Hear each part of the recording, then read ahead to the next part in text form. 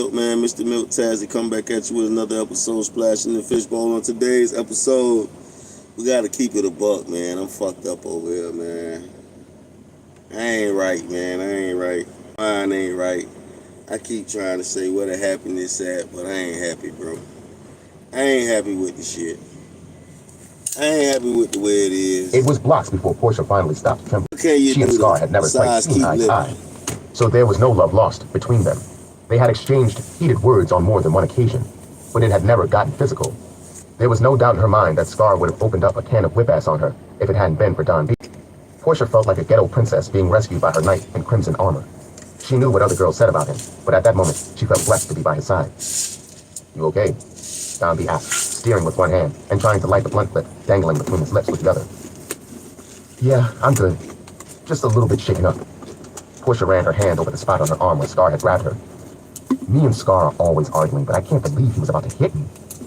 "It's a good thing for me and him that he didn't, because he'd be dead and I'd be fighting a body," Don B told her. "Boy, you're wild for the night. I appreciate you stepping up for me like that, Don, but I don't want you getting into no trouble for getting caught up in my beef." "Shorty, I wasn't getting caught up in nothing. I seen homie about to jump out of bounds with the lady I love, so I put him in his place." Portia did a double take. "How you figure you love me and you've only known me 24 hours? "Don't flatter yourself just yet, Ma. I wasn't speaking particularly. The Don loves all the ladies, even the ones I don't know yet." He took her hand in his and kissed it. "Now enough with the small talk. Are you ready for the first night of the rest of your life?" "Lead the way, baby." Portia settled into the soft leather seat and enjoyed the ride. As she watched the lights and tall buildings streak by her, Portia couldn't help but think that she could finally see the silver lining in her dark cloud. But elsewhere, the storm was just brewing. Chapter 40. Old San Juan, Puerto Rico. Animals smelled it miles before it even came into view. La Perla, also known as the slums. It was a 600-meter stretch that snaked down the Atlantic coast, established around the husk of an old slaughterhouse and inhabited by some of the most dangerous criminals in the area. This was the place Cruz had chosen to hide in, and this is where he would die. Once Brivaldo had fallen, Cruz's men on the streets had started running around like chickens with their heads cut off.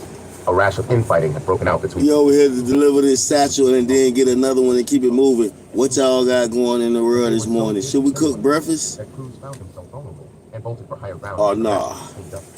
Everything Or nah. just as K-Dog had predicted it would. K-Dog had pulled out all the stops on this one. An entire hit squad comprised of Los Negros Muertes and some of Papito's soldiers were dispatched to finish the dance and bring home the prize, which was Cruz's head. Papito was very specific about having Cruz's head, and he had even offered an extra $1 million to the soldier who brought it in. Every killer on the mission was either talking about or preparing himself to claim the head and the $1 million, but not Animal. He just wanted to knock Cruz out of the box and be done with Puerto Rico, as well as Los Negros Muertes. God is Did you hear good. me talking to you? God Chris is Nuts good. He had been so Yes, lost in his own Lord. thoughts that he hadn't even noticed the young man. They were sitting shoulder to shoulder in the back of a cargo van. "I asked if you were going to try for the head and that $1 million bounty." "I haven't really given it too much thought," Animal said. All we gotta Then do what's now that is for? keep maintaining, Not enough man. machete Keep hands in Animal's maintaining. hands. Animal Satchel unsheathed the blade about and to turned be it over in his delivered. hand. We need another one. Someone was ASAP. Matter of fact, let me send this nigga a message. Of everyone he Good had met in morning, Puerto Rico, nigga. he had become the fondest of Chris. Here getting unloaded. Sonia's baby brother was a cool Let's young get dude rolling. whose only flaw was being reckless in his efforts to please his father, GTA which is extra what had landed him hyper. in the van next What's to Animal happening? on their way to commit a Hit murder. that like button for me. "You crazy," Chris laughed. His smile soon faded, and the worried expression he'd worn most of the trip returned. "You good?" Animal asked him. "Yeah, just got the jitters, that's all." "Animal, can I ask you something?" "What's up?"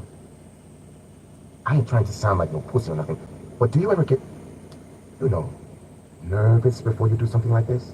I mean, don't get me wrong, I've blazed at What's up? and I may up? have even hit a few, but this is just a flat-out slaughter, and I ain't even been on a ride like this." Animal turned to him. "Chris, ain't no shame in being afraid. I think something was wrong with you, or you were just plain stupid if you weren't. Every time I put a gun in my hand, I'm afraid, because carrying guns opens the possibility of having to use them. I can understand you being nervous, homie, because this murder thing ain't for everybody, which is why I tried to get you to fall back when we were arming up to come out here. I gotta hold my pop's name down. and show him that I can be just as helpful to him as Sonia. Chris explained. Dog, I know that's his sister, and there's the sibling rivalry thing and all, but Sonia is a trained killer and more qualified to be out here than you are. I don't like her being out here either, but she was the voice of your father long before I came along, so I don't tell her about her business. I would have loved for Sonia to be somewhere else instead of roaming for this shithole. But she's here, and the only thing I can do about it is watch her back and make sure she gets out the same way she came in. Animal said seriously. You really like my sister, don't you? Chris asked with a smirk. She's at it. Animal said, downplaying it. It's cool, dog. I actually think you and my sister would make a nice couple. You're a cool cat, Animal. Dad likes you, and I know my sister does, so I'm cool with that. Who knows? Maybe when this is done, it'll free up some time for you guys to hang out. Maybe. Yo, y'all hit that like button, make the algorithm go crazy for me. Appreciate it. It was something out of New Jack City. Be right back. Addicts roamed the streets in heavy numbers while the dealers served them out in the open. People stood on corners or sat on streets, brandishing guns freely and watching the van pass. The van pulled down an alley that was only a half a block or so from the building where Cruz was hiding out. They would walk the rest of the way for fear of one of Cruz's lookouts spotting them too soon. A few seconds later, they were joined by a second van, which had entered La Perla from the other end of town. Nearly a half dozen men and a woman got out of the vans, dressed in all black and carrying assault rifles. Two men, carrying binoculars and sniper rifles, headed to the roof of the building they were parked behind. Everyone was in position and waiting for K-Dog's instructions before they moved in. He knew that this would be their first and last chance to get at Cruz, so he had planned everything down to the letter. Animal was helping Chris adjust the strap on his bulletproof vest when he saw Sonia coming their way. She was leading the team that would take the point and clear a path for the assassins. Dressed in black and carrying a Mac-11 in each hand, she looked every bit the beautiful angel of death. Sonia's team was to burst through the wedge and clear a path for the second team to take out Cruz. She glared at Animal for a second, then turned her attention to Chris. You okay? She stroked his cheek. Chris moved her hands. I'm good. Why do you keep asking me that? Because you're my little brother, and I'm always going to worry about you, she told him. Don't worry, Red. Animal has got my back, and that motherfucker is bulletproof, Chris boasted. Sonia rolled her eyes. Let me tell you something, Christopher. This, she laid her hand on the rifle he was carrying, is the only thing you can depend on when we go inside. So you better tighten up and get serious about this, she barked. Chris was embarrassed because Animal had seen him getting disciplined by his big sister. Sonia, you out here trying to bark on me like I'm some punk kid who doesn't know what's going on. My gun goes off just the same as any one of these other niggas. He looked around at everybody.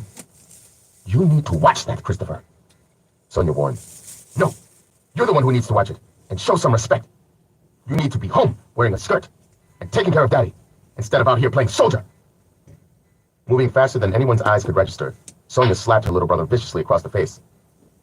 How dare you disrespect me like that? Chris raised his hand like he wanted to swing, but Sonia's raised machine gun gave him second thoughts. Christopher, I love you to death, but you know I'd kill any man, including you, before I let them put their hands on me. Fuck this shit! I'm gonna show you just how I give it up. Chris stomped off, bumping through the snickering soldiers.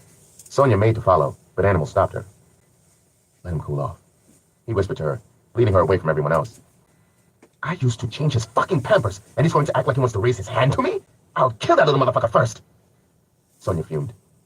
Sonia, be cool, because you were wrong, Animal told her. Sonia looked at him like he was crazy. How do you figure I was wrong? I'm only trying to look out for that ungrateful bastard. Come on, Ma. You slapped that man in front of men who will one day have to follow his lead. That's like saying it's okay to disrespect him. I know you're angry, but think about how he's feeling. And what do you know about feelings? She hissed. You know what? Fuck the both of you. I've got bodies to drop. Sonia walked away. Animal wanted to follow her, but it wouldn't have done any good. Sonia and her brother had the same temperament. It was best to give them their space instead of arguing.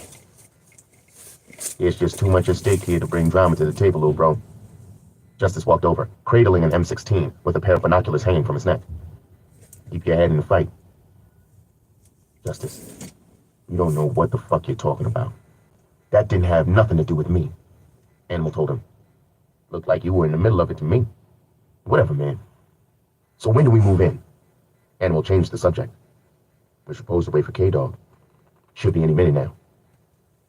Our fearless leader's about to get his hands dirty. This I gotta see, Animal said sarcastically.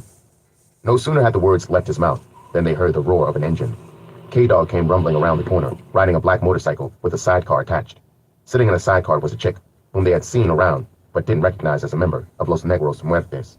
Her gloved hands gripped the handle of the carbine machine gun that was mounted on the front of the sidecar. Where the fuck did you get that? Justice looked the motorcycle over, paying special attention to the mounted machine gun. I had this baby imported especially for today. K-Dog patted the barrel of the machine gun. Everybody check your weapons and your reservations. This is the last ride. K-Dog grabbed the engine of the motorcycle. Y'all niggas ready? He asked the group, but he was looking at Animal.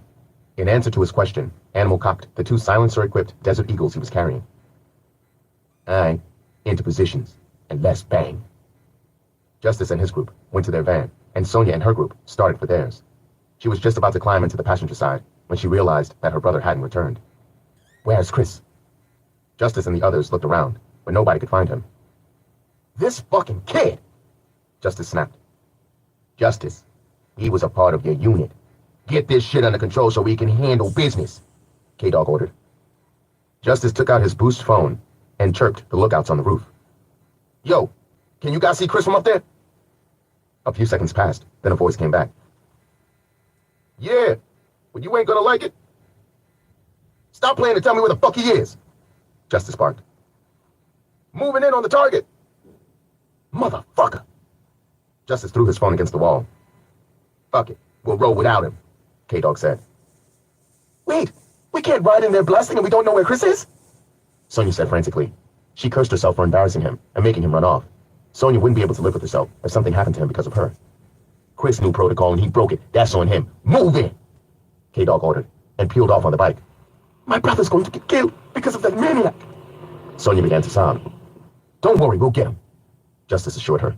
Animal, I need you to... He had turned to say something to his little brother, but he was gone. Chapter 41. Chris was so mad that he could barely hold back the tears that welled up in his eyes. Chris's whole young life had been spent trying to impress his father and prove that he could walk a mile in the shoes left by his late brother, Juan. When Papito started to get up in years, he trusted the day-to-day operations of his business to Juan.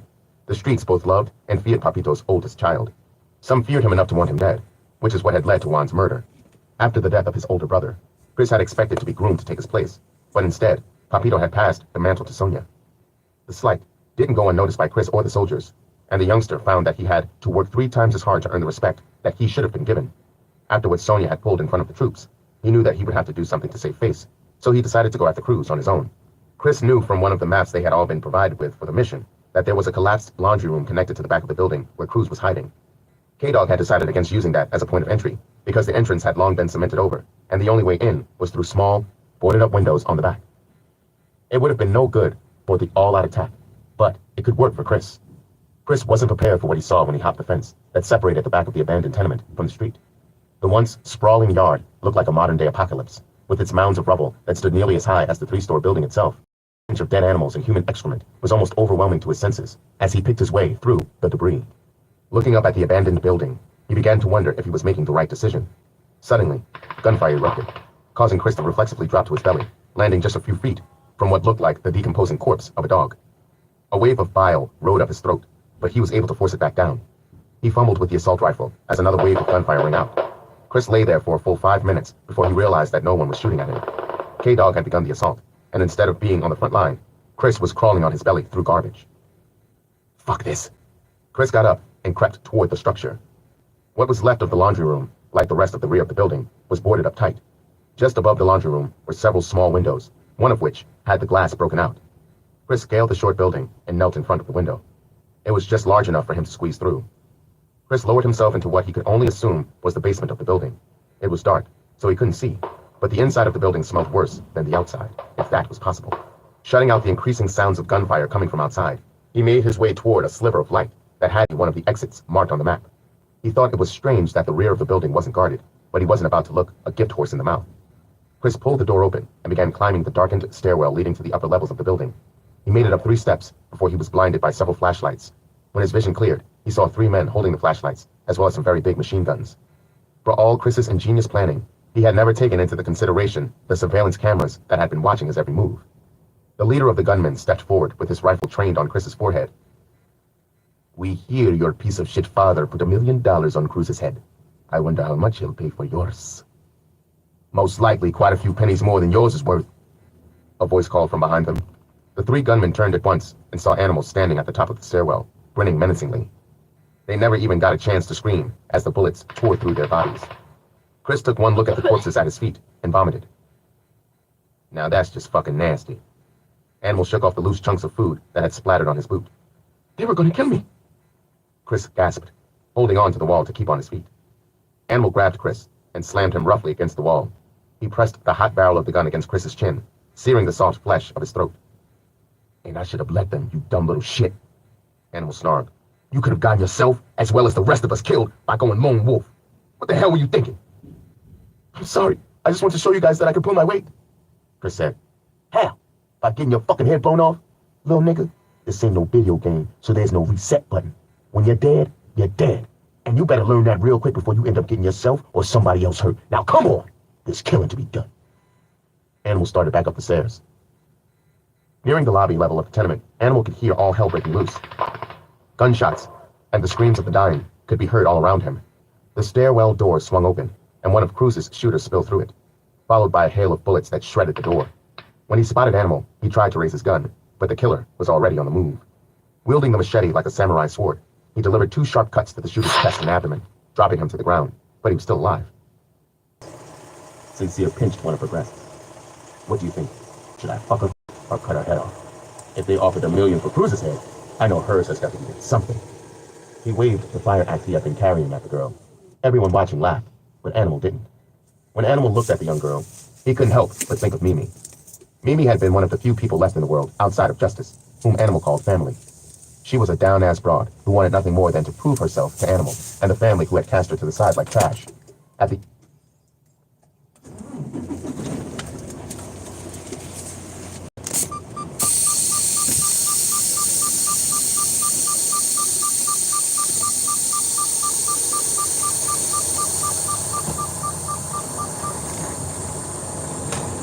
He tossed the girl into the bed and pressed the axe blade to the throat. What do you want first, baby? The blade or the cock? The girl screamed as Sincere ripped her panties off. He had freed himself from his boxers and was about to penetrate her when pain shot through his skull. Animal grabbed a fistful of his hair and tossed Sincere onto the floor. Sincere drew his gun, but Animal shot him in the shoulder before he could get a shot off. Sincere rolled around on the floor, clutching his shoulder in pain. Animal stomped Sincere in the gut before straddling him and shoving the barrel of his deadly eagle into his eye. What kind of man would rape and murder a little girl? Sick motherfucker. I shall splatter your brains all over this place. Animal rained spittle on him as he spoke. Okay, you've made your point, kid. K-Dog told him. Animal didn't respond. I said let him up! K-Dog barked. Animal wanted to shoot Sincere so bad, his hand was trembling. Slowly, he got off Sincere, but the urge to kill remained. I'm done, Animal said in a shaky voice. Just relax, bro. Justice went to place his hand on Animal's shoulder, but he slapped it away. Fuck you, fuck relaxing, he shouted. I didn't sign on for killing no kid, and I ain't gonna stand by and see nobody else killing no kids. He turned to K-Dog. K-Dog tried to stare Animal down, but he wouldn't turn his eyes away. Fuck it, let the girl be.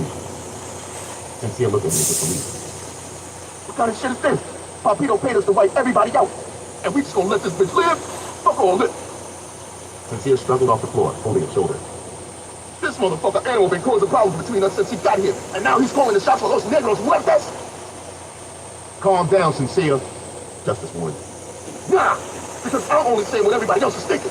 K-Dog laid out a bunch of rules for the rest of us, but his pet Animal seems to be exempt from those rules. You know, shit like this can make motherfuckers start to question who's running Los Negros muertes. The whole room went quiet. K-Dog approached Sincere and stared him down. You're way out of pocket right now. K-Dog, miss me with that shit. Don't tell me I'm out of pocket for voicing my grievances when all this nigga Animal does is challenge your authority. What happened to that shit you were talking in the hall about being the one who decides who lives and dies? Without warning, K-Dog shoved the barrel of his gun into Sincere's gut and pulled the trigger. Sincere flew back onto the bed, next to the girl he had been trying to rape, staring at her with dead eyes. I do, K-Dog told his corpse. Anybody else feel like challenging my authority today? He looked around at everyone in the room, but let his gaze linger on Animal. Animal remained silent and walked out of the apartment. Good. Now let's get the fuck out of here. K-Dog tossed the bag containing Cruz's head to Justice and left. Chapter 43.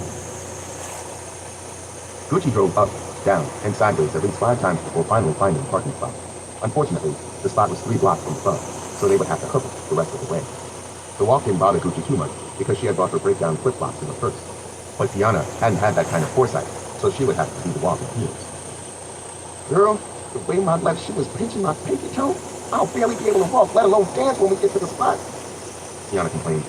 She was wearing a fierce black spaghetti-strap sequined dress and black needle-toe heels. I wouldn't know nothing about that. Gucci wiggled the toes of her flip-flops. She looked stunning in a green off-the-shoulder dress that hugged her hips enough to give off sex appeal, but not scream, slut. Sometimes I really hate your ass. Tiana sucked her teeth. I would hate me too if my dogs were barking. So what kind of place is this? I lived in Harlem all my life and have never been there, let alone heard of it. I've never been there, but I guess it's nice for Marlene and those stiff-ass lawyers to be partying up there. She's cool as hell, but some of her friends are bourgeois and pale. Jesus, that's all I need. Some Oreos and tight-ass suits singing Biggie verses in my E all night long. The things I do for my friend. Gucci shook her head. Gucci, you need to stop acting like that. It'll be good for you to get some culture in your life once in a while. Shit, you don't want to talk? You just stopped dating niggas fresh out of prison. Don't make me go there, P. Gucci rolled her neck. Fuck out of here. After Duhan, I learned my lesson. Things between Tiana and Duhan, the father of the 2 sons, had ended poorly when he found out she was doing her own thing instead of holding him down. They decided to call it quits by way of a fist fight in the visiting room on Like a Diamond. Speaking of Duhan, have you heard from him lately? Gucci asked. Hell no, and I don't want to hear from him.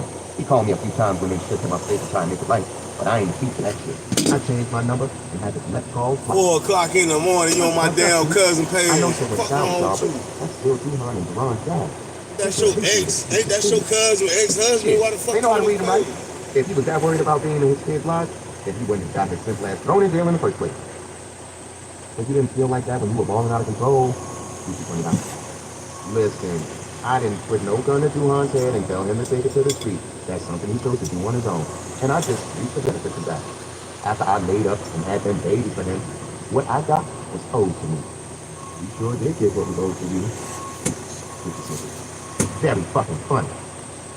The 2 girls hiked the rest of the way, reminiscing and trading insults. Though Gucci and Tiana argued more often than they didn't, neither of them could deny the fact that it felt good to be hanging out with each other again. They rounded the corner of the block where the club was located and were pleasantly surprised by what they saw. Because of the location, they had expected to be in a hood spot, but the club actually looked pretty nice.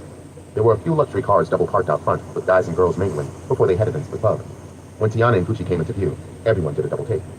Tiana checked her makeup in a small compact mirror, while Gucci put her shoes back on. So what's up? You ready to turn this joint out or what? Honey, I was born ready. Let's go show these bitches the queens of Harlem have returned. Gucci flipped her hair and led the way inside.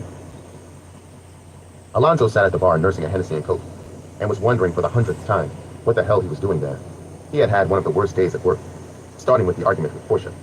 He hadn't meant to come off on her like he had, but once he opened his mouth, the words had started spilling out, and he couldn't stop them. He knew he had hurt her feelings and felt horrible about it, but there was nothing that he could do about it at that point. He intended to apologize to her when he saw her again, but Portia had been MIA since then. Just when he thought things couldn't get any worse, 2 crackheads decided to start fighting in the supermarket. They managed to knock over a whole rack of jelly, and of course, Mr. Green called Alonzo to clean it up. He had to mop the aisle 4 times before he finally managed to get the floor to stop sticking. On top of that, one of the cashiers called in sick, so Alonzo had to work through lunch, covering for her on the register. By the end of his 8-hour shift, which had turned into 10 hours, Alonzo was 2 through. He needed to blow off some serious steam, and Lakim had just the trick. King James's birthday party. At first, Alonzo was going to pass, but he figured he'd be sitting in the house all night. So once again, he found himself in the company of wolves, feeling like a German shepherd. Lakim rolled up behind Alonzo and draped his arm around him. What up, kid? You good? Yeah, I'm straight. Just came over here to get a drink. Alonzo nodded at the half-full glass. Nigga, why you over here blowing your bread when we got all kind of bottles popping in our section?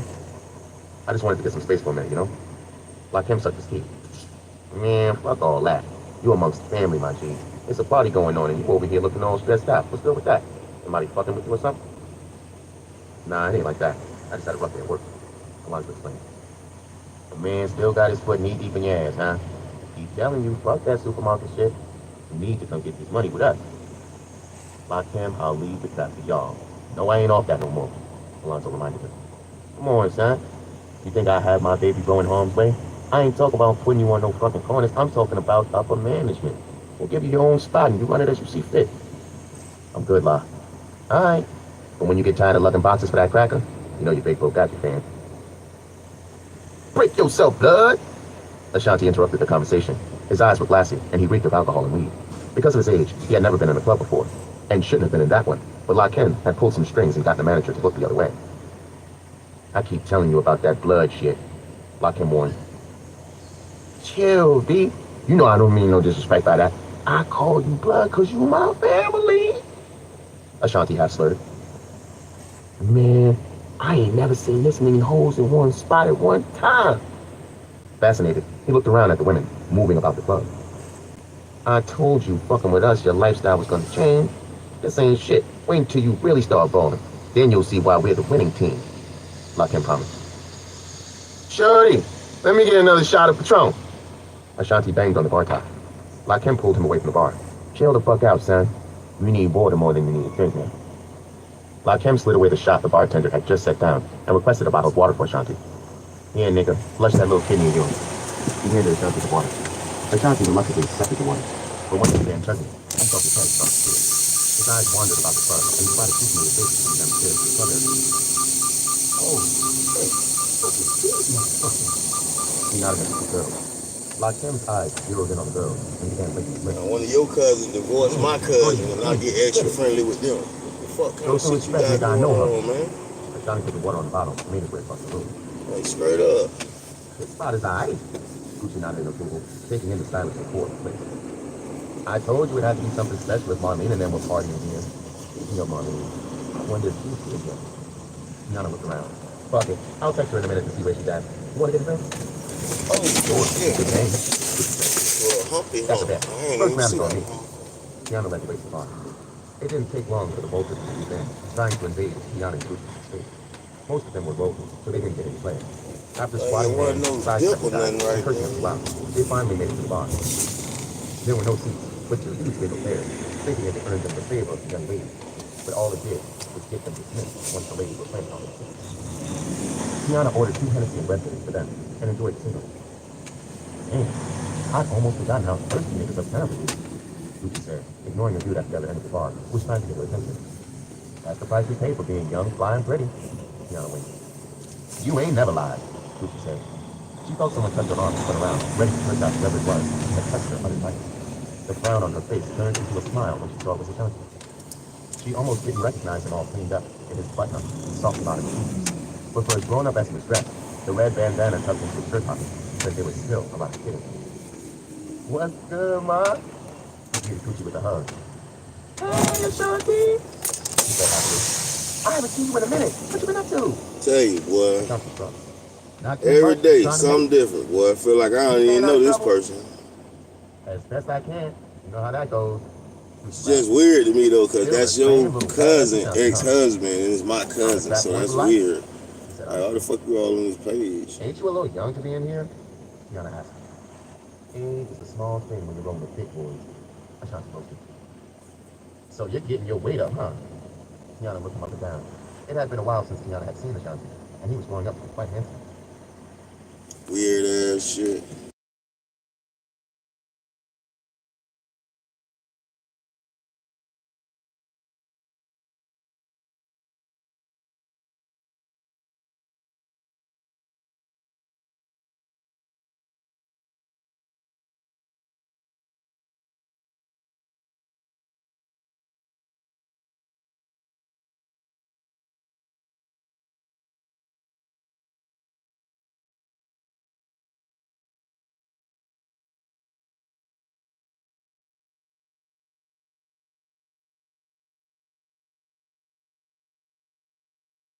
Stop eating, Gucci.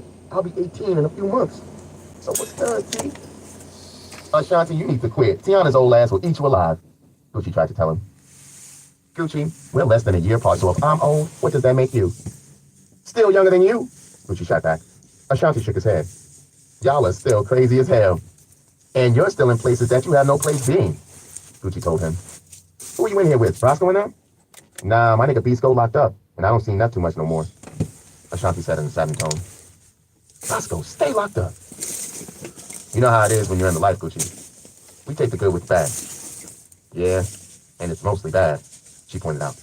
Ashanti, I sure wish you would get up out of these streets and go back to school. You're still young enough to do something with your life. Ashanti laughed. Ah, what life? My family doesn't want me, and the system can't hold me. The one nigga who did love me is gone. When Ashanti said it, he saw hurt flash across Gucci's face. I'm sorry, Gucci. I know that's still a sore spot for you. How are you holding up? I'm working through it one day at a time. Some days are easier than others. True story. Ashanti looked down at his shoes. You know, when he raised his head, his eyes were misty. I ain't never known no good in my life. From my mama pimping me out when I was a baby, to having to fight every day of my life because I'm so small. People have always treated me like shit unless I was able to benefit them. But it wasn't like that with my nigga Animal. Even when that dude didn't have shit, I could still get half of it. Ain't too many niggas built like that no more. On the real, if I ever found the niggas who got at him, his emotions overcame him, and he couldn't find the words. It's okay, Ashanti. Gucci rubbed his back. I know. Trust me. I know. The guy who had been at the other end of the bar trying to get Gucci's attention finally got up the courage to come over. His timing couldn't have been worse. What's good? Can I holler at you for a minute? He was a dark-skinned kid with bad skin, dressed in a fake polo shirt and some ugly brown shoes.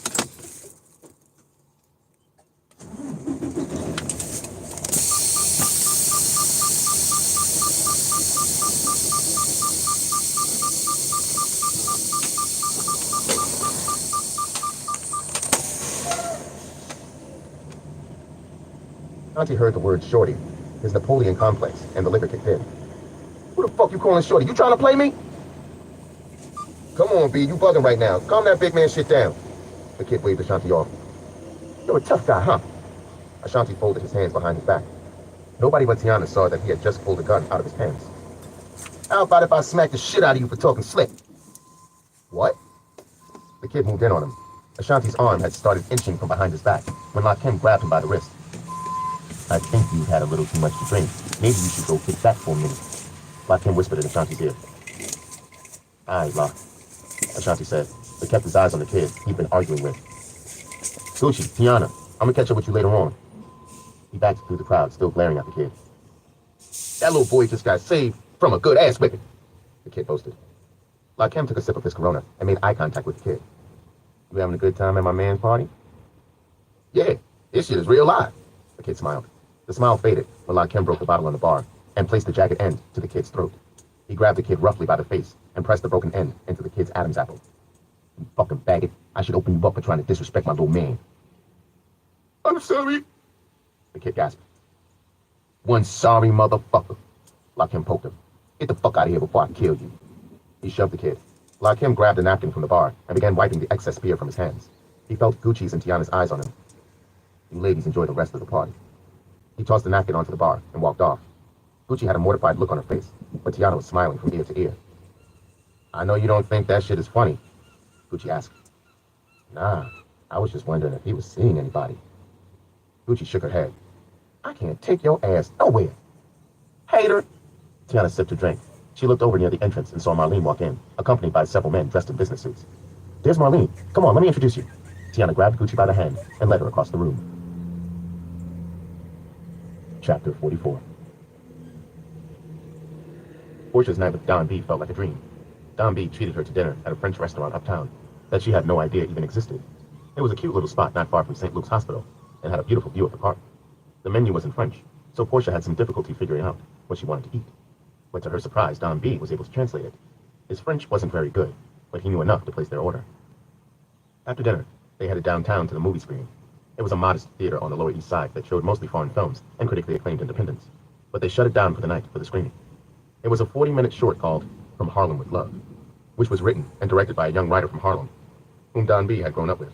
When Portia saw the melting pot of people who turned out for the screening, she assumed it was going to be some Euro-type film that she couldn't get into, but it was actually pretty good. It was centered around a dude from the neighborhood who had gone on a killing spree. Portia cried during the scene when the main character's girlfriend fell to an assassin's bullet that was meant for him. After the screening, there was a meet and greet with the cast and crew a few blocks away at a small restaurant. Portia felt slightly out of her element, listening to the conversations about movies that she had never seen and books that she had no interest in. But she did her best not to embarrass Don B with her ignorance. She got roped into a discussion with a group of producers from Europe, who seemed to have more than a passing fascination with her. One guy in particular, who had had one too many glasses of wine, fawned over Portia, telling her how pretty she was and how he wanted to use her in his next film. She knew he was talking out of his ass, but it felt good to hear. When asked what she did, Portia said simply that she was in the entertainment field and didn't elaborate any further. Don B seemed right at home, seemingly so far out of his element. It was amazing to her how he could turn his hood persona off and on, as needed, to blend in with the different crowds. Portia mostly played the sidelines, but it seemed like every few minutes, Don B was introducing her to this one and that one, who was involved either with the film or with some other aspect of the industry. When Don B announced that they were leaving, no one wanted to see them go, including Portia. She was having a good time, but Don B promised that the night would only get better, so she went along. "What did you think?" Don B asked when they were back in the car. "I had a great time. Your friends were so nice, and they really seemed supportive of your friend's film," Portia said. "Stop fronting. Those were a bunch of dry-ass crackers who wouldn't have wiped their asses with that script if the Don wasn't backing it. They don't give a fuck about us or the stories that come out of our communities." Portia was confused. "So if you really don't like these people, why were you in there all smiley and stuff?" "Because it's good business. For as big of cocksuckers as those guys are, they're also very influential. The connections they have can open doors that might otherwise be closed to me and help take Big Dog to the next level. So I play the game." "Sounds like the game is phony to me." "As a $3 bill. But business ain't about keeping it real. It's about keeping it profitable.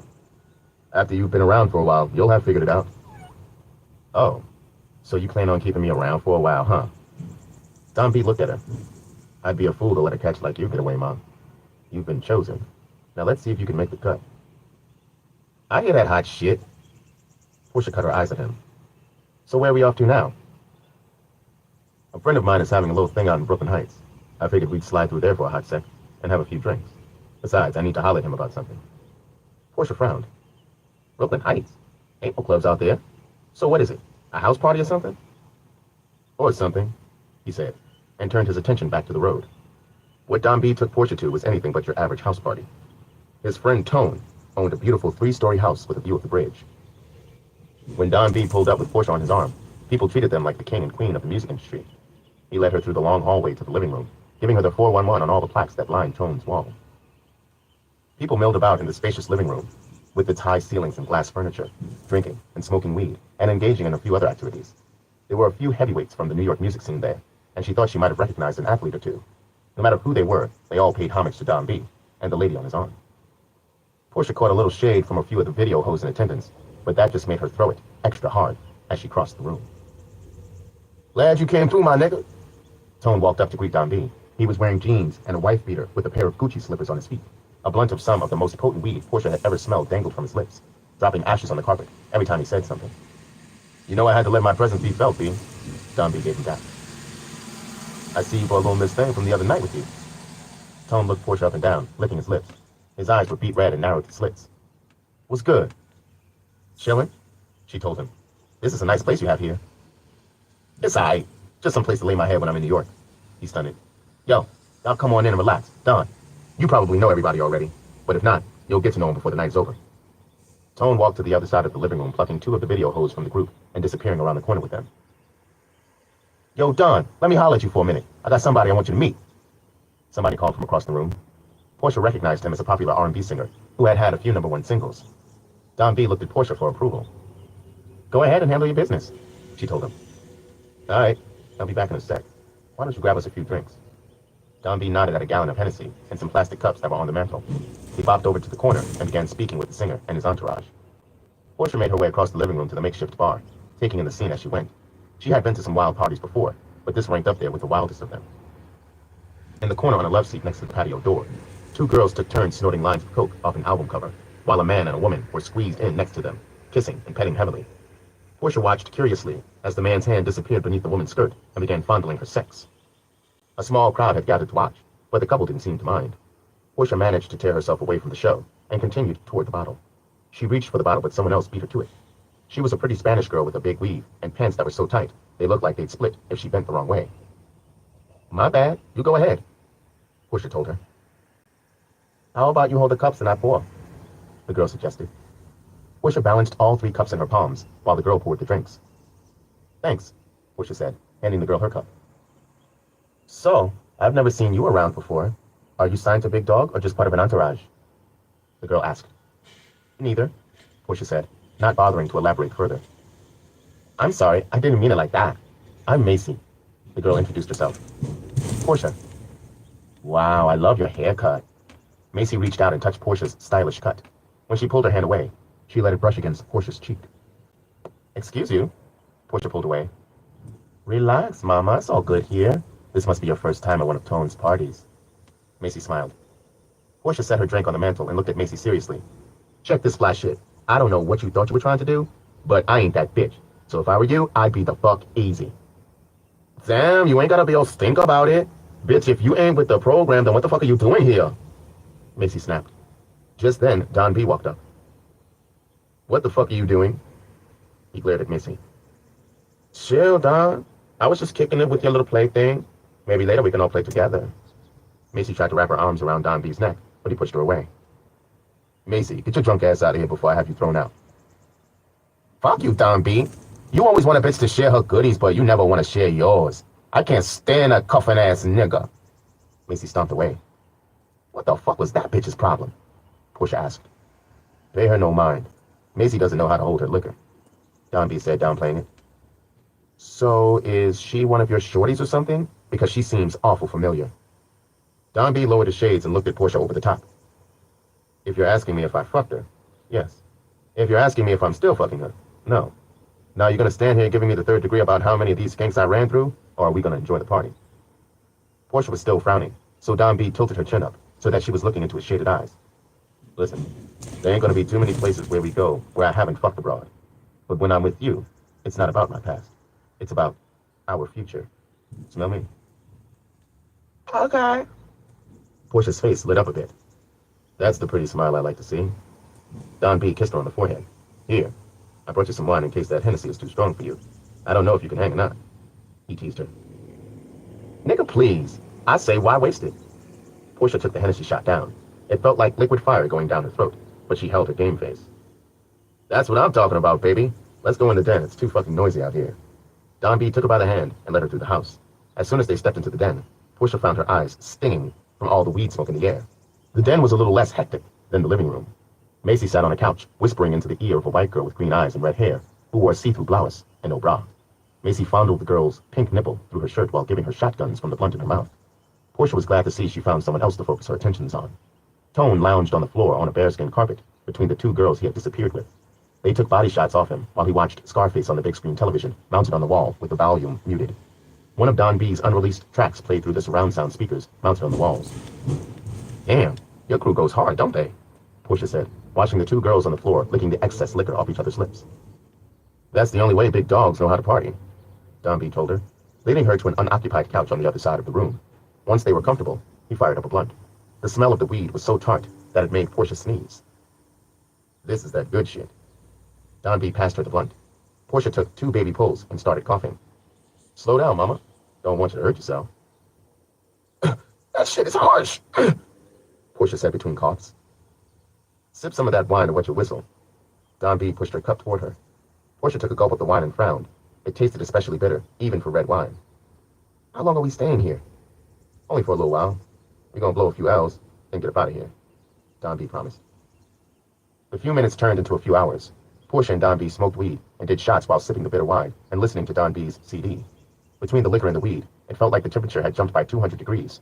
She got up to go to the den's bathroom to throw some water on her face and stumbled. You okay? Don B asked, blowing smoke rings into the air. Somehow, Macy had made her way from the couch where she had been sitting with the white girl over to the couch Don B was on. I'm fine, Portia lied and shut herself into the little bathroom. When she was gone, Macy gave Don B a knowing look, to which he smiled and began stroking her thigh. Portia sat on the toilet seat and put her head between her legs to try to get it to stop spinning. Every time she tried to lift it, the room seemed to move. She finally managed to stand up and walk to the bathroom sink, where she planted her palms and tried to catch her breath. Her heart was beating so fast that it made her nervous. Portia splashed cold water on her face in an attempt to clear her head. The bathroom door clicked open, making Portia's head snap up, which turned out to be a mistake. She had barely made it to the toilet before the wine and the French food they'd eaten earlier came shooting out. Every time she heaved, she felt like she was trying to push her lower intestines out through her mouth. Looks like somebody went a little too hard. Don B helped her to her feet and over to the sink. I am so sorry, Don, Portia said, flushing her mouth with water. It must have been something I ate at the restaurant, because I never call Earl. There's a first time for everything when you're partying with the best. Don't worry, the Don's got you, he said, rubbing her back. Portia looked up at herself in the mirror. Her eyes were red and swollen, and her pupils were dilated. I look a hot fucking mess. Nah, you look just fine to me. He began planting kisses on the back of her neck. The feel of his lips on her skin sent unexpected waves of pleasure through Portia, and it became hard for her to think. Wait a minute. Let me get myself together. She laid her hand on his chest with the intention of pushing him away, but her arms felt like noodles. You good? He slipped his tongue into her mouth. Don B kissed Portia passionately, kneading her breast like pizza dough. She was barely able to stand on her own, let alone resist his advances. When Don B had slipped the crushed pill into her drink, he'd known it would hit her before long, but he had no idea it would hit her that hard. I don't feel so good, Portia moaned as he slipped his fingers in and out of her. I'm about to make you feel great. Don B rasped in her ear, trying to get his dick out of his pants. He lifted her skirt and began fumbling with her panties. Portia tried to push his hands away, but he ignored her weak attempts and kept at it. It was so hard that he almost scraped himself on his zipper trying to get it free. When Portia felt Don B slip himself inside her, she gasped. His thick cock split her lips and tapped the deepest part of her walls. Damn, I want you, but not like this, she said, almost incoherently moaning. When opportunity knocks, you gotta answer the door, Ma. Don B reached over and cut out the light, still buried inside Portia. She felt so good that he wanted to live inside her. Portia's head continued to spin as Don B stroked her on the bathroom counter. He thrust himself inside her so hard that she leaned over and threw up in the sink, but that didn't stop his pumping. Portia's head knocked up against the mirror as he dug into her faster and faster. She heard the bathroom door click open again, and the last thing she saw was someone else slip into the bathroom just before she passed out. Chapter 45. King James had been unusually quiet that night. Sahara met him uptown, and they went for a bite at Applebee's before hitting Harlem Lanes for some bowling. It was supposed to be an intimate night, with just he and Sahara until the big surprise, but to her disappointment, he brought Dump along. He gave them a wide berth, not interfering with their date directly, but the fact that he was around irritated her. When Sahara asked King why Dump was there, he brushed her off, promising to tell her later. Something was going on with King, but Sahara wasn't sure what it was.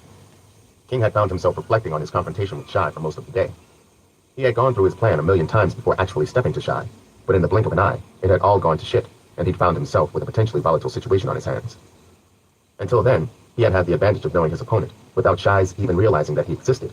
But that was gone, and the crime lord was well aware of King James and his position. Now the question remained as to what Shy would do with the information. It's your turn, baby, Sahara said, snapping him out of his daze. Sorry. King got up and grabbed the bowling ball as it came out of the chute. He tried to focus on the pin that was second left from the center, but his roll was totally off, and the ball bounced into the gutter. Fuck. Damn, baby, your game is suspect tonight. What's good with you? Sahara asked. I got a lot of shit on my mind right now. He picked up her vodka and cranberry and took a sip. Now I know something is up, because I've hardly seen you drink, and never clear liquor. What's good, baby? Nothing, baby. King kissed her on the forehead. Just stressing over some niggas I got into it with last night. King, what happened yesterday will still be there for you to dwell on tomorrow. It's your birthday, and I brought you out, so you can have a good time. Even if we do have a third wheel with us. She looked over at Dump, who was leaning against the shoe rental counter. You're right, he told her, but his mind was still firmly wrapped around the situation with Shy. I'll be back. I gotta take a leak. He got up and started off to the bathroom. The bathroom was empty when he first walked in, but as he undid his pants over the urinal, someone else walked in. He was a heavyset kid who had a very familiar face, but King couldn't place him right off. What's good? The kid said to King as he took the urinal next to his. King just nodded, as he had never been a fan of talking while he had his dick out. The whole time he pissed, he could feel the kid's eyes on him. He was either gay or up to something, and the staring made King uncomfortable. He shook himself and walked over to the sink to wash his hands. The kid moved to the sink directly beside him. Through the mirror, King could see the kid staring at him more openly now, and his heart began to pound. You're King James, right? The kid asked. Yeah, King said, already calculating the best counter for whatever came at him. You don't remember me, do you? The kid started to raise his hand and found himself in a bad way. King caught him with a quick right hook and immediately grabbed the kid's Adam's apple between his index and middle knuckle, cutting off his air. The kid gasped frantically as King slammed him against the wall, and then the mirror, shattering it. Who sent you? King snarled into his face. No, nobody. The kid gasped. King slammed him against the mirror again. I seen how you was looking at me, guard. Who the fuck are you, and where you know me from? Downstate, the kid blurted out. When he called the name of the prison, it rung a bell in King's head, as one of the many fine establishments he had visited, so he released his grip a bit, but not enough to let the kid move. What about downstate? It's me, Sammy. We went downstate together in 2001. You left me all those books when they moved you. I was just trying to say what's up. You don't remember me? King studied his face, looking for signs that he was being deceived. He did recognize him. Sammy had put on about 20 pounds of muscle, but his face was still the same. Oh shit, my bad, son. King released him. I thought you was somebody else. When did you touch down? A few weeks ago. Sammy tried to catch his breath. He balanced himself on the sink and looked up at King fearfully. I was only trying to say what's up. Sammy, I'm sorry about that, man. King reached out to help him, but Sammy jumped back. Hey, at least let me buy you a drink. Nah, I'm straight. I got some people waiting on me. Sammy skirted around King to the bathroom exit. Well, it was good seeing you, Sammy. Holler at me. King called after him, but Sammy was already gone. He looked at himself in the cracked bathroom mirror inside. He was letting Shy turn him into a basket case, and he still wasn't sure if they even had a problem. To Shy, someone like King James was too insignificant to even put the energy into. Fuck this, he said, determined not to let Shy ruin his birthday. We out, King said to Sahara when he came out of the bathroom. Wait a second, we haven't even rolled all of our frames, Sahara pointed out. Fuck that game, boo. This is my birthday, and I'm ready to start getting it in.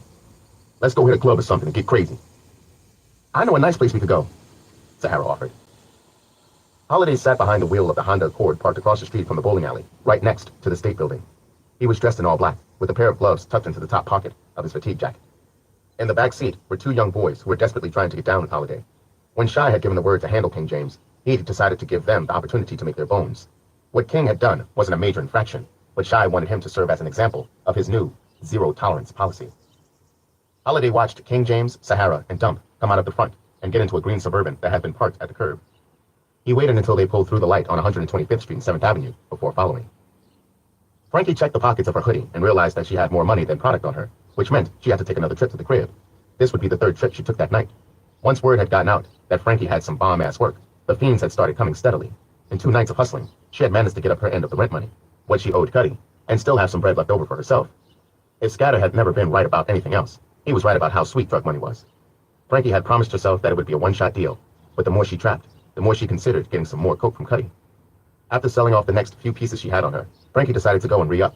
On her way to the building, she noticed that the block was quiet, which was unusual for a weekend. Frankie entered the building and rode the elevator to her floor.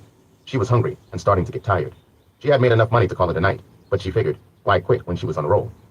After she moved another package, she would grab something to eat and call it a night. The entire walk down the hall to her apartment, she felt like she was being watched, but there was no one else around. She figured it was her next-door neighbor being nosy again, looking through her peephole, as she often did when she heard someone coming or going from their apartment. Frankie had just unlocked her door when the staircase door burst open and 3 masked men came charging at her. She tried to run into the apartment and close the door, but one of the masked men managed to wedge his foot into the doorway before she could. Frankie shoved as hard as she could, slamming the door on his foot and drawing a painful scream from him. The 2 other masked men reached the door, and together they overpowered Frankie and forced their way into the apartment. Frankie tried to make a mad dash for the bedroom, but one of the gunmen grabbed her by her hair, sending waves of pain through her body.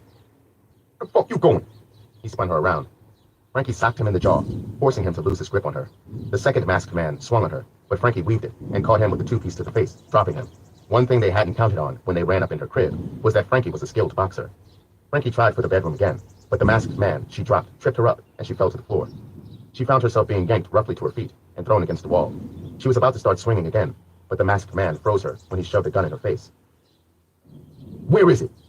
He demanded. Where's what? Frankie played dumb. That's how you want to do it, huh? The man hit her in the face with a gun and opened up a gash on her cheek. Now stop playing with me, bitch, and tell me where the drugs are. I don't know what you're talking about, Frankie said, sticking to her story. She was rewarded for her defiance by a crushing blow to the nose that sent her crashing to the living room floor. Tears welled in her eyes, clouding her vision. She knew even before she felt the blood gushing down her face that her nose was broken. The masked man stood over Frankie with his gun aimed at her. I'm gonna ask you one more time. Where are the drugs? Frankie remained silent. Y'all 2 niggas tear this place up. I'm gonna deal with this tough little bitch. He ordered his crew. The 2 men went about the task of tearing up the apartment, looking for the money and stealing anything that appeared to be of value. Bingo!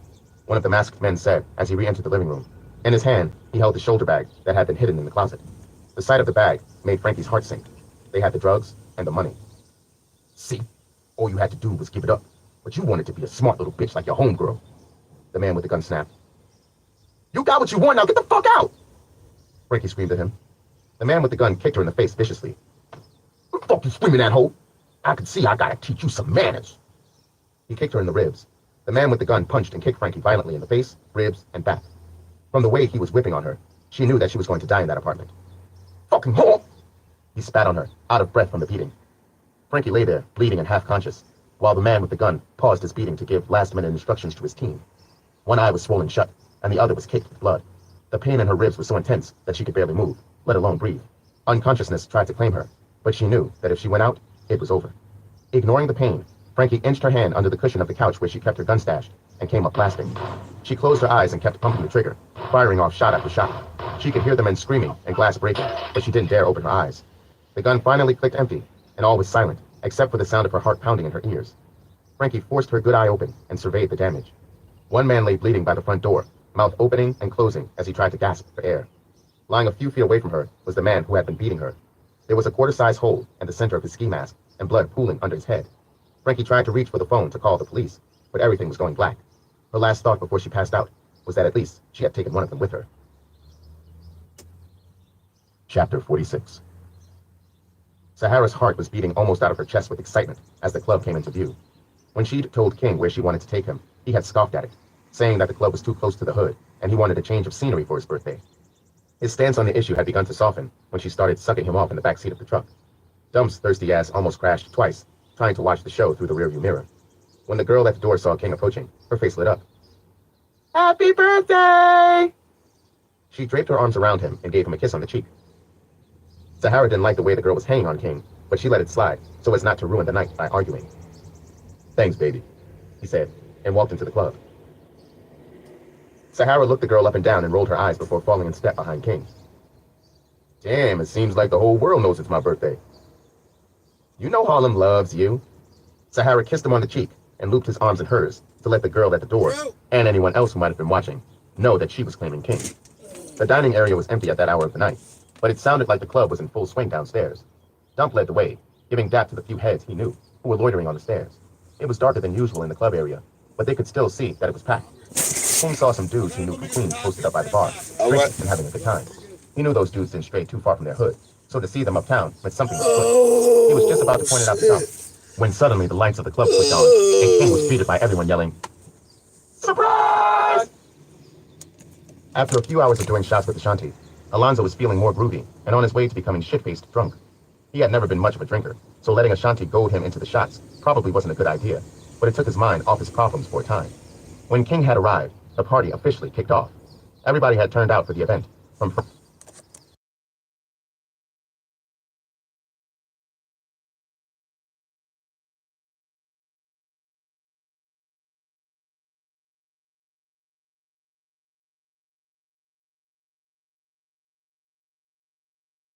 Yo, what's up, Kevin?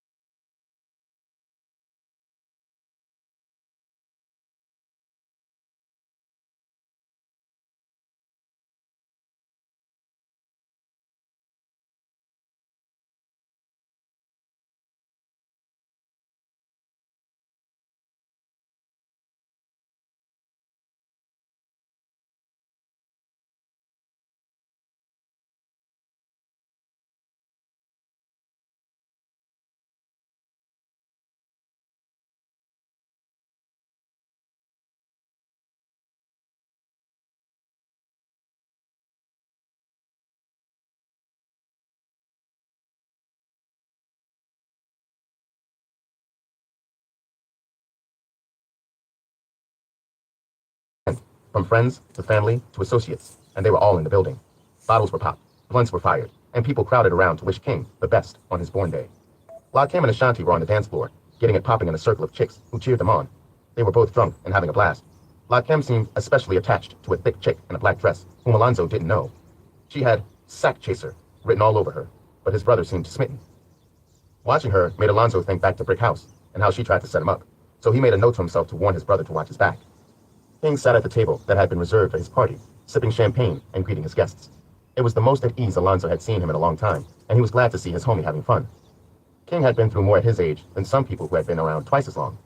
He'd come home from jail to nothing, but through grinding and sticking to the script, he was carving out a nice slice of the pie.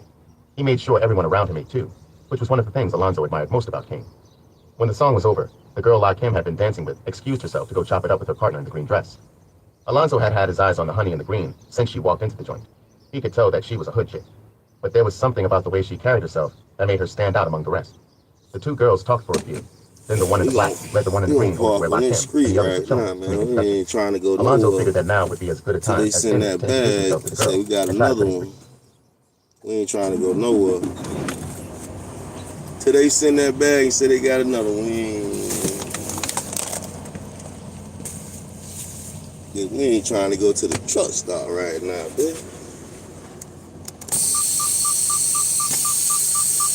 No more. Acting like they were drinking. At first, he thought they were just some party goers who weren't having a good time. But there was something about the way they were dressed that bothered him. Who wore army fatigues to a club? The shortest of the three men was familiar to Alonzo. Not familiar like he knew him, but familiar like he had seen him around before. He had said something to his boys, and then began making his way through the crowd, his eyes fixed on something on the other side of the room.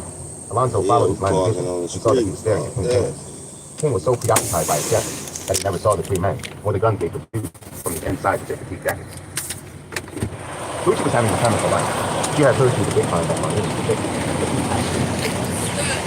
Appreciate you, my guy. Yes, sir. Take it easy.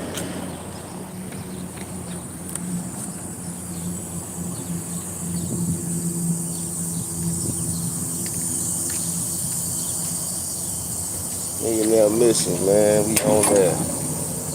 We is on that. You hear me? Satchel delivered. No issues. Thank God. Early in the morning. Gotta thank God.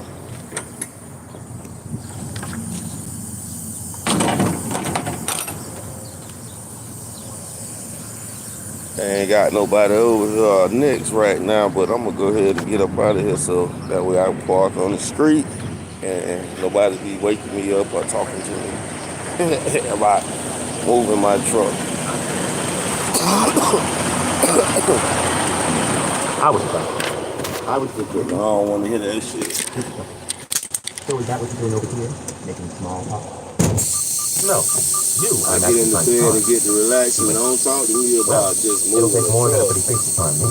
What the fuck? But you do admit I'm handsome, right? You're okay, I guess. Gucci said, downplaying it. Bullshit, I'm sexy and you know it. He smiled. I see there's no shortage of confidence with you. Tiana staggered over with a drink in her hand and a dreamy look in her eyes. Girl, this party is off the chain. Your ass is off the chain. How many drinks have you had, T? Just a few. She hiccuped. Stop being such a killjoy. It's a party. Girl, you're too funny. Gucci tried to laugh it off to hide her embarrassment at the spectacle Tiana was making of herself in front of Franklin. I'm just getting warmed up. Gucci, come over here for a minute with me. I want to introduce you to La Kim and his boys. Trying to see Tiana grabbed her by the hand and tried to pull her is. out of the chair. Tiana, be easy. Don't you see me talking? 20 miles, that ain't bad, but Girl, you'll still be here when you come back, you and want it'll to only stay take a right second. here right now. You don't mind, do you, I Chopstick? don't feel like going 20 Franklin miles nowhere. Do you think, chicken wing? I'll be back in a second. I don't want Gucci to said, go excusing 20 herself. miles nowhere, man. And I'll be here waiting when you do. Alright, right Franklin over shortened. Your timing couldn't have been worse, Gucci told Tiana when they were out of earshot of Franklin. Fuck that square. I'm trying to introduce you to some real niggas. Weren't you the one just saying how I needed to get some culture in my life and that I needed to stay away from thugs? Gucci reminded her. These ain't thugs. These are gangsters. There's a difference. Now shut up and be cute, Tiana told her, pulling Gucci through the crowd of kings adoring public. Hey, did you miss me? She approached La Kim. Of course I did, Ma. Lakem said coolly, exhaling weed smoke into the air. Tiana, this is my nigga King, birthday boy. Nice to meet you, King. Tiana shook his hand. Likewise, King told her, looking past Tiana at Gucci. Who's your friend? Oh, this my girl Gucci. Tiana almost shoved Gucci into King's lap. King admired her openly, and Sahara picked up on it. He had been staring at her since she walked up, and Sahara didn't like it. She knew right then and there that she would have to get rid of the pretty brown-skinned girl before King's nose got too open. And I'm Sahara, she cut in. King gave Sahara a look that said she was approaching crossing the line, and turned his attention back to Gucci. We could try to go 20 miles to the truck stop, or we could just park right here on the street and take our chance. I'm finna take our chance on the street, bitch. Call me when you got it low, bitch. I'm finna get in that bed, bitch. I ain't going nowhere. Bitch, don't pull up behind me, bitch. This ain't that, bitch. I'm parking. Don't pull up behind me. Look on his face said he wasn't pleased about what was going on. I'm gonna stay behind right here on these streets, you hear me? I'm sorry to the Lord. I don't give a damn. We parking on the street today. Drive, be cautious, fella. Why, thank you. See me backing up, Tiana Bill. squeezed in next to Lakem. Slow down. What's wrong with you? Yeah, she sat down. Reluctantly, Gucci took a seat. She really wasn't feeling King's crowd, but didn't want to be rude, especially since Tiana had put her on the spot. She helped herself to a glass of champagne and tried to look like he was having a good time. Ashanti's mood darkened when Gucci and Tiana came over, and he didn't try to hide it. Will my life ever be the same? Will I ever find happiness again? Who knows? Stay tuned to find out if I ever find happiness again. Hopefully I'll find it. He spotted Alonzo bulldozing his way toward them, screaming and flailing his arms. He couldn't hear what he was saying over music, so he raised his hands, asking what was good. Alonzo pointed frantically at something to the left of him, and when Ashanti turned his head, he saw the men step through the crowd with guns raised. It's on! Ashanti shouted, diving out of the way and drawing his pistol at the same time as the men started firing. Dump was the first to react. He pushed the girl he had been talking to out of the way and threw his hammer. The cannon thundered in the club, causing everyone to scatter and duck for cover. A patron, who had made the mistake of stepping into the line of fire, caught a bullet in the back and dropped. Dump tried to shove the frantic people out of the way so he could get a clear shot, but panic had set in, and the club had turned into a madhouse. A bullet ripped through his chest, knocking him back, but the big man stayed on his feet and fired back. A second bullet whizzed through the air, slamming him in the gut and sending him down. King James managed to flip the table over just as the bullets, meant for him, slammed into it. He had left his gun in the house, which was turning out to be a mistake that might cost him his life. Sahara, who was frantic, tried to grab onto him for safety, but he shoved her off roughly while he tried to get out of the way of the shooters. He tried to run, but one of the bullets caught him in the shoulder and sent him crashing to the floor face first. He rolled over onto his back and saw the faces of one of the shooters and Holiday standing over him. Today's gonna be a great day. Yeah, baby. Yeah, baby. Just then, a battle cry rang out over the screams of the frightened Oh, I get to a bank. pussies! Ashanti was charging him with his gun spitting. The shooter who had been standing next to Holiday caught one in the head, raining pieces of skull and brain on Holiday. The next bullet struck Holiday in his leg, dropping him to the floor a few feet away from King. The third shooter, who had been with Holiday, came out of the crowd, trying to get the drop on Ashanti, but all he ended up getting was a bullet to the face. When he fell, Ashanti put two more in his chest for good measure. He turned back to Holiday to finish him off, but he had slipped away in the confusion. Lakem rushed to King James's side, gun in hand and ready to claim his pint of blood. Alonzo was hot on his heels. How bad is it, dog? Lakem asked. Nigga caught me in the shoulder. King grunted as Lakem and Alonzo helped him to his feet. Al don't. He's hit up pretty bad, but still alive. I tried to move him, but he's too heavy, Alonzo said. I seen the shooter. It was that nigga Holiday. Word is bond, I'ma lay all them Clark niggas down, Lakem said angrily. We won't be laying shit down if we're all locked up. Let's get up out of here before the police come, King told him. What about Dunk? Alonzo asked. You gotta leave him. I'll get my lawyer on the case as soon as we're clear of here, King said. He hobbled over to Ashanti and placed his hand on his shoulder. You did good, kid. Real good. I ain't gonna forget this. Thank me later. Let's just get you out of here, big homie. A blood-curdling scream caused Ashanti to jump, gun raised and ready to start shooting again. He looked for the source of the scream and saw Tiana leaning over Gucci's prone body. The front of her green dress was soaked with blood. No! Tears sprang to Ashanti's eyes. He tried to go to her, but King stopped him. What are you, fucking crazy? You're standing in the middle of a massacre with a murder weapon in your hand, King reminded him. I gotta go to her, Ashanti said, sobbing. Lakem grabbed Ashanti by the front of his shirt and shook him. She's gone, Ashanti. There's nothing you can do for her now. You want to make this right? You gotta get at them niggas who did it. He's fucking dead. Him and his whole family. Ashanti bowed. Don't worry, my nigga. You'll get your chance to make good on that promise. You have my word on that shit, King told him. while Tim and Alonzo helped King to the door. Ashanti hung behind for a few seconds more, watching Tiana break down over the body of her friend. He felt so weak and helpless at that moment that it made him physically ill.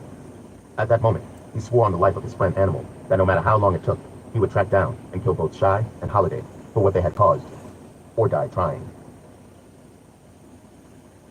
Chapter 47. It was well into the next afternoon when the police finally released Sahara. They had questioned her through the night and most of the morning about the shooting, but she had stuck to her story. I don't know what happened. Several witnesses had claimed to see her enter the club with one of the shooters, but without more than hearsay, they couldn't prove it, so they'd had to turn her loose. The shooting at the club had her terrified. One minute, they were drinking and having a good time, and the next, she was covered in blood. That was the closest she had ever come to dying, and it made her start to take a long, hard look at the company she kept and the lifestyle she was living. With all that had been going on, she hadn't had a chance to even start working on getting up her end of the rent money, but at that point, she didn't care. She was just glad to be alive. As the taxi was pulling up in front of the projects, she spotted Portia stepping out of another cab. Sahara jumped out of her cab and caught up with her roommate, anxious to hear of her night with Don B, and if she had come any closer to getting the rent money. But the questions died in her throat when she got a good look at Portia. She looked disheveled and tired, and her eyes were swollen like she had been crying. Are you okay? Sahara asked her. I don't even want to talk about it, Portia said, fighting off the urge to start crying again, as she had been for the last few hours. Did that motherfucker Don B do something to you? Sahara pressed. I said I don't want to talk about it, Portia snapped. Damn, you ain't gotta bite my head off. I was just trying to make sure you were good, Sahara said in a hurt tone. I'm sorry. I just had a fucked up night, Portia sighed. When she had woken up that afternoon in bed between Tone and Don B with no recollection how it had happened, she flipped out. She had pressed Don B about what had happened, and all he'd done was laugh, saying that he didn't know she liked to walk on the wild side. Portia tried to tear his eyes out, and would have succeeded had it not been for security restraining her. Don B had them throw Portia out on her ass without offering her so much as cab fare to get home. If she hadn't been smart enough to bring her own money, she would have been stranded out in Brooklyn. The whole ride back to Manhattan, all Portia could do was think of Frankie and her warning about the notorious Don B. When she got into the house, she was going to tell her that she had been right, but not before she took at least an hour-long shower to wash the stink of Tone and Don B off her. Your night couldn't have been any worse than mine. Really? What happened, Sahara? Everything. Sahara went on to tell her of the shooting at the club, and the girl in the green dress who had lost her life. That poor girl. Portia shed a tear. I know, and I just kept thinking how that could have been me to catch a bullet meant for King. Sahara reflected. I think I'm good on thugs for a while. You and me both, Mom. The girls walked to the building, talking between themselves, both tired and in need of a good shower. They couldn't help but notice that people were staring at them strangely. It wasn't until they saw Levi that they would find out the reason for the strange looks. Y'all okay? Levi asked in a sincere tone, which was unusual for him. Yeah, we're good. But what the fuck is everybody staring at? Portia asked. Levi gave them a surprised look.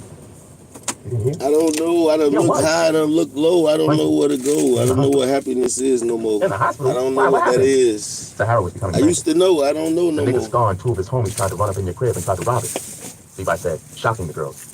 Frankie tried to fight them off, but they beat her up pretty bad. That motherfucker Scar, I'm gonna kill him, Sahara said, fuming. Too late. Frankie beat you to the punch. One of the neighbors called the police because of all the noise, and they found Spoon bleeding like a stuffed pig and Scar dead on your living room floor. Apparently, Frankie put one in his monkey ass. I can't say that I'm sorry he's gone either. Portia's head was spinning as she tried to process what Levi was telling her. That doesn't make sense. Scar is a dirtbag, but why would he try and rob us and we ain't got shit? Levi looked at the confused faces of Portia and Sahara and shook his head. For y'all to live under the same roof, y'all sure don't know much about each other. For the last few days, Frankie has been out here moving more cracks than a road worker. That doesn't make any sense. Frankie is a thief, not a drug dealer, Sahara said. Man, for the past few days, every crackhead in the hood been buzzing about them boulders she been out here serving. If you don't believe me, ask the police. In addition to them bodies, they found quite a bit of drug paraphernalia in your crib. Portia shook her head in disbelief. This shit don't make no sense. We gotta get to the bottom of it. What hospital did they take Frankie to? I don't know, but my guess would be St. Luke's. If I were you, I'd hurry up, because the way I hear it, they'll be carting her ass out of there to go to court come Monday morning. Court? What the hell for? Sahara asked. Murder.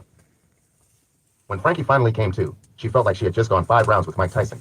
Her head was throbbing, and she couldn't see out of one eye, but she was thankful to be alive. From the sterile smell and bright lights, she knew she was in a hospital. Which one she didn't know, and didn't care. She was just glad to be alive. When she tried to sit up, pain racked her ribs. She tried to move her hand to assess the damage, but to her surprise, her right arm was handcuffed to the bedpost. What the fuck? Frankie yanked at the shackle, but it wouldn't give. Is anybody out there? What's going on? A doctor came into the room, accompanied by a man in a wrinkled brown suit. He had "cop" written all over him. From the look on the doctor's face, Frankie already knew she wasn't going to like what she had to say. How are you feeling? I feel like shit on a stick, thanks for asking, Frankie said. Can somebody please tell me why I'm chained to this bed? I think the detective will be better suited to answer that question. The doctor stepped aside, and the detective approached the bed. Good afternoon, ma'am. I'm Detective Brown. The tall black man introduced himself. I wish I could say I was pleased to meet you. Do you mind telling me what's going on here? Am I under arrest or something? Unfortunately, you are, Detective Brown told her. What kind of bullshit is this? 3 dudes kicked the shit out of me and I'm under arrest? You have got to be kidding me. Afraid I'm not, ma'am. Last night, units were dispatched to your home at 845 Columbus Avenue on a domestic dispute. They found 1 man dead and 1 critically wounded, and the murder weapon with your fingerprints on it. Slowly, the pieces started coming back to Frankie. She remembered grabbing the gun from under the couch cushion, but everything after that was fuzzy. Shit. Shit is right, and you've stepped into a big pile of it, little lady, Detective Brown told her. They were going to kill me. I had no choice. Frankie tried to explain to the detective. I don't doubt that, miss, but you still shot and killed 2 men with an illegal handgun. 2? I thought you said 1 was critically wounded. Yes, when Mr. Payne expired this morning, Detective Brown explained to her. I'm just here to advise you on your rights and what you've been charged with. Now, is there anything you can remember from last night that might help me to help you? You want me to help you fuck me? I don't think so. I'm not saying anything else until I speak to a lawyer. Frankie turned her head away so that the detective wouldn't see her crying. I think that might be best, Detective Brown told her before reading Frankie her rights. Chapter 48. Old San Juan, Puerto Rico. Animal knelt in one of the pews of the dilapidated church located just outside town. The building was so ancient and unkempt that it threatened to fall in on itself. The city wanted to tear it down, but it had been declared a landmark by the people of Old San Juan, which meant that they couldn't. Despite the people, the government let the church go, refusing to make repairs, and the people were too poor to do it themselves, so the church continued to crumble 1 brick at a time. Hardly anyone came there to worship anymore, but it was one of Animal's favorite places to go in Old San Juan when he wanted to commune with his soul. The last few days had been restless for him. Every time he closed his eyes, he saw visions of the men he had massacred in La Perla. Usually killing didn't bother him, but for some reason, he couldn't shake the images of the massacre. When they had gotten back to the farmhouse, Animal had received a hero's welcome for the work he had put in on Cruz and his men, but he didn't want their praises. He just wanted to be left alone. In the still of the night, Animal had slipped off the property and come to the church, where he had been holed up for the last 2 days. There was something about being in the church that soothed some of the unrest going on with him. He had never been a religious man, but believed in a higher power. How else could anyone explain all that he had lived through? Animal had stood in the shadow of death on many occasions, and no matter how many times it had looked like his number would finally be called, he always managed to walk away. It was as if God had a plan for him that hadn't been revealed to him yet. His grandma used to tell him that they were all God's creatures, put on earth to do God's work to earn their place in heaven. But for as much of the devil's work he did, he couldn't help but to wonder how far in the other direction the scales had tipped. Animal cast his tired eyes up to the image of Jesus on a cross that hung above the altar, and felt like the eyes of the statue were looking down at him accusingly. If you have something you want me to do, just tell me. Don't leave me in the dark to wonder. Animal said to the statue, but there was no response. Just like I thought. He got up and brushed his knees off. He heard a rustling to his rear, but didn't bother to turn around. You can come out, Sonia. Sonia materialized from the shadows. She was wearing ripped jeans and a t-shirt. How did you know? I smelled your body wash. He sat on the bench. What are you doing here? Looking for you. She sat next to him. You've been missing for 2 days, and K-Dog is having a shit fit. They thought you bolted back to New York. Don't worry. When I decide to leave this island and Los Negros Muertes, I'll give Boss Dog proper notice. Animal told her. You know, I'm completely baffled by you, Animal. You could stay here and live like a king, but you'd rather go back to New York and live like a fugitive. Sonia shook her head. Fucking men. So how's Chris doing? Animal changed the subject. He's good, thanks to you. I know I keep telling you this, but I can't express enough how grateful I am for everything you've done. Not just for my brother, but for my dad, too. This war wasn't going to end until he or Cruz was dead, and I'm glad it was Cruz. No thanks needed. I was just doing what I was paid to do. And speaking of payment, tell your dad I haven't forgotten about my $1 million. Animal laughed. Already taken care of, Animal. I deposited your money in an account that I opened up for you under a false name. All the information is in here. She removed the small leather booklet and held it out. When Animal reached for it, she pulled it back. Can I ask you something, Animal? If it's going to get you to hand over that little booklet, sure. Why do you torture yourself like this? What do you mean? Every day I watch you grieve over a life and a woman that you can never get back. I think you know that you can't get them back. Yet, you torture yourself with thoughts of, what if? Why is the life you left behind more important than the life you can have? Animal sighed. It ain't necessarily the life, but the people who were in my life. I mean, of course I miss being a big rap star and all, but I miss the loved ones I left behind more than any of that. I came up on free lunch with Brosco and them, so not having them around anymore is hard on me. And what about Gucci? Sonia asked. Yeah, I think I miss her most of all. Not being able to have at least said goodbye has hurt me the most. Animal said sadly. You really love her, don't you? With everything that I am. When they ripped me away from her, it created a hole in my soul that will never heal. When he looked up at Sonia, there were tears in the corners of his eyes. Seeing Animal like that made Sonia's heart hurt. She had wrestled with the decision the whole ride over to the church. Sonia had always held on to the hope that over time, Animal would forget about Gucci and come to love her. But seeing the pain in his eyes, she knew that she had been selfish. Animal, there's something I need to tell you. You know you can tell me anything, Sonia. What's going on with you? It's not about me. It's about Gucci. She now had Animal's full attention. What about her? Sonia tried to find the right words. The other day, I overheard K-Dog and Justice talking about a shootout that happened at this club, where a lot of people got hurt. I don't know for sure, but I heard K-Dog say something to Justice, telling him about the girl would only screw Animal's head up worse. I assumed they were talking about Gucci. I'm sorry, Animal. Animal barely heard her apology. It felt like all the breath had been stolen from his body after hearing the news. He had promised that he would always be there to protect Gucci, but he had broken that promise, and something had happened to her. When he tried to stand, he found that his legs wouldn't support him. Animal dropped to his knees in the shadow of the cross and cried like a baby. I am so sorry. Sonia knelt beside him and rubbed his back. I never wanted to hurt you, but I felt you had a right to know. Thank you, Sonia, he said, sobbing. I'll be okay. Is she dead? This I don't know, because K-Dog never said. I've got to go to her. He staggered to his feet. You can't. Sonia grabbed him by the arm. Animal, you know the fact that you're under K-Dog's protection on the island is the only reason that you're not dead or in jail. If you try to go back into New York, all bets are off. It doesn't matter. I at least have to try. If there's even a snowball's chance in hell that Gucci is still alive, then I need to find out. Sonia's eyes became misty. You would really walk into what could be your death for this woman? In a heartbeat, he said seriously. Sonia was quiet for a long moment. She knew that Animal's mind was made up, and there was nothing she could do to change it. So the least she could do was try to help him. Here. She handed Animal the booklet. Animal opened it up, and when he saw what was inside, he was confused. In addition to his banking information, there were some credit cards and a fake ID and the name of John Collins with his face on it. What is all this? Your freedom, she said sadly. My mother always told me that if you truly love something, let it go. If it was meant to be, it'll come back. Leave now, and don't go back to the farmhouse for anything. K-Dog has got people at all the airports, but I have a friend named Pablo in San Juan who owes me a favor. He'll get you off the island in his boat, but after that, you're on your own. Sonia, if anyone finds out you helped me, I'm not worried about it, Animal. The only thing that matters to me is that you're happy, even if it isn't with me. Tears rolled freely down her cheeks. Thank you so much, Sonia. He hugged her. I'll never forget you for this. I hope not. Now get out of here before I come to my senses and realize how stupid this is. She shoved him. Animal went for the exit, but Sonia's voice stopped him. Animal, no matter how this plays out, just know that I'll always be here waiting for you with open arms if you decide to come back. Animal smiled at Sonia and left the church. Animal was in such a rush to get back to New York that he almost tripped over his feet trying to get out of the church. He had no way to know if Gucci was still alive, but it didn't matter. The hope that she was alive was enough for him to run through the gates of hell with gasoline underwear on. Animal made it a few yards away from the church when he was suddenly blinded by headlights. When his vision cleared, he was confronted by Justice and several armed men, and his big brother didn't look happy. That bitch set me up, Animal snarled. No, she didn't. We had no clue where you were, but K-Dog knew if we stuck close enough to Sonia, she'd lead us to you. Come with me back to the farmhouse and let's get this all sorted out. I can't do that, Just.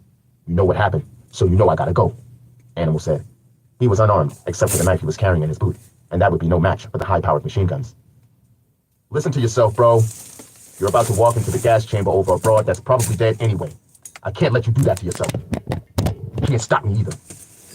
Animal pulled the knife from his boot. Justice hoisted his M16 and aimed it at Animal. Put that fucking knife down and come back to the farmhouse with me, Animal. Me, you, and K-Dog can work this out. Animal laughed maniacally. K-Dog has got that leash around your neck so tight that you draw down your own family? As much as I hate to say it, prison seems to have robbed you of your balls and your loyalty. You ain't my brother. You're just a nigga wearing his skin. Animal stalked toward him. Justice chambered around into the machine gun. Animal, I don't want to hurt you. That's too bad, because I damn sure plan on hurting you, Justice. Let's dance, nigga. Animal lunged at the same time as Justice pulled the trigger. Epilogue. The deadline to pay the back rent money came, and the girls had failed to come up with the money. The marshals were kind enough to let the girls grab as much of their stuff as they could before they padlocked the door. Anything else they needed out of the apartment, they would have to get from whatever storage facility the city dumped it in, and that's if there was anything left after the movers got done picking over it. Sahara and Portia held each other and cried as the lock was placed on their door, signaling the end of an era. They had had some good times and bad in that apartment, and also learned some life lessons that would stick with them for a long time. They had tried to visit Frankie while she was in the hospital, but the police wouldn't let them, saying that they would have to wait until after her arraignment and visit her on Rikers Island. They still couldn't believe that the DA was prosecuting her when Frankie had been the victim. It was another example of how the system wasn't designed for people of color. Portia and Sahara packed the things of Frankie's that they were able to salvage and took them out to her aunt's house in New Jersey before going their separate ways and promising to keep in touch. Sahara had family in the Bronx that she was able to stay with. It was overcrowded with all her relatives in the apartment, but it was better than sleeping in the streets, so she didn't complain. Her experience with King James taught her what she should have known all along, as she wasn't built for the street life. With a new lease on life, she devoted her time to working extra hours doing hair at the shop and trying to stack enough bread to open her own spot. The transition hadn't been so easy for Portia. After being evicted from the projects, she had gone to stay with her sister for a while and fell back from stripping to try to put more of her energies into school and her degree, but that didn't work out. It seemed like every day her sister was on her back about one thing or another and constantly bringing up the mistakes that she had made in her life. It was like living with her mother all over again, so she left. Portia floated around for a while until she was able to find a small apartment in the Bronx that fell into her budget. It wasn't much, and the neighborhood was suspect, but it was hers. She often found herself thinking about Alonzo and what might have been if she hadn't been so hard on him. One day, she decided to go to the supermarket and check in on him, and was surprised when Mr. Green told her that Alonzo had quit a few weeks prior. This made Portia smile, because he had finally decided to dream bigger for himself. She would see him again someday, but for now, she was just going to focus on herself. A week after she'd been arrested, Frankie finally had her day in court.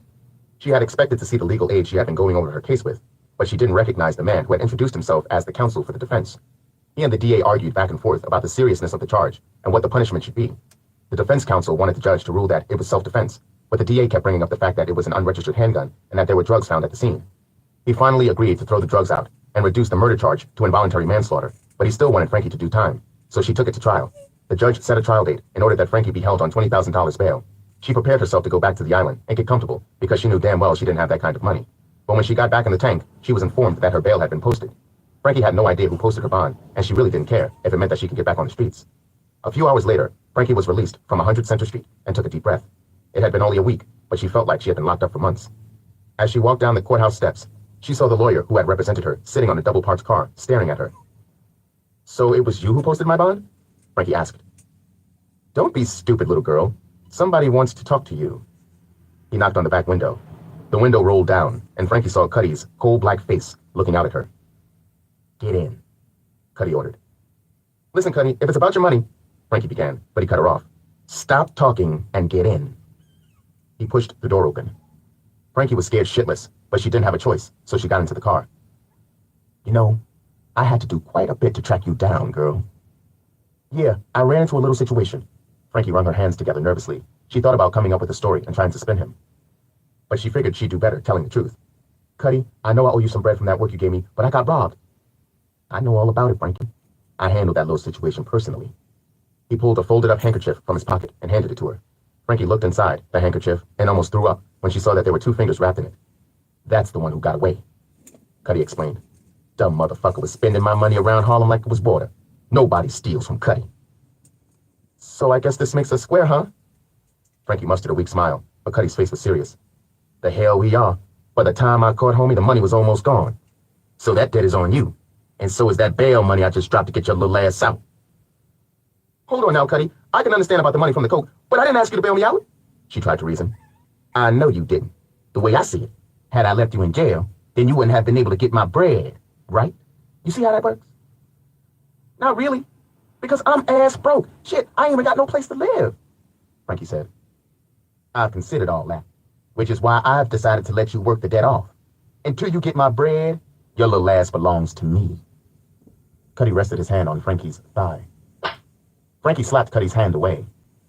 I ain't no whore. Cuddy shook his head. First you fuck up my money, and now you insult me? That's no good, Frankie. And for the record, if I wanted your little pussy, I'd take it, and there wouldn't be shit you could do about it. I don't want your pussy, Frankie. I want your services. You're gonna come and work for me. Doing what? She asked suspiciously. Don't worry about that just yet. All you need to know for now is that when I call on you, you'd better answer. Happy sat on the living room couch in Snoop's apartment, listening to the new stereo system he had bought for his shorty and demolishing a big gulp. The projects had been full of drama, and he had got off on every second of it. He was partially glad that the girls had gotten kicked out of their apartment, but sad because he had never gotten a chance to fuck Portia. He had known they were in danger of getting evicted. He would have offered her the money a long time ago in exchange for a taste of her sweet love. A desperate woman was prone to do things she normally wouldn't have, and Happy loved it down on her luck broad. No matter. There were plenty more flowers to pluck in the projects as the times got harder, and when they needed something, Happy would be right there to give it to them. As he sat there plotting on his next victim, Miss Info came on with her celebrity drama report. From the projects to the penthouse, it's been the Cinderella story that's had the internet buzzing. Check out my latest video blog entry as your girl got a chance to sit down and chop it up with the owner, Brown LLC, and his widely popular website, browngirls.com. You've read about his incredible story. Now hear from the man himself, Mr. Levi Brown. Happy spit his big gulp all over the table when he heard the girl say Levi's name. Happy and Levi were as thick as thieves. And there were two things he knew about Levi that made the story impossible to believe. For one, he didn't know his ass from his elbow about computers. And two, Levi was broke. Happy had just loaned him $100 the other day so that he could buy a bus ticket down south to visit his relatives. There was no way in hell that he could have been sitting on $1 million, and Happy not have known about it. The story had been some kind of mistake. He jumped off the couch and went over to the computer on the dining room table. As fast as his fingers could type, he went to Miss Info's site. When Happy saw the picture of Levi dressed in a business suit and holding up a laptop, he found that he suddenly didn't feel too well. Tiana sat by Gucci's bedside, watching her sleep and trying to keep from crying. She had been doing quite a bit of that since Gucci had been shot. It took 4 surgeries before they were finally able to stabilize Gucci. The bullet had hit her in the stomach and done a number on her small intestines before exiting through her back. The doctor said that she was very lucky because if it had been a fraction of an inch to the right, it would have hit her spine and she would have been paralyzed. She had avoided paralysis, but still wasn't out of the water yet. Gucci had slipped into a coma, and no one knew when or if she would come out of it. Tiana had taken it the hardest of everyone, including Ms. Ronnie. She felt like if she never pressured Gucci into going to the club in the first place, then she wouldn't have gotten shot. Everyone tried to tell her that it wasn't her fault, but no matter what they said, Tiana would always feel like it was, which is why she was at the hospital day and night, watching over her friend. On more than one occasion, Ms. Ronnie tried to persuade Tiana to go home and get some sleep, but she refused to close her eyes until Gucci opened hers. Tiana felt a cold wind on her back that sent a chill down her spine. The window was closed, so she figured it must have been a breeze coming from the open door. Tiana got up and closed the door. When she turned to go back to Gucci's bedside, someone grabbed her from behind. She opened her mouth to scream, but a gloved hand covered her mouth. I'm going to move my hand, and you're not going to scream. Do we understand each other? A familiar voice whispered in Tiana's ear. She nodded. Good. He released his grip. As soon as he moved his hand, she shrieked and broke for the door. Before she could get it open, she was grabbed roughly from behind and forced against the wall. Damn it, Tiana, shut up before hospital security comes, Animal told her.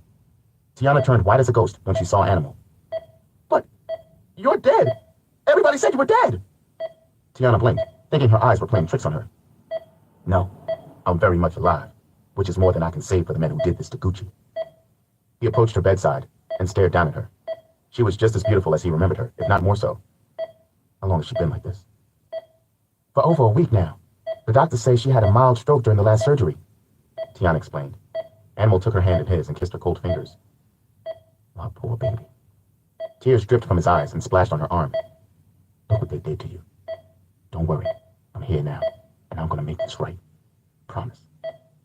Animal leaned in and kissed Gucci on the lips before turning to make his exit. Tiana followed Animal to the door. What are you going to do? He looked over his shoulder at her. What do you think I'm going to do? Tiana nodded. Can I ask a favor of you, Animal? I'm all out of goodwill, T. He said seriously. It ain't for me, it's for Gucci. Well, kinda. I know I might be wrong for saying this, but I don't care. When you find the ones who did this, punish them. Tears welled in Tiana's eyes. Make them suffer for what they did to my girl. That I can do. Animal nodded. Give word to your friends and loved ones, T. Tell them they might want to stay off the streets for a time. The sky is going to rain blood over Harlem, and I don't care too much who gets wet. This concludes the reading of Eviction Notice, a hood rat novel, by Quan. Copyright 2011, by Quan. This book was read by Carrie Height. This unabridged recording was published by arrangement with St. Martin's Press and was produced in 2011 by Buck 50 Productions, LLC, and Blackstone Audio, Inc., which hold the copyright. Neither this recording nor any portion of it may be reproduced or used for any purpose without prior written authorization from Buck 50 Productions, LLC, and Blackstone Audio, Inc. What's up, y'all? What y'all got going on this morning? That was a pretty good story. Let's see if we can see. Oh, they called me back? I didn't even know they called me back. Got it. We'll be in the office. Nigga, stop lying. You in the office now. Lying ass boy. Hell on him. I'll be in the office in the hour. Bitch, you in the office now. The fuck on with you? Boy, who you talking to? I don't know who that nigga think he be talking to. Think he be gaming me or something?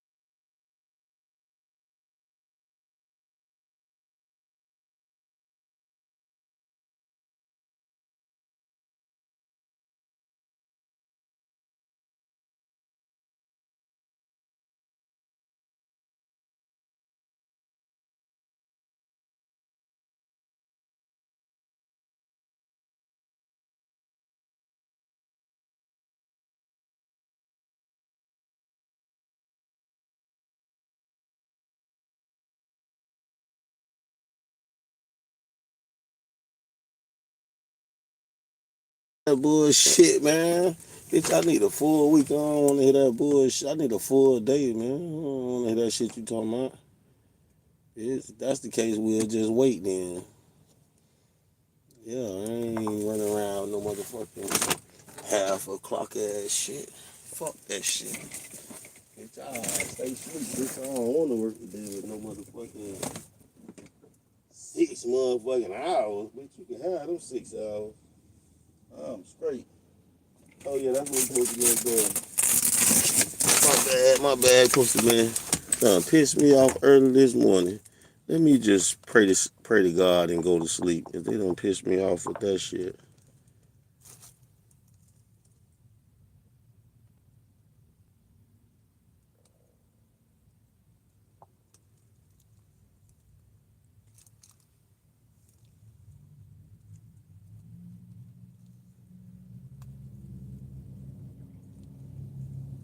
You know what? I'll take the 6 hours. Fuck it. It's the top of the week. That's how they want to play it. Whatever. Just get me another load, bitch. I don't care.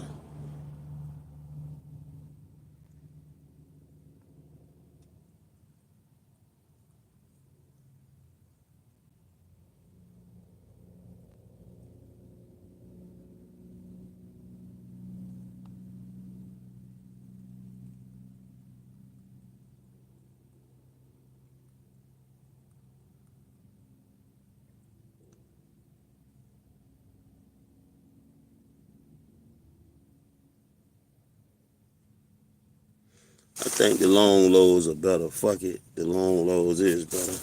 6 hours on the clock. Let's get another long one. Fuck it. That's what I'm gonna tell the nigga. Let's get another long one. Fuck all that. Yeah, all that everyday shit. Fuck that. Give me the long run, nigga. Care nothing about all that everyday shit, nigga. Give me the fucking. Oh yeah.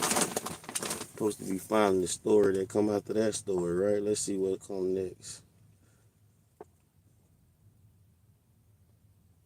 Up next, no shade. Let's get it.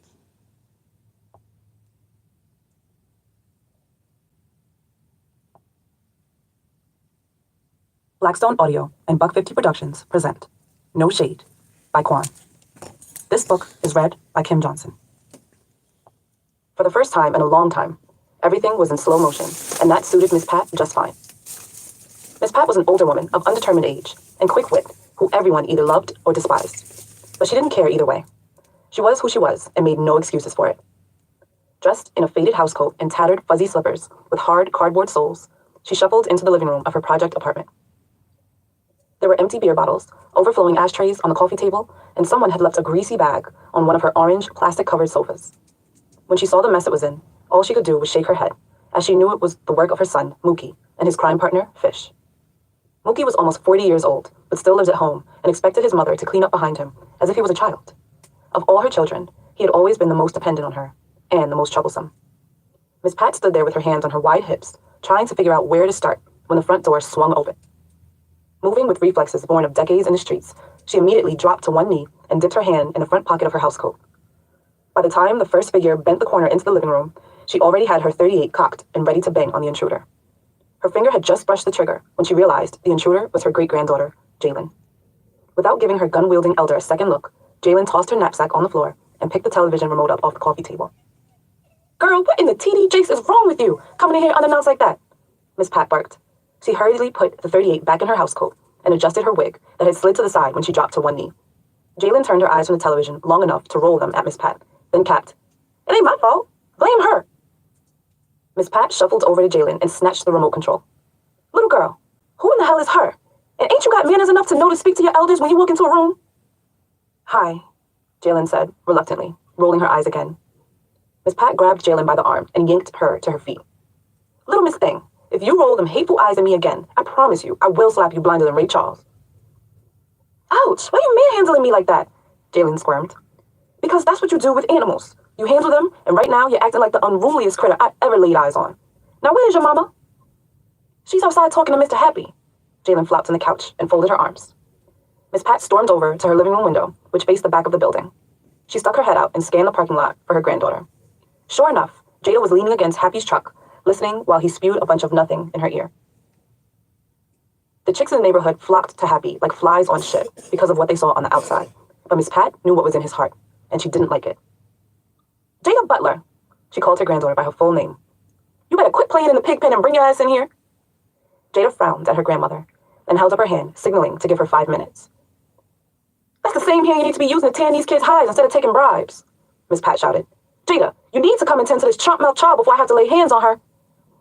"I wish you would," Jalen mumbled. It was barely above a whisper, but Miss Pat had super keen hearing. Without turning from the window, Miss Pat removed one of the slippers she wore and threw it at Jalen. The shoe spiraled like a frisbee, slapping Jalen square in the forehead. "Jada," she continued screaming, "if I got to call your ass one more time, then you're gonna be the next on my shit list. You better ask these niggas about me." Miss Pat slammed the window closed. Jalen was sitting on the couch with her hand over her forehead and staring daggers at Miss Pat. Her lip was trembling, but she wouldn't give Miss Pat the satisfaction of seeing her cry. Of all Jada's kids, Jalen was the coldest. She was a butler through and through. "I know that look," Miss Pat said, taking off her glasses and wiping them on her housecoat.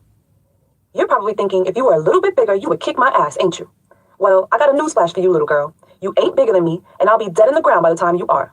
I don't know or care what your mama teaches you at home, but in here, we practice respect, and you will learn to respect me. Do you understand?" "Yeah, Grandma," Jalen sniffled. A few tears managed to escape, and they softened Miss Pat. "Stop crying, baby." Miss Pat rubbed her back affectionately. "I ain't trying to hurt you. I'm just trying to teach you better than I did your mama and your grandmama." "But it hurts," Jalen cried, pointing at the knot that was forming on her head. "Life is pain, baby girl." Miss Pat kissed the knot tenderly. After she got Jalen to stop crying, she turned the television to one of her favorite daytime talk shows. It was already 45 minutes into the show, but Miss Pat figured she could catch the last 15. show, but Miss Pat figured she could catch the last 15 minutes of foolery. As usual, the slightly graying host sat cross-legged with his easy smile and sarcastically caring eyes, as a ratchet young girl confessed her darkest secrets to her boyfriend and the rest of America. She had slept around town like a dog in heat and wasn't sure if her boyfriend was the father of their youngest child. The fact that the host had managed to line up another young black couple to come on the show to embarrass themselves was nothing new. But it was who his guests that day happened to be that had Miss Pat glued to the television. The host addressed them as Kareem and Coco, but Miss Pat knew them as Boots and Bernie. They went through the routine cursing and pleading session, which was common with the guests on the show before they got to the meat and potatoes of the show, the paternity results. The host's build-up was dramatic. He peeled open the envelope, scanned the contents, and a smile tickled the corners of his mouth.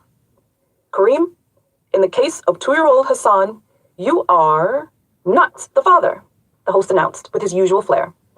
The confession seemed to suck all of the wind out of Bernie, and his eyes watered out. Some of the audience seemed to have sympathy for him, but Miss Pat felt none. He was finally hearing from the horse's mouth what people had been trying to tell him for years. Boots was a whore. Bernie broke down and started sobbing uncontrollably, not caring that he was on television. The host rubbed Bernie's back and tried his best to console him. Of all the men he'd seen get hit with the death blow on his stage, Bernie had taken it the worst. Boots watched from a distance with unapologetic eyes, occasionally turning her attention to the audience to curse at someone who had insulted her. She seemed more relieved to have gotten the secret off her chest than bothered at the fact that she had no idea who the father of her child was. The host had finally gotten Bernie to stop crying and brought them all together for a group huddle while he whispered to them about working things out with the help of his show's counselors. As soon as everyone relaxed, Boots moved within arm's reach of Bernie, and he did something he should have done years ago. He pounced on Boots. By the time security made it to the altercation, Bernie had already socked Boots in the eye and was in the process of strangling her. Security managed to pry Bernie's hands from around Boots' neck and escorted him backstage, where he was taken into custody by the local police, and the cameras caught it all. One camera managed to get a close-up of Bernie's face as he was being handcuffed, and he was actually smiling. He had whipped Boots out in front of millions of witnesses and would surely go to jail because of it. But at the end of the day, it was all worth it. Boots had been making a fool out of Bernie for years, and that black eye he'd given her on daytime television made them even. Miss Pat had seen enough. She turned off the television and looked to her great-granddaughter. Baby, hand me the classified section out of that newspaper next to you. Jalen handed Miss Pat the section she requested and watched curiously as she thumbed through the real estate section. Grandma, how come you're looking at apartments when you already have one? Because when trash like that falls this close to your doorstep, that means it's time to move on.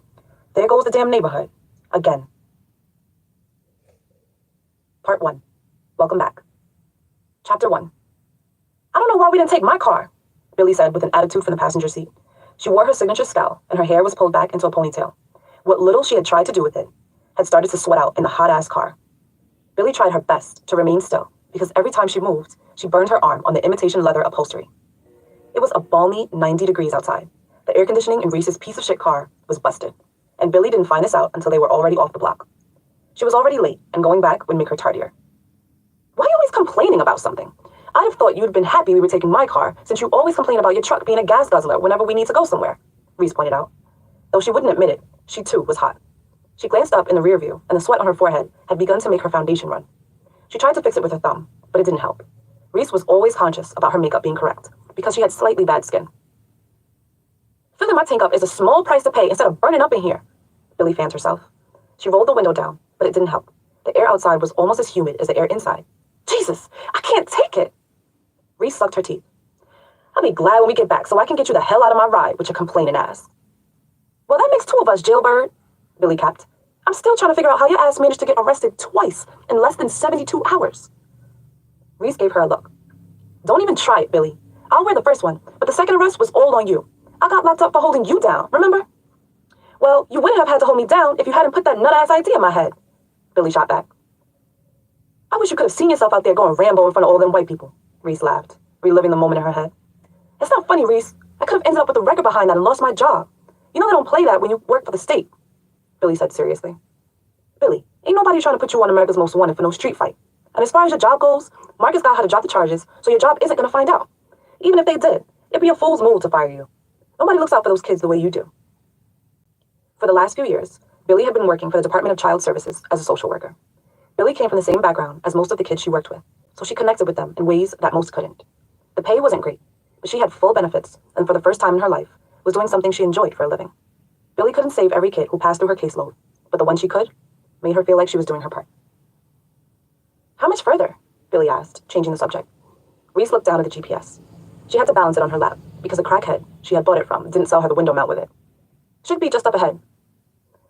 Why the hell did she fly into Newark instead of JFK or LaGuardia? It would have been a lot more convenient. Because she got a buddy pass hookup from one of her homeboys. Reese made air quotations with her fingers. You know that bitch is cheap and ain't trying to spend it if she ain't got to. Billy shook her head. You would have thought she'd learned some damn class living in Hollywood all this time. I guess you can take a chick out of the ghetto, but can't take the ghetto out of a chick. Reese drove in silence for a few minutes before asking, So, how did she sound when you spoke to her? Billy shrugged. She sounded like herself, I guess. How was she supposed to sound? I don't know. I'm just trying to make sure everything is kosher. I don't want no shit, Billy. Billy sucked her teeth. Reese, calm your ass down. She and I talked in great length about it, and she's cool, at least for the time being. If you had kept your inner hoe in check, you wouldn't have to be concerned. Billy, I wish you would stop saying shit like I did it on purpose, Reese said. Sure, people slip and fall on random dicks by accident all the time, Billy replied sarcastically. Look, don't worry about it. Everything will be fine. Reese pulled off the I-9 South and followed the airport terminal signs for American Airlines arriving flights. She weaved in and out of airport traffic with the grace and disrespect of a native New York driver, pissing off the other motorists. She scanned the sea of faces, waiting for curbside pickup, but none of them belonged to her friend. Reese was about to circle back around when Billy spotted her, 2 terminals down from where she was supposed to meet them. Billy took a minute to take in the measure of her friend. The California sun had added a rich tan to her skin, bringing the African-American side of her more to the forefront than usual.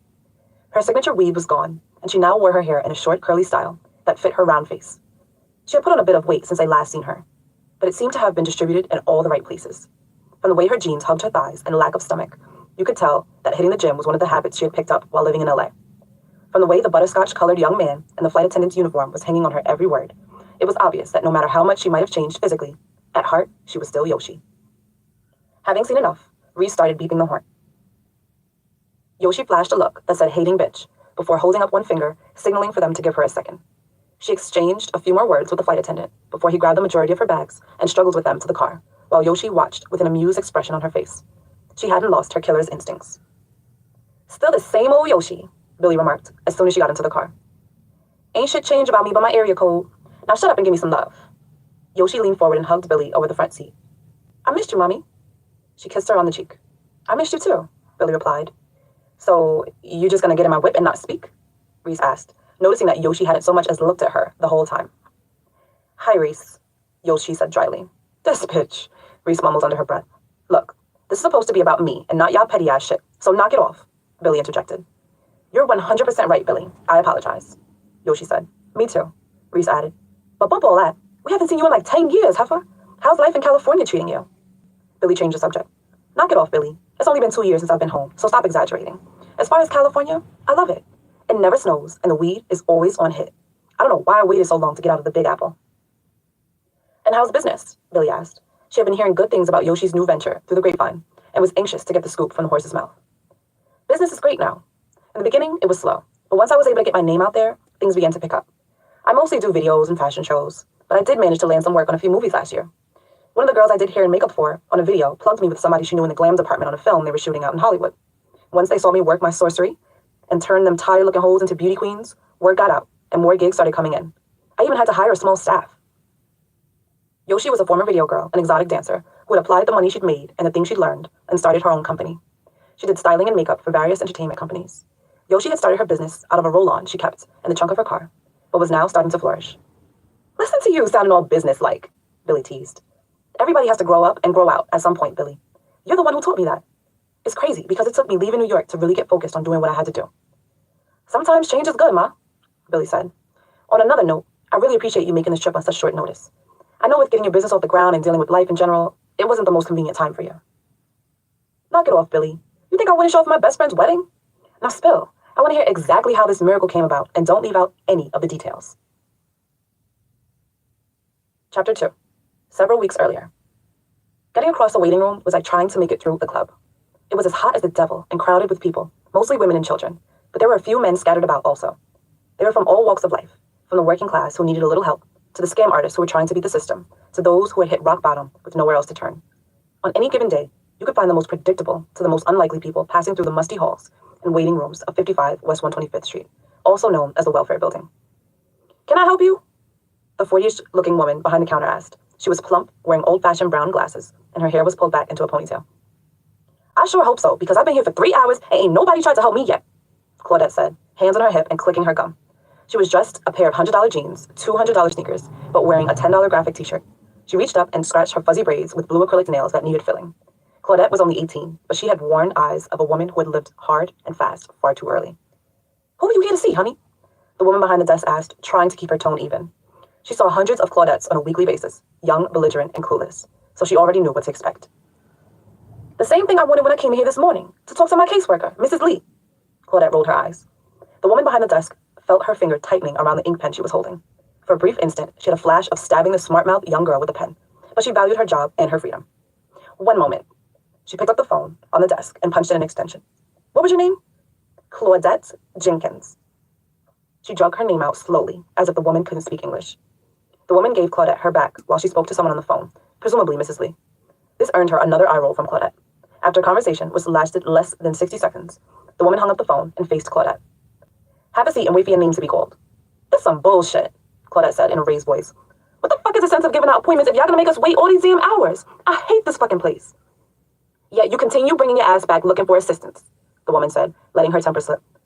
What the hell did you just say to me? Claudette snapped. Listen, the woman behind the desk said, calming herself, realizing she was about to go over the top on Claudette. I don't know you personally, so I don't know your story, and I'm not judging you. You hate this place, right? I don't blame you. It's always crowded. They make you jump through hoops for little to no money, and it takes forever to get anything done. I was on public assistance for 6 years because I needed help feeding my kids. So I get it. Some people come here and deal with this shit because they don't have a choice. Ain't no shame in needing help. But have you ever considered looking for work so you won't have to deal with this? I know you ain't up in here trying to read nobody. Claudette was defensive. No, I'm just asking you a question. You look healthy enough to work, or maybe even go to school. You're young, and there are a bunch of grants and things that you may qualify for if you're continuing your education. I'm telling you this so you won't have to come down here and deal with this. Claudette's face twisted, as if she had just smelled something foul. What the fuck do you mean, get a job? If I could get a job, I wouldn't be down at this raggedy motherfucker going through the motions for $110 in cash and $250 in food stamps. What the hell am I supposed to do with that? Don't be trying to give me no fucking advice like you know me. You're right, ma'am. I don't know you, and I apologize, the woman said, mad at herself for even opening her mouth and trying to encourage the young girl. Damn right you don't know me. Claudette flipped her hair and walked away. Claudette picked her way back across the room, stepping on toys and narrowly avoiding a collision with a group of unattended kids who decided to start a game of tag in the waiting room. Holding their seats alongside Claudette's kids was a girl named Rocky. Rocky was a cute young girl with a bright smile. After she'd had her son, she put on a little weight, but still had a fair shape. She was holding up for the time being, but a rib platter or two would push her over the line. A few months prior, Rocky had been laid off from her job, and when the unemployment checks ran out and she was still unemployed, she had to do what she had to do for her and her son. It was her first time in life applying for public assistance, and she was a bit confused about the whole process. She looked around like a lost puppy, trying to figure out what was going on and where she should be standing when she bumped into a familiar face, Claudette. She and Claudette weren't close friends, but they lived in the same building and occasionally shared a blunt sponsored by a mutual friend. Claudette, even at 18, was a vet, so she offered to show Rocky the ropes. What'd she say? Rocky asked, cradling Claudette's 4-year-old daughter, Ranique. The same shit they've been saying since I got here this morning. Nothing. Claudette plopped down on the hard plastic chair next to Rocky. These bitches down here be getting on my last fucking nerve. They constantly have you running back and forth, then waiting for hours, just to ask you a bunch of personal-ass questions, and then send you on your way with a few funky $100 and a few food stamps. Damn, sounds like we'd be better off getting jobs, Rocky said. Claudette sucked her teeth. I'm gonna pass on that job shit, boo. Right now, I got a 2-bedroom apartment in the projects, and my rent is only $180 because I'm unemployed and on public assistance. Do you know how much I'd be paying for a 2-bedroom somewhere else with no assistance? The cost of living in New York is too damn high to get by without some type of government assistance. Even if I worked a 40-hour week like a square, I'd probably be giving up my whole monthly paycheck just to pay rent on a shoebox apartment that's barely big enough for me and my kids. Mommy, I'm hungry. Claudette's 2-year-old son, Raymond, hugged her leg. He was a chubby lad who was a few shades lighter than Ranique, with curly hair on account of his father being Puerto Rican. Boy, yes, always hungry. Didn't I feed you this morning before we left? Claudette said, sounding irritated. But that was only cereal, Mommy. I'm still hungry, Raymond whined. You're always hungry. That's why your ass is so fat now. Claudette shoved him away. It was only a slight push, but Raymond dramatically fell on the floor and started crying. Boy, get your ass up. You're here embarrassing me, she told him. Raymond ignored her and continued crying, kicking his feet against a lady's chair. Ray, you better get up before I give you something to cry for. No, I'm hungry, Raymond yelled and began kicking the chair of the lady in front of him really hard. Raymond's show was attracting the attention of everyone in the waiting room, especially the woman whose chair he was kicking. She looked at Claudette, wondering if she was going to do anything, but the teenager just sat there with her arms folded. Excuse me, could you please make your son stop kicking my chair? The woman asked. She was brown-skinned and in her mid to late 20s. She was neatly dressed in tan capris, a brown v-neck blouse, matching sandals, and was sporting a beautiful gold necklace. Does it look like this motherfucker is listening to me? Claudette asked with an attitude. Tired of people staring at her, Claudette snatched Raymond from the floor roughly and shook him. You better quit clowning before you end up the cause of me fucking a snooty bitch up, she said loud enough for the woman to hear her. Did you just call me a bitch? The woman asked. Wasn't nobody talking to you. I was talking to my son, lady, Claudette said. Little girl, you need to be more mindful of how you talk to people. That mouth of yours is going to land you in trouble, the woman warned. I ain't no little girl. I'm grown, so what comes out of my mouth ain't none of your damn business, Claudette got loud. Y'all keep it down back there, a security guard yelled from the front. Mind your business, Barney Miller, Claudette shot back. Claudette, just chill out, Marky whispered. People were looking at them, and she was feeling embarrassed. It ain't me who needs to chill. It's these motherfuckers in here. I swear, if this lady don't call me soon so I can take care of my business, I'm going the fuck to jail. Claudette was speaking to Rocky, but looking at the woman who she'd been arguing with. If I didn't know any better, I'd say you had a problem from the way you're looking over here at me, the woman said. If you want a problem, there can be a problem. Claudette got to her feet and started taking her earrings off. The woman also stood. She didn't want to fight, but she wasn't going to allow Claudette to snuff her either. It ain't that serious, but you ain't gonna keep your bumping gums and thinking I'm gonna take it. I'll fuck around and go to jail for putting my hands on you. Claudette. Rocky reached for her, but Claudette slapped her hand away. Fuck that. This bitch is acting like she wants it. I dare you to put your fucking hands on me, Claudette challenged. She knew the woman was reluctant because of the age difference and was playing on that. Like I said, I might go to jail for putting my hands on you, the woman repeated.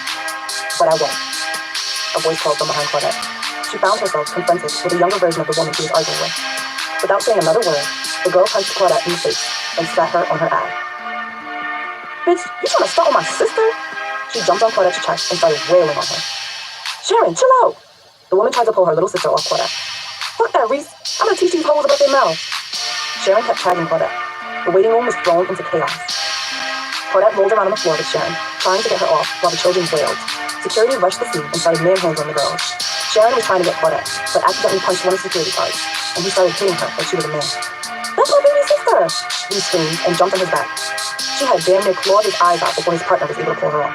When it was all sorted out, Claudette, Sharon, and Reese were taken into custody, and Rocky was left with Claudette's kids. Rocky looked down at Monique, who had now joined her brother in a fit of crying, and let out a deep sigh. Fuck my life. Chapter 2. Right, Quanah said, slapping her comb on the edge of her workstation. Her booth was closest to the door of the salon, so she always got the tea the moment it came to the door. She had one girl in the chair, whose hair she was braiding to prepare for a sewing bee. Two more girls sat around them, on folding chairs, leaning in to make sure they heard every bit of the latest neighborhood break. Being that it was the first of the month, the beauty salon was popping, and there was a sea of nappy heads waiting to be addressed. But Quanah was more focused on spreading the gossip than the logjam in the hair salon. Damn, he's mad young. Why did it take him so much time? One of the girls in the folding chair asked. She had a shower cap over her head, waiting for the conditioner in her head to settle so she could get rolled up and go under the dryer. Probably because he shot at least 20 cats, and that's just in Harlem, Quanah said. I didn't know him personally, but I've seen him at a few spots, and he was always on some thug shit, so I can't say I'm surprised. That's a damn shame, because I was trying to see about that one there, the girl in the second folding chair said, seemingly genuinely saddened by the news. She wasn't getting her hair done, just keeping her friend company and getting caught up on the gossip. She was wearing a one-piece spandex suit that only drew attention to her beer belly, and a pair of green plastic earrings that didn't match anything she had on. You know you go straight to hell for putting your old-ass pussy on Little Ashanti, Quanah told her. I don't give a fuck. They said he was a next up-and-coming hood star, and a bitch like me is looking for a come-up. That young girl he was running around with wasn't fucking his little ass properly, and that's why he stayed in trouble. I would have put this mouth on him so good that he wouldn't have even wanted to leave the house, let alone go to prison. My head game's still ringing in the hood. She popped her lips for emphasis. Well, bitch, unless you're going to mail your pussy to him in a care package, it doesn't sound like it's gonna happen, the girl with the shower cap said. You know, it never ceases to amaze me how bitches try to make legends out of lies. A voice called from the far end of the salon. A girl sat in the chair, while the Dominican chick in the pink smock brushed her long black hair out. She was light-skinned, with pink pouty lips. The girl had been listening to the women cackle, but waited until the right time to make her presence known. After the Dominican woman finished brushing her hair out, she rose slowly from the chair and turned her cold eyes on the gossip mongers. Who the fuck is you? The girl with the shower cap asked, wondering who the busybody was who interrupted their dish. Let y'all washed up bitches tell it. I'm the young girl who ain't fucking Ashanti properly, but my name is Fatima, she said with a chill to her voice. From the look on some of their faces, she knew that they knew who she was and what she was about. Where do I know y'all from for y'all to be having mine or my man's names in your mouths? Kwana and the girl with the shower cap remained silent, knowing they were wrong and feeling embarrassed for getting caught dishing the dirt, with her sitting a few feet away. The girl with the plastic earrings knew no such humility. Slow your roll, little girl. We was just down here talking shit. It ain't that serious. The girl with the plastic earrings said. It's serious enough for you to be down here having wet dreams about a piece of dick you'll never touch, Fatima capped. Fatima, don't start no shit in my spot, Maddie called out to her from behind the register, where she was ringing a customer up. She was the plump Puerto Rican girl who owned the salon. She and Fatima had history because back in the day, Maddie dated Fatima's father, Cuddy, who was an old-school gangster known to be about that murder work. Rumor had it that it was Cuddy's blood money that helped Maddie get the shop off the ground. Nah, it ain't like that. You're family, Maddie, so I'd never disrespect your joint like that, Fatima said over her shoulder, but she kept her eyes on the girl with the plastic earrings. I understand. Trust me. I do. Bitches that spend their lives looking in the window of a restaurant will always be left to wonder if the food is any good. She looked the girl with the plastic earrings up and down like she was little more than a stone caught in her shoe. The chattering in the salon suddenly ceased, and all was silent, save for the low hum of the hairdryers. Take them thirsty hoes to church, someone shouted from the far end of the hair salon, her lone voice seeming to bounce off every wall. The girl with the plastic earrings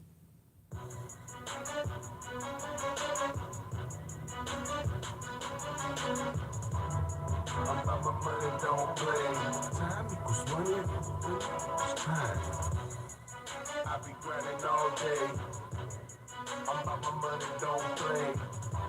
I be on my grind. I said my time is money equals time. Money and cars, we make shit happen. Living like stars, we make shit happen. Money and cars, we make shit happen. Living like stars, we make shit happen. Back 100, flip 100, turn 100 to some more. Stack 100, stash 100, now you got some type of dough. Ain't no time to slack up, go for more, go harder, play the game smarter. No bitches over here, we all starters. I'm from Fort Lauderdale, Florida. Walk on Freeman, shout out to my people all across the land. It's where I'm about to free land. And long as God with me, I ain't worried about a thing. Plus I'ma do my thing, you must not know my name, Milkman. And they ain't gotta worry about no thing. They come in by the dozen, screaming out my name. Milkman, they buzzing, cussing, I'm already buzzing. So you know what's up, they wanna cut, and I'm about to beat the pussy up. Milkman in the guts, that's what's up. I be grinding all day, I'm about my money, don't play. I be on my grind. I said my time is money equals time. Money and cars, we make shit happen. Living like stars, we make shit happen. Money and cars, we make shit happen. Living like stars, we make shit happen. We ain't playing game, money what I gain. You don't know my name, it ain't too chain. I ain't no hustler, serving on my customer. Drinking Ciroc, this ain't hip hop. This is the reason you closing the shop. Looking through rights, hell no, don't stop. Gotta get the rock, so I'ma sell a heroin. Leave a nigga staring him, kill a nigga barbecue. Burn your possible, your girlfriend can't get him. Life of a real nigga, should I say a real G? Ain't no comparing me, this ain't how I feel. With my nigga Milk and my boy Mo Skill. I be grinding all day, I'm about my money, don't play. I be on my grind. I said my time is money equals time. Money and cars, we make shit happen. Living like stars, we make shit happen. Money and cars, we make shit happen. Living like stars, we make shit happen.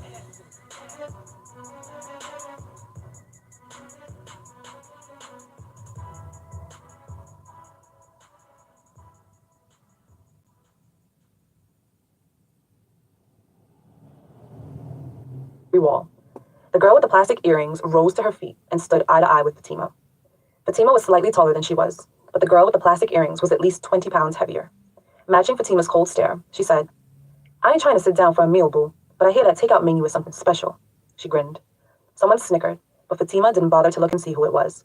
She turned to Maddie, who was trying to close the register, and hustled over to her, and then back to the girl with the plastic earrings, who was smirking at her mockingly. Fatima, don't! Maddie screamed, but it was already too late. By the time the girl with the plastic earrings realized Fatima had swung, she was bouncing off the salon door and stumbling forward for another helping of her knuckle sandwich. This time, Fatima hooked her twice in the gut, knocking the wind out of her, but she wouldn't let her opponent fall. Fatima grabbed the girl with the plastic earrings by her hair, only to have it come off in her hands, exposing the thin braids that had been hidden beneath the laced front wig. The girl with the shower cap sprang to her feet with intentions of helping her friend, but her rescue mission was a short one. 2 fists connected with the side of her head, sending her chin first to the ground. Fatima's homegirl, Pam, danced in place like a boxer, eyes sweeping the room and daring anyone else to jump in. She had been sitting quietly among the girls, listening to their gossip and waiting to see how Fatima would react before she made her move. Pam was an old head from the projects and known for her knuckle game. Fatima grabbed the girl with the plastic earrings by the back of her one-piece jumpsuit, swung her around, and delivered vicious blows to her face and head. The girl's one piece ripped, spilling forth her saggy titties and gut as she crashed to the floor. "See, I told y'all not to start no shit in my place," Maddie yelled. She slapped her hand on a button behind the counter, and within seconds, the door to the office swung open, and 2 burly Spanish dudes rushed out. One was older with salt and pepper hair, the other a younger version of him with thick black hair. "Victor, Macho, see these broads out, please?" "Let's go, ladies," Victor, who was the older of the 2 men, said. He scooped the girl wearing the shower cap off the floor and threw her over his shoulder like a sack of potatoes, while grabbing the girl with the plastic earrings roughly by her arm. She was still dazed from her beating, and her legs barely supported her, so Victor had to half drag her. On his way out, he almost knocked over 2 women coming in. One was average height, wearing a sweatsuit and her hair in a ponytail, and the other was tall and dark, in full glam mode, heels and heavy makeup, even though it was the middle of the day. "Excuse you." The one in the sweatsuit rolled her eyes. Victor mumbled something in the way of an apology and kept going. "Y'all gotta go too," Macho told Fatima and Pam. He wasn't happy about it because he had been trying to fuck Pam, and throwing her out of the shop wouldn't win him any points, but he had a job to do. Pam cut her eyes at everyone in the shop, including Macho, before storming out. Fatima followed a few paces behind. When she got to the door, she turned to Maddie. "I apologize for this, Maddie." "Just go, Fatima," Maddie said through clenched teeth. She was too heated to talk. "Excuse me," Fatima said as she passed between the 2 girls who had just walked in, on her way out. "Damn, what happened in here?" The girl with the sweatsuit looked around the shop in astonishment. Chairs were overturned, and loose rollers littered the floor. On the wall, Maddie's favorite autographed picture of Celia Cruz hung at a funny angle on the wall. The glass in the frame was cracked in a web across her face. "Billy, you just missed some shit, girl," Quanah said excitedly. She couldn't wait to bring Billy up to speed on the fight. "Quanah, if I were you, I'd be more worried about taking care of hair instead of spreading gossip. This is my place of business, not the stoop," Maddie said sharply. Quanah rolled her eyes at Maddie, but was smart enough not to open her mouth for fear of being fired. Maddie was cool with all the girls in the salon, but she wouldn't hesitate to throw them out on their asses if they messed with her money. "What are you getting, Billy? Your usual?" "Nah, not today. I don't have time to sit up in here all day getting my hair braided, so I'm just gonna get a quick wash," Billy told her, taking a seat along the wall. "You getting something done too?" Quanah asked a tall, dark-skinned girl who had come in with Billy. "No, I'm good, sweetie. I have a stylist who I keep on retainer," Kat told her. She had a deep, sultry voice that matched her sinfully proportioned body. Kat was 6 feet of hips, ass, and attitude. "Well, excuse the hell out of me," a woman who had been eavesdropping from the next chair said. "Kat, why don't you sit your ass down?" Billy pulled Kat down into the seat next to her. "You do the most sometimes." "It ain't that I do the most. It's that you don't do enough, honey." Kat crossed her thick chocolate legs. The tight skirt she wore slid up so far that you could almost see her goodies, but Kat didn't seem to notice or care. "Why do you run around dressed like a hobo all the time?" she teased, tugging at the zipper of Billy's sweat jacket playfully. "I dress comfortably, Kat. Not everybody is comfortable running around in stilettos before noon." She kicked the heel of one of Kat's tall black shoes. The heels were so sharp that she could have killed a man with them. "Most bitches can't navigate the world in these pumps, but that doesn't mean they don't want to. I'm a part of a rare breed, boo." Kat flicked her long, heavy weave, hitting a little boy in the next seat in the face, almost knocking him out of the chair. Kat didn't even seem to notice. "You clean up nice, Billy. You need to flaunt that shit." Billy had heard that speech a million times, be it from Kat or her friends. She had deep caramel skin and long black hair that was all hers, and a body that would put some video vixens to shame without even trying. But Billy carried herself like one of the fellas. When other little girls were playing with dolls, you could find Billy on the basketball court with the boys. Growing up, Billy had always been teased about being a dyke, and for a time in her life, she wasn't totally sure which way she wanted to go. But that changed when she met Kat's brother, Marcus. In him, she found a man who awakened everything in her that being a woman was about. "So, when you gonna make my brother an honest woman out of you?" Kat asked, changing the subject. "Your brother has got his hands too full to be thinking about marriage. I thought I would see him more when he took over ownership of Shooters, but it seems like he spends more time there now than when he was managing it." Shooters was a club that Marcus had inherited from the previous owner, who also happened to be his mentor when he was in the streets. Marcus loved that club more than anything, and sometimes Billy wondered if he loved it more than her. "Yes, my brother is definitely the workaholic of the family. It only took him one time to get into some serious trouble to make him get his shit together." Kat recalled the close brush Marcus had with prison when they were younger. He was looking at an asshole full of time for being in the wrong place with the wrong people, but through God's mercies, he managed to walk away with only probation. For a while, he still told with the lines of the lawless, but he focused the majority of his attention on legitimate ventures. Yeah, let him tell it. He's trying to build something for us, but I don't see why he has to stay out until all hours of the night, especially lately. He's been moving real funny. Funny how? Kat asked. Well, you know me and Marcus been together for a long time, so I know all his habits, and he knows mine. Anyhow, he crept into the crib on some late night shit and tried to ease into the bed. I played like I was asleep and let him think he got it off. When he went to sleep, I smelled his balls. No, you didn't, Kat gasped. Kat, you know I'm not a jealous chick, so I don't know what made me do it, but I had a funny feeling in the pit of my stomach, so I tipped my head down and sniffed his balls, and they smelled like soup. Kat stared at her blankly. You're tripping because your man had clean balls? Kat, if you leave the house at 7 a.m. and come back nearly 24 hours later, are your private parts going to smell fresh? Billy asked. The realization of what Billy was trying to say had finally sunk in. You don't think he's cheating, do you? She asked. I don't know what to think, Kat. I just know I don't like how your brother has been moving lately, Billy said. Kat laid her hand over Billy's reassuringly. Listen, Ma, my brother isn't the most forthcoming when it comes to his whereabouts, but he ain't a greaseball. I've never known Marcus to cheat on any of his girlfriends. There's a first time for everything, Billy shot back. I don't know what's going on, Kat, but I plan to confront him about it. If it feels like he's lying, I'm leaving his ass. I'm ready for you, Billy, Quanah called from the chair. Billy got up and prepared to sit in the chair when her cell phone rang. The caller ID said unknown. Normally, she wouldn't have picked up, but something told her it might be important. Yeah, she answered. Billy, this is Reese, the caller said. Reese? Why the hell are you calling me from an unknown number? Billy asked suspiciously. Because I'm in jail, Reese announced, loud enough for people to hear through the cell phone. Now stop asking so many questions and come get a bitch out. Chapter 4. It was almost dark by the time Rocky got back to the block. As a result of the scuffle in the waiting room, the police got involved, and Claudette and the girls she'd been fighting with were arrested. Rocky took the kids and left before the police started asking questions that might have landed them in the system. The kids were hysterical after Claudette was arrested, but a quick trip to McDonald's soothed them. Rocky sat and listened as the little girl told her about the last time Claudette had been arrested. That time, it was for drinking in public, and she had had her kids with her then, too. As it turned out, the kids had seen Mommy get arrested a few times. It was always for something petty, and she never stayed away more than a day or two, if that. When little Raymond asked if Rocky was going to keep him and his sister, Ronique, until their mother was released, she suddenly realized she had a problem on her hands. She was stuck with someone else's kids and had no idea what to do with them. Claudette had family in the neighborhood, but Rocky didn't know them well enough to know exactly where they lived.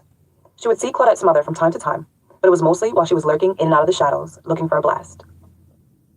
There was no way Rocky was going to scour the hood, knocking on random dope houses to find her, so she decided to let the kids spend the night at her place and hoped for their mother's speedy release. With the sun setting, the projects began to stir. Young men and women lined the avenue in clusters, shooting the breeze or plotting. There was always something going down on the strip, especially on the first of the month. On the first, everybody came out. Dope boys came out to relieve the addicts of their checks in exchange for drugs, and hood rats came out to spend their paper on whatever they couldn't afford the other 30 days of each month. It was the one day that nobody in the hood felt poor. Rocky kept her head down as she passed the different groups. She could feel their eyes on her as she passed. Rocky was still fairly new to the hood, but was beginning to develop a name for herself because of the company she kept. Rocky couldn't see the walkway into the projects a few feet away, so she added haste to her steps, pulling Raymond and Ronique behind her.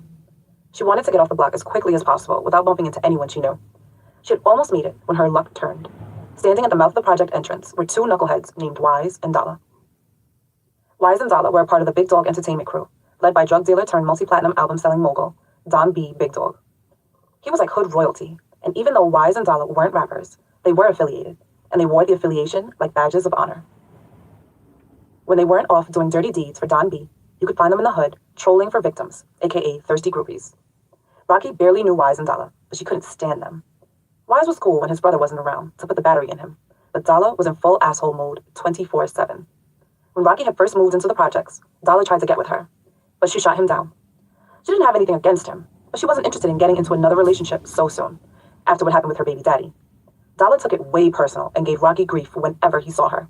From the way Dalla was smacking his lips and rubbing his hands together, Rocky knew her already bad day was about to become worse. "What's poppin', Ma?" Dalla asked, looking Rocky up and down. The streetlight caught his bald head, where he had his sunglasses propped. He was dressed in blue jeans, a black t-shirt, and wore his company chain, which was a gold medallion with a Rottweiler head etched into it. The rubies in the eyes of the dog's head looked like they were glaring at Rocky. "Nothing," Rocky said dryly. "How you doing, Wise?" She addressed his brother. "Chilling." Wise said coolly. He was a few years younger than Dala and slightly less talkative. He mostly sat back and watched things play out. Like Dala, he was rocking a big dog chain too, but his was a bit smaller and without the gaudy rubies. He was the more conservative of the two. Where your mama at, little nigga? Dala asked Raymond. Locked up, Raymond replied as if it was normal.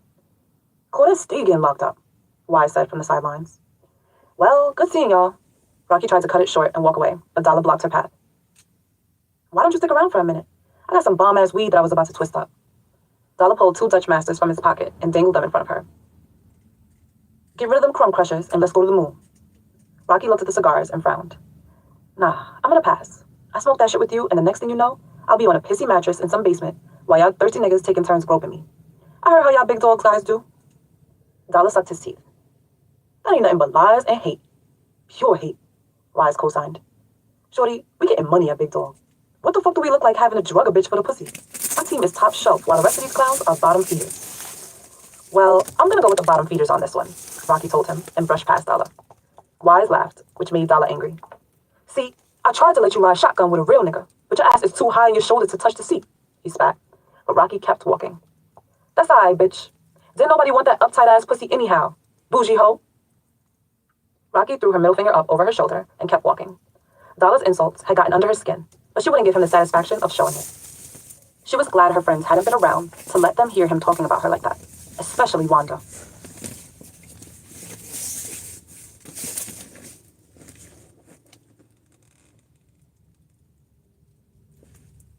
She would have cut Dala's ass 2 short to shit, and then went in on Rocky for not being about that life.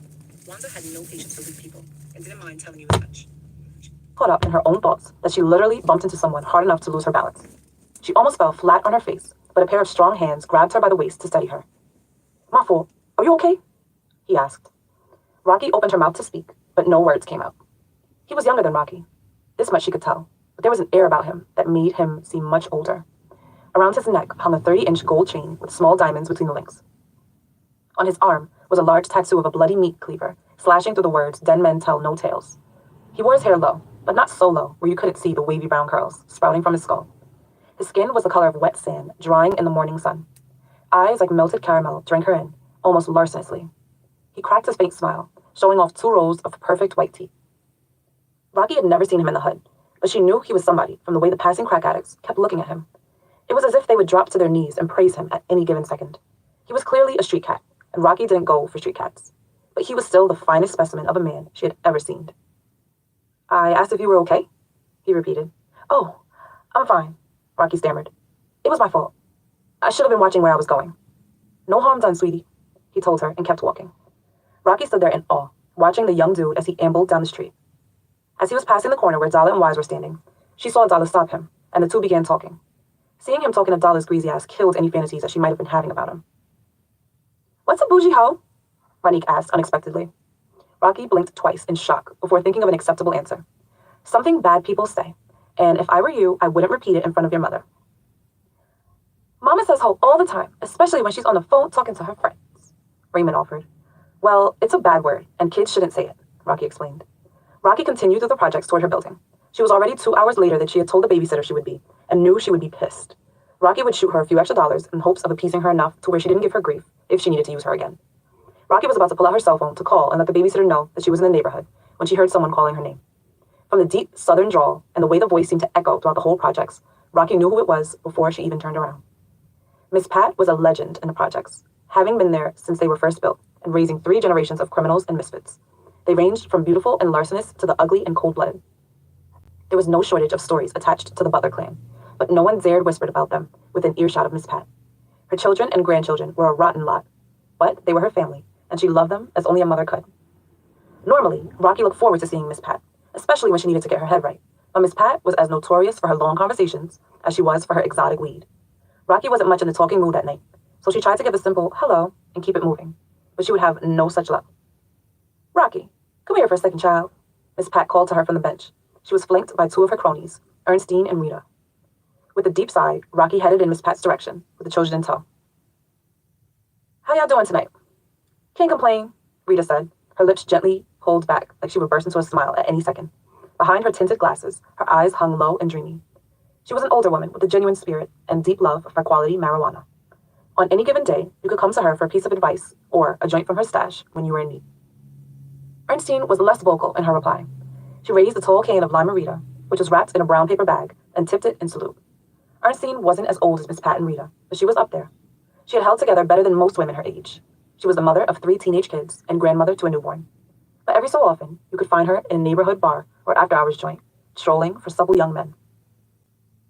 Ain't see you out here on the bench talking about people with your crew lately. How you been, sugar? Miss Pat asked, from her perch on the far end of the bench. Her hair was done up in big silver curls, with bifocal frames of the same shade sitting on her nose. Draped across her shoulders was a blue nylon jacket with the letters NYCHA etched across the breast and the back. Sitting behind her ear was a loose cigarette. I've been okay, just busy, Rocky said. Just busy, Rocky said. Apparently so, because the last time I seen you, you only had 1 baby, and now you've got 2 more. Miss Pat looked at Claudette's children over the rim of her glasses. Oh, I'm just babysitting for Claudette for a few hours, Rocky lied. Mm-hmm. Miss Pat twisted her lips disbelievingly. What'd they get up for this time? Fighting, Rocky admitted shamefully. I wish I could say I was surprised. That girl spent so much time in the precinct you'd think she had timeshares, Miss Pat said with a chuckle. Well, let me get these kids upstairs. I left my son with the babysitter, and I was supposed to be back hours ago, Rocky said, starting to walk off. Oh, that reminds me. I saw your son heading to the avenue with Boots, Rita told her. To the avenue? Rocky asked in shock. When she had left her child in Boots' care, she was specific about not wanting him to go any further than the playground. Yeah, she strutted by here about 20 or 30 minutes ago, mumbling something about she had moves to make. Rita filled her in while passing the joint she was smoking to Ernestine. I told her that I didn't want my son on the avenue, Rocky said heatedly. The avenue was hot, and there was never any telling when something might go down, which was why she hated walking that way to get home. Sometimes she would go all the way around the block just to avoid it. Shit, it's the first of the month. You know all these little heifers running around like they got ants in their pants, trying to spend that good government check? Lazy bitches. Ernestine took a deep pull of the joint, holding the smoke and washing it down with a sip of her Lime-A-Rita. Ernestine, you need to quit throwing shade like your ass doesn't get a check every month too, Miss Pat said. Yeah, but I had over 20 years on my job. I earned that money, sweetie, Ernestine boasted. She raised the joint to take a pull, and Miss Pat snatched it from her unsuspecting fingers. Snatchies, Miss Pat yelled when she took the joint. She inhaled deep and turned her attention back to Rocky. Let me ask you something, she said with smoke rolling from her mouth as she spoke. Why would you leave your child in the care of somebody who doesn't have to take care of their own kids? What do you mean? Whenever I see Boo's kids, they look clean and happy, Rocky said. Yeah, the ones who ain't the system, Miss Pat fired back. Boo's got more kids than me and Ernestine put together, but they broken up here and there. Don't forget most of them got different daddies, Rita added. She was licking the edges of a sheet of bamboo paper, rolling another joint. Hush, Miss Pat told Rita and turned back to Rocky. Look, I ain't saying nothing about Boots behind her back that I wouldn't say to her face, so it ain't like I'm talking bad about her. I'm just pulling your coat.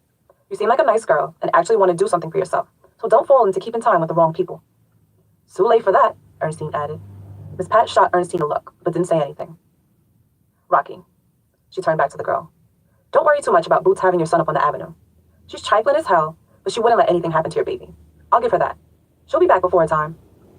Rita stopped her joint rolling and fixed her eyes on something in the distance. One time, she shouted when she saw the 2 beat walkers running through the projects.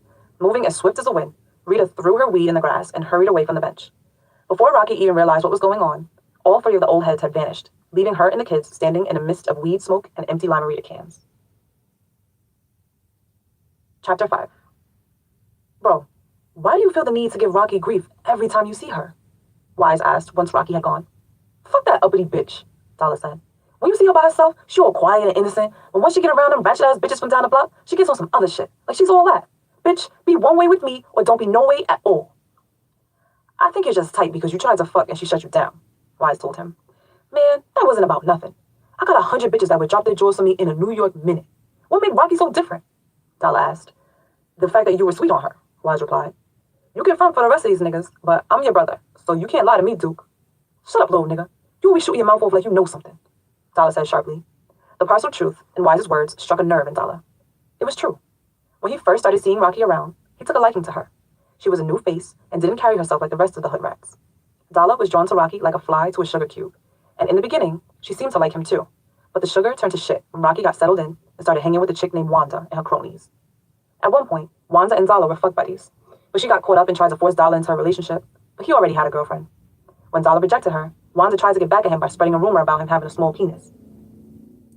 He trumped her rumor by posting pussy pictures she had sent him to Facebook. Wanda hated Dala and decreed anybody in her circle had to hate him too, or be branded disloyal. This included Rocky. Wanda's decree ended Dala and Rocky's budding romance, and put Rocky on Dala's shit list with the rest of them. Yo, check it out! Wise tapped Dala and nodded in the direction Rocky had walked in.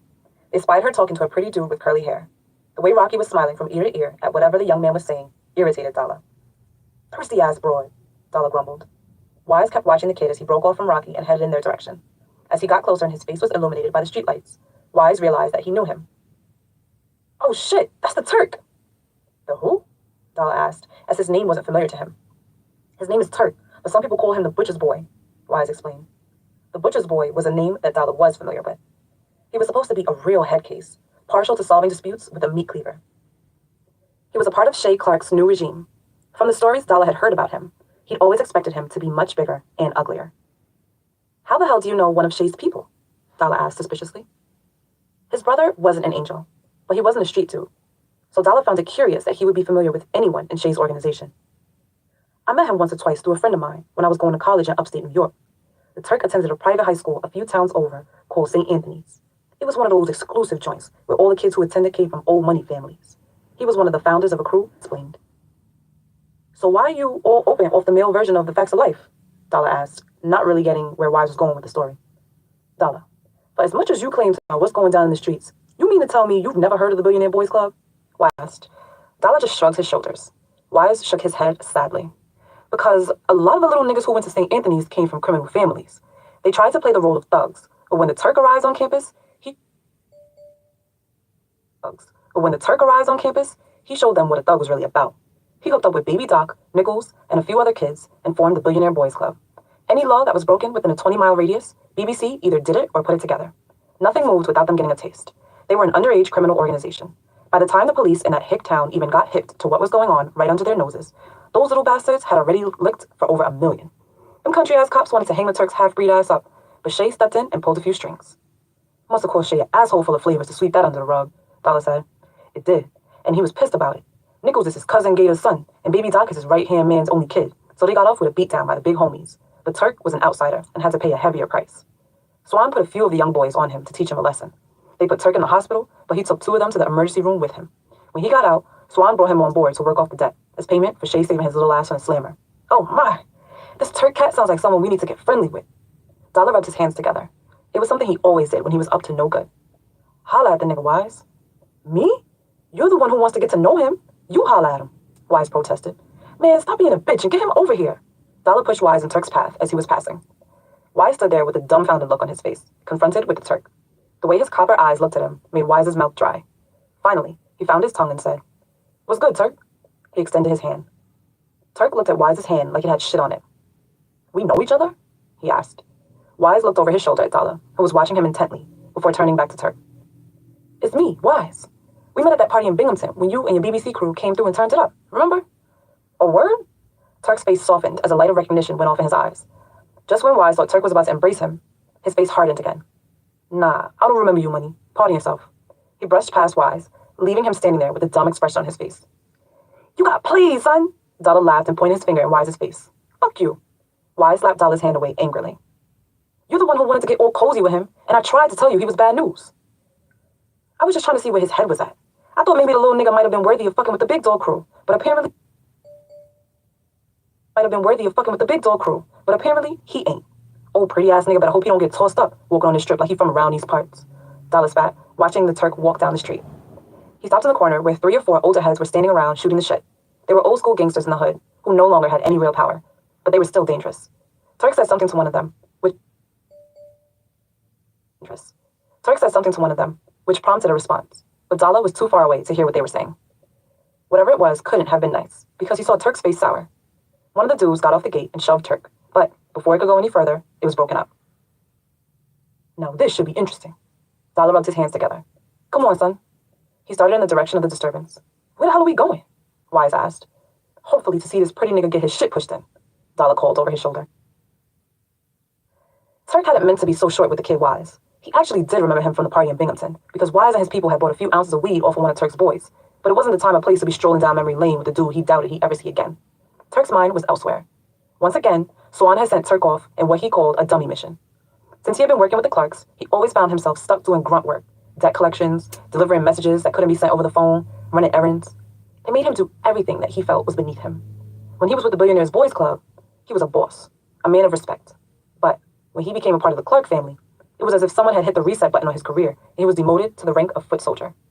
This was the big leagues. No more nickel and dime capers. The Clarks played for higher stakes than he could have imagined. Shay made it clear from day one that if Turk wanted respect and prestige, he would have to earn it in the trenches. Turk understood, but he didn't like it. He'd often thought about telling the Clarks to go fuck themselves, but two things kept him from doing so. The fact that he still owed Shay for keeping him out of prison, and Swan's promises that it would get greater later. He and Swan hadn't met on the best terms, but over time, they got close. And Turk looked up to him, like the big brother he never had. It was his faith in Swan that kept him going. "Spare $1 for a pint of whiskey?" Turk heard someone ask from behind him. He turned and found himself staring at a messily dressed man, wearing a large hoodie. For the most part, his face was obscured by the hoodie, but Turk could make out the nest of shaggy hair lining his jaw and dark eyes. Turk dug around in his pocket and handed the man a $5 bill. "Try not to drink it all up in one sitting, old-timer," he told him. The man examined the bill and smiled, showing off a mouthful of gold teeth. "Much obliged," he said, and staggered off toward the liquor store. "Should have pawned that gold in your mouth instead of out here begging," Turk said to no one in particular, and continued on his way. Turk spotted the dude he'd been sent to speak with, standing in a group on the corner. They were passing around plastic cups and catcalling at young girls who walked past. Turk knew the type. Dudes who had once been holding weight but were now washed and trying to hold on to their glory through the retelling of war stories. He dealt with their type before. If Turk didn't handle the situation tactfully, egos would get bruised, and examples would have to be set. He hated Swan for sending him down there to talk to the old head, but orders were orders, so he sucked it up and stepped to his business. "What's good, fellas?" Turk greeted all the men respectfully before turning his attention to the person he'd come to see. "Carl, can I holler at you for a minute?" he asked the slim man who was sitting on the milk crate.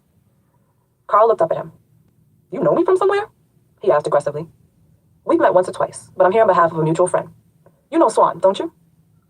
At the mention of Swan's name, Carl's face went slack, but he quickly recovered and went back to scowling. He looked Turk up and down. Swan must be getting desperate if he's sending kids to handle his affairs. "I'm 19, Turk informed him, but that's beside the point. I'm just here to collect the compensation you owe from the car you hit." Carl had been drunk one night and hit the car of a woman Swan was dealing with. Carl didn't have insurance, so in exchange for her not calling the police, he agreed to pay for the damages in cash. Once Carl was in the clear, he disregarded the debt. It was only a few $100s, but to Swan, it was a matter of principle. "All the money the Clarks get in? I know Swan ain't stunting no punk-ass few dollars." Carl sucked his teeth. "Look, tell him that the next time I see him in the club, bottles on me all night." He went back to his drinking and ignored Turk. Turk frowned because he knew where this was about to go, and he was trying to avoid it. "Carl, I'm not trying to break your balls here, but you know how Swan is. If I go back to him empty-handed, what do you think he's going to do?" Carl took a slow sip from his cup. "That sounds like a problem for you and him to work out. Now get the fuck from around me before I get mad." Turk sighed. "Carl, let's not do it like this. If I have to come back here, it's not going to be good for anybody." Carl sat his cup on the ground and stood toe-to-toe with Turk. "You must be hard of hearing." He shoved Turk. "I said, get the fuck out of here." By then, Carl's buddy had grabbed him and was holding him back. Turk just smiled. "Okay, you got it, Carl. Enjoy the rest of your night, fellas," he told the men and walked off. "And don't bring your bitch ass around here no more," Carl yelled after him. "Carl, that was some fool shit you did," one of the men he'd been drinking with said. His name was Steve. "You think it was wise to blow Shorty off like that if Swan sent him? Fuck that little nigga. If Swan want to see me, then he needs to come check me like a man. I ain't answering no snot-nosed kid," Carl said. "You think he gonna come back?" Steve asked. Carl snorted. "If he knows like I know, he won't," he capped and went back to his drinking. A few feet away, Dalla and Wise were watching the exchange. Dalla got excited when he thought it was about to go down between Carl and Turk. Sadly, it ended without incident. Dalla shook his head. "See, Wise, you out here praising these niggas like they're somebody, but they're really pussies. Turk came over here trying to be tough and got ran off the block." "I wouldn't speak so soon," Wise pointed to the corner. Turk had indeed come back, and this time he was wearing gloves, and he was no longer smiling. When he raised his gloved hand, the streetlights reflected off the meat cleaver he was wielding. Turk moved so swiftly that they didn't even see him until he was already on top of them. He swung the meat cleaver, bringing the dull end across the bridge of the nose of the man standing closest to him, breaking it. Seeing their fallen comrade and the cleaver-wielding madman, everybody scattered, except for Carl. Turk had him cornered like a rat. In desperation, Carl threw his drink in Turk's eyes, temporarily blinding him, then took off running. It only took Turk a few seconds to recover and take off after Carl. Carl was just about to cross the avenue when Turk hurled the meat cleaver at him. The heavy blade flipped end over end and came to rest in Carl's back. Carl fell in the middle of the street, almost getting hit by a taxi. People looked on in horror as Turk walked up on the bleeding man, ripping the cleaver violently from his back. Using his foot, he flipped Carl over and straddled him. A small crowd had gathered, watching the two men in the middle of the street, but Turk continued about his business as if he didn't have an audience. When he was in one of his fits, as his therapist called them, he blacked out and couldn't focus on anything but his tools and the meat on his cutting table. I tried to be a gentleman about this, but you wanted to be a savage, so here we are. Turk used his knee to pin Carl's shoulder to the ground and stretched out his arm with his free hand. Swan told me that if I left here empty-handed, I might as well not come back, so I have to take him something. I'm sorry, man. I'll pay. Please, tell Swan I'll pay, Carl pleaded. Turk smiled. I gave you a chance to pay in cash, but now you'll pay in pounds. And I don't mean European money. I mean pounds of flesh. He brought the cleaver down and cut off Carl's hand. Chapter 6. Billy was mad as hell that she had to cut her hair appointment short to get Sharon and Reese's ass out of jail. When she found out what they had been arrested for, it made her even angrier. Sharon was a young knucklehead, so nothing she did surprised Billy, but she expected more from Reese. Of all of their friends, Reese was the only one still living in her second childhood. They dropped Sharon off at her mother's apartment and then headed for Reese's place. That's where it's everything I love. That little bitch is lucky I didn't kill her in there, Reese fumed. And your ass is lucky that it was written up as disorderly conduct instead of assault, Billy shot back. Reese, what the hell are you doing fighting in the welfare office? I haven't started it, and I finished it, so don't come at me like it's all my fault, Reese retorted. Reese, that fighting shit was cool when we were young and running up and down Lenox Avenue, but you're too grown for it now. You're somebody's mother, for Christ's sake. And I'm also a woman who won't be disrespected, Reese countered. Billy, if you had been in my shoes, you would have done the same thing. The difference between me and you is that I wouldn't put myself in that situation in the first place. You're out here moving like a real fucking chicken head, and that's why none of these men you get with take you seriously, Billy said, a bit sharper than she intended. She saw that her words had hurt Reese, and she felt bad. Reese, I'm sorry. You know I didn't mean it like that. Nah, you meant it like you said it. It's cool, Billy, Reese told her, hiding the hurt in her voice. You know, I know that I'm not perfect, but I'm trying. You're right. I've made some poor choices in men, and I'll probably make some more before it's all said and done. But I'm not ashamed to be out there looking for a good man. You can't knock me because I wasn't blessed with a fairy tale romance like you and Marcus. Billy laughed. A fairy tale? Maybe at one time, but now I'm not so sure. I got my fair share of problems too, Reese, so I apologize for throwing stones when I live in a glass house. Reese looked at Billy, and for the first time, she saw uncertainty in her face. Of their whole circle of friends, Billy had always been the strongest and most confident. Is everything okay, Ma? Reese asked, immediately forgetting that they had just been arguing. I don't even know, Reese, Billy admitted. She went on to give her the short version about her suspicions about Marcus. Nah, I can't see Marcus cheating on you. That dude loves you, Reese assured her. I know he does, Reese, but just because he'll never give another woman his heart doesn't mean he'll never give them the dick. You're right about that, Reese had to admit. So, what are you going to do about it? I don't know. I guess I'll just wait to see what's going to happen and hope for the best, Billy said. That ain't the Wilhelmina Jefferson I know, Reese said, calling Billy by her government name. If your gut is telling you that something is going on, you move on it. Don't wait around for the other shoe to drop. You either confront him or catch him in the act. Where is Marcus now? He said he was meeting with some potential investors at Shooters, Billy told her. Then that's where we need to be. Let's see if he's really where he says he is. Billy let Reese talk her into swinging by Shooter's Gentleman Club. It was a business her boyfriend Marcus had helped build and eventually inherited from the owner, Shooter. Billy had stood by Marcus as he built it from a hole-in-the-wall strip club to one of the hottest spots in the city. With Reese leading the way, Billy went inside the club. It was still early, so the crowd was light, but there was still a nice sprinkling of people inside. Some were sipping drinks and watching the show, while others got lap dances. Across the room, Billy spotted Marcus's friend and the manager of the spot, Bear. They called him Bear because he was big and hairy with a nasty temper. What up, Bear? Billy greeted him. Bear hugged her and smiled. Hey, boss lady. What brings you here tonight? Just looking for my man. Is he upstairs in the office? Nah, I haven't seen Marcus all day, Bear told her. When he saw Billy's facial expression change, he realized that he'd fucked up. Billy, he might have come in earlier and gone before I got here. My shift didn't start until a half hour ago. He tried to clean it up, but it was too late. It's all good, Bear. When I leave here and you call him to warn him about my popping up, because I know you will, tell him that if I catch him foul, I'm gonna bust his shit. Billy snapped and left the club, trailing a major attitude behind her. I can't believe he lied to me, Billy said when she and Reese were back in the car. niggas lie. Even the good ones, Reese told her.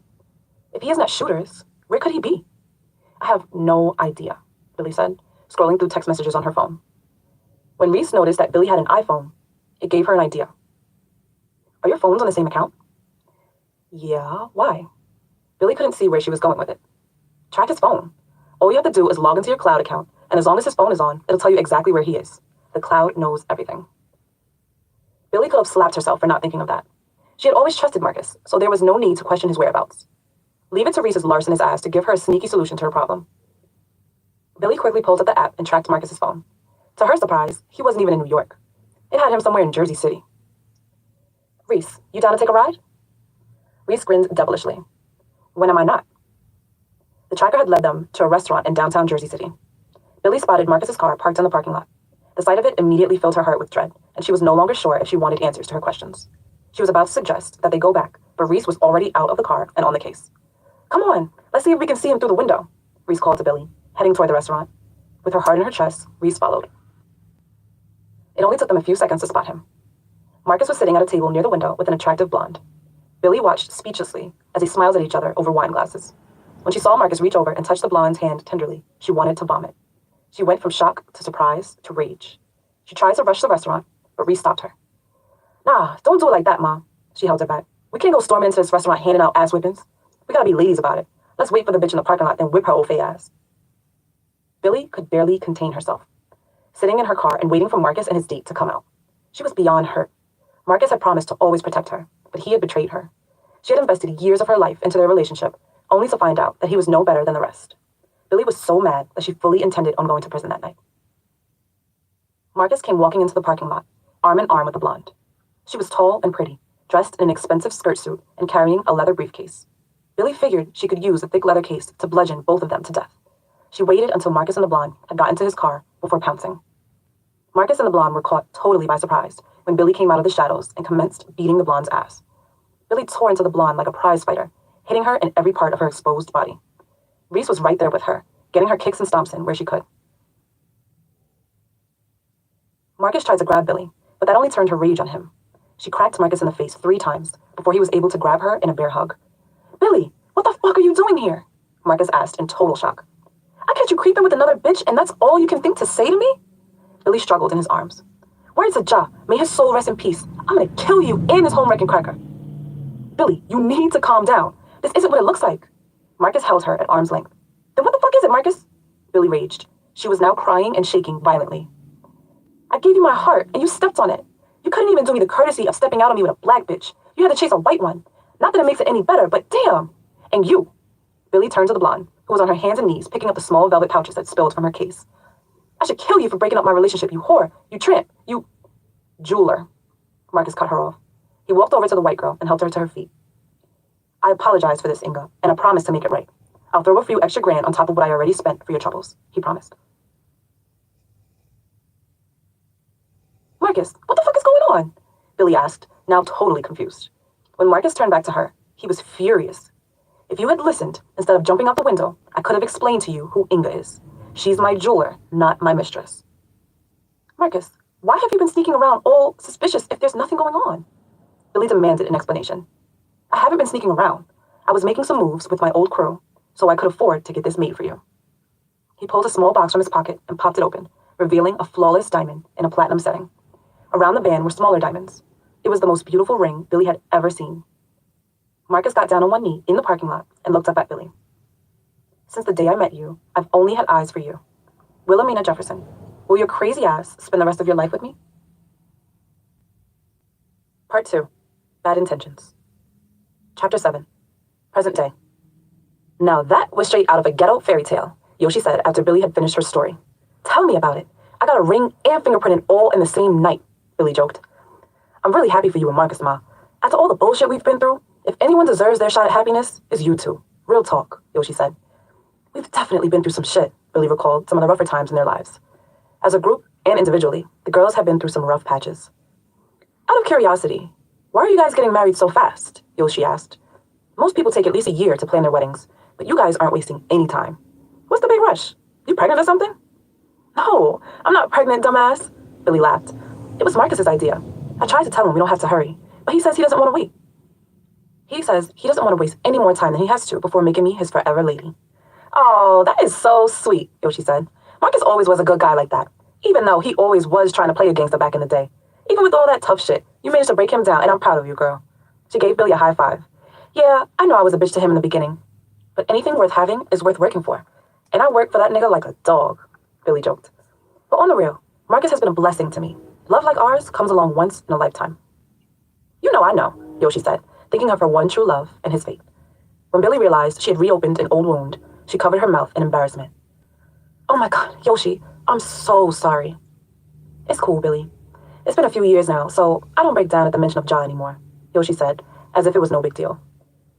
Ja had been Yoshi's one true love and the scourge of Harlem. Back then, Yoshi had been a wild child herself, so she and Ja's souls connected like missing pieces to a puzzle. His love for her and wanting better for them is what had made Ja decide to hang up his guns. He was ready to divorce the streets to be with Yoshi, but the streets weren't quite ready to let him go. When Ja was murdered, he took with him the part of Yoshi that was capable of love. She had been with other men after Ja, but none of them were ever worthy of her heart.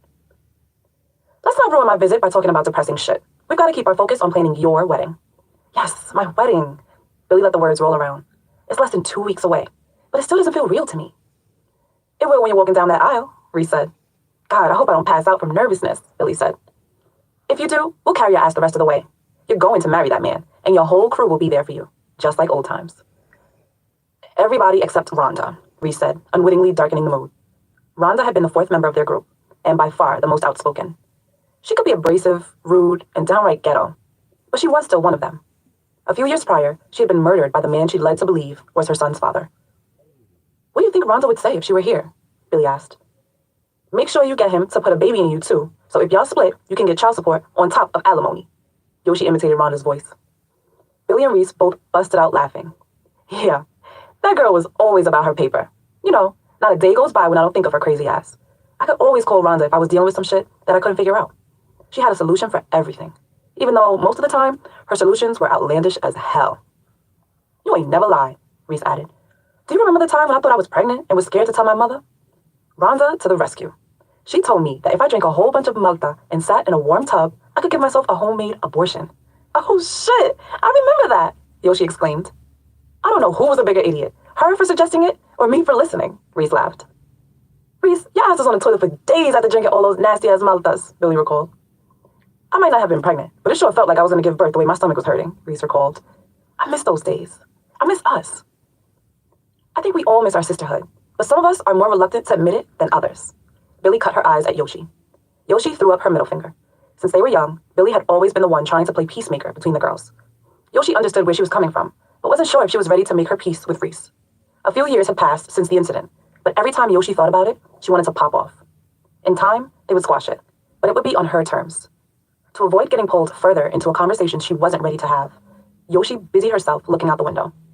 It had been a long time since she had been back in Harlem, and it had changed a bit, but was still familiar to her. The sights, the sounds, the smell. She felt like she was home. Yoshi loved her new life in LA. She lived in a nice house, the weather was always beautiful, and she was getting money doing something that she enjoyed. California was definitely easy to fall in love with, but her heart would always be in Harlem. Yoshi snapped out of her daze when she felt the car coming to a stop. She looked up and saw the familiar looming brick buildings of the projects. What are we doing in the hood? I thought we were going to Billy's so I could drop my bags off and freshen up. We are. I just had to make a stop to buy some bundles of hair, Reese told her. Yoshi made a face. You still buying bootleg hair from the projects? Damn right. And this ain't no bootleg. These are some quality bundles. You know Miss P don't half step when it comes to her merchandise. Miss Pat stood in her kitchen wearing her favorite floral housecoat and a pair of tattered slippers. Her hair was wrapped in a scarf that was damp with sweat. She had been standing over the stove for hours and still wasn't done handling her business. She bounced in place to the tune playing on a small boombox sitting atop the refrigerator. Every few seconds, she would stop to sing out part of the song on the radio. I'm in love with the cocoa. Her hands swirled the fork around in the pot with the expertise of a chef making a poached egg, getting a perfect spin on the cocaine. She picked up a measuring cup, holding a small amount of white powder, and began sprinkling it into the pot. Baking soda, I got baking soda. One of the big homies in the neighborhood found himself in need of a chef at the last minute and had called on Miss Pat to come out of retirement.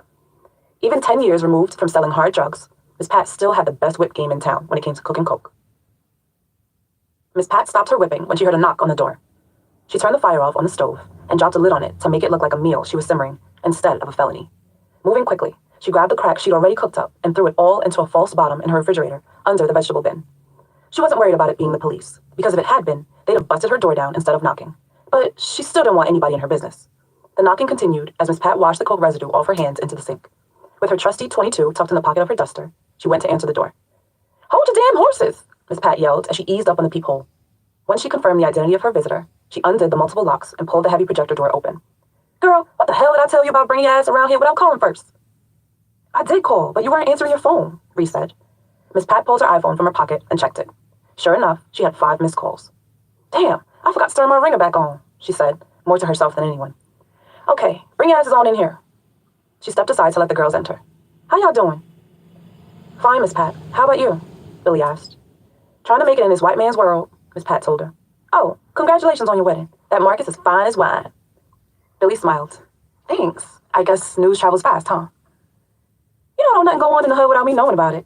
The whole hood is buzzing about you taking one of its most eligible bachelors off the market. Oh, and I'll be expecting an invitation." "You know I wouldn't leave you out, Miss Pat," Billy lied. She hadn't planned to invite the whole hood to her wedding, just family and friends. But she knew that if she left Miss Pat out, she'd likely never hear the end of it. "Did my order come in?" Reese asked Miss Pat. "Yeah, I got you faded. Give me a sec," Miss Pat told her before disappearing into one of the bedrooms. When she returned, she was holding 4 packs of hair. "I got the 3 packs of rim you asked about, but I wanted to show you this new Malaysian wet and wavy I got in this morning." She held up one of the bundles for the girls to inspect. "Check the quality on that." The girls took turns stroking the hair. "Damn, Reese wasn't lying about you having a hookup," Yoshi said, running her fingers through the hair to check the texture. "You know Miss Pat don't fuck around," the old woman said, speaking of herself in third person. "I'll tell you what.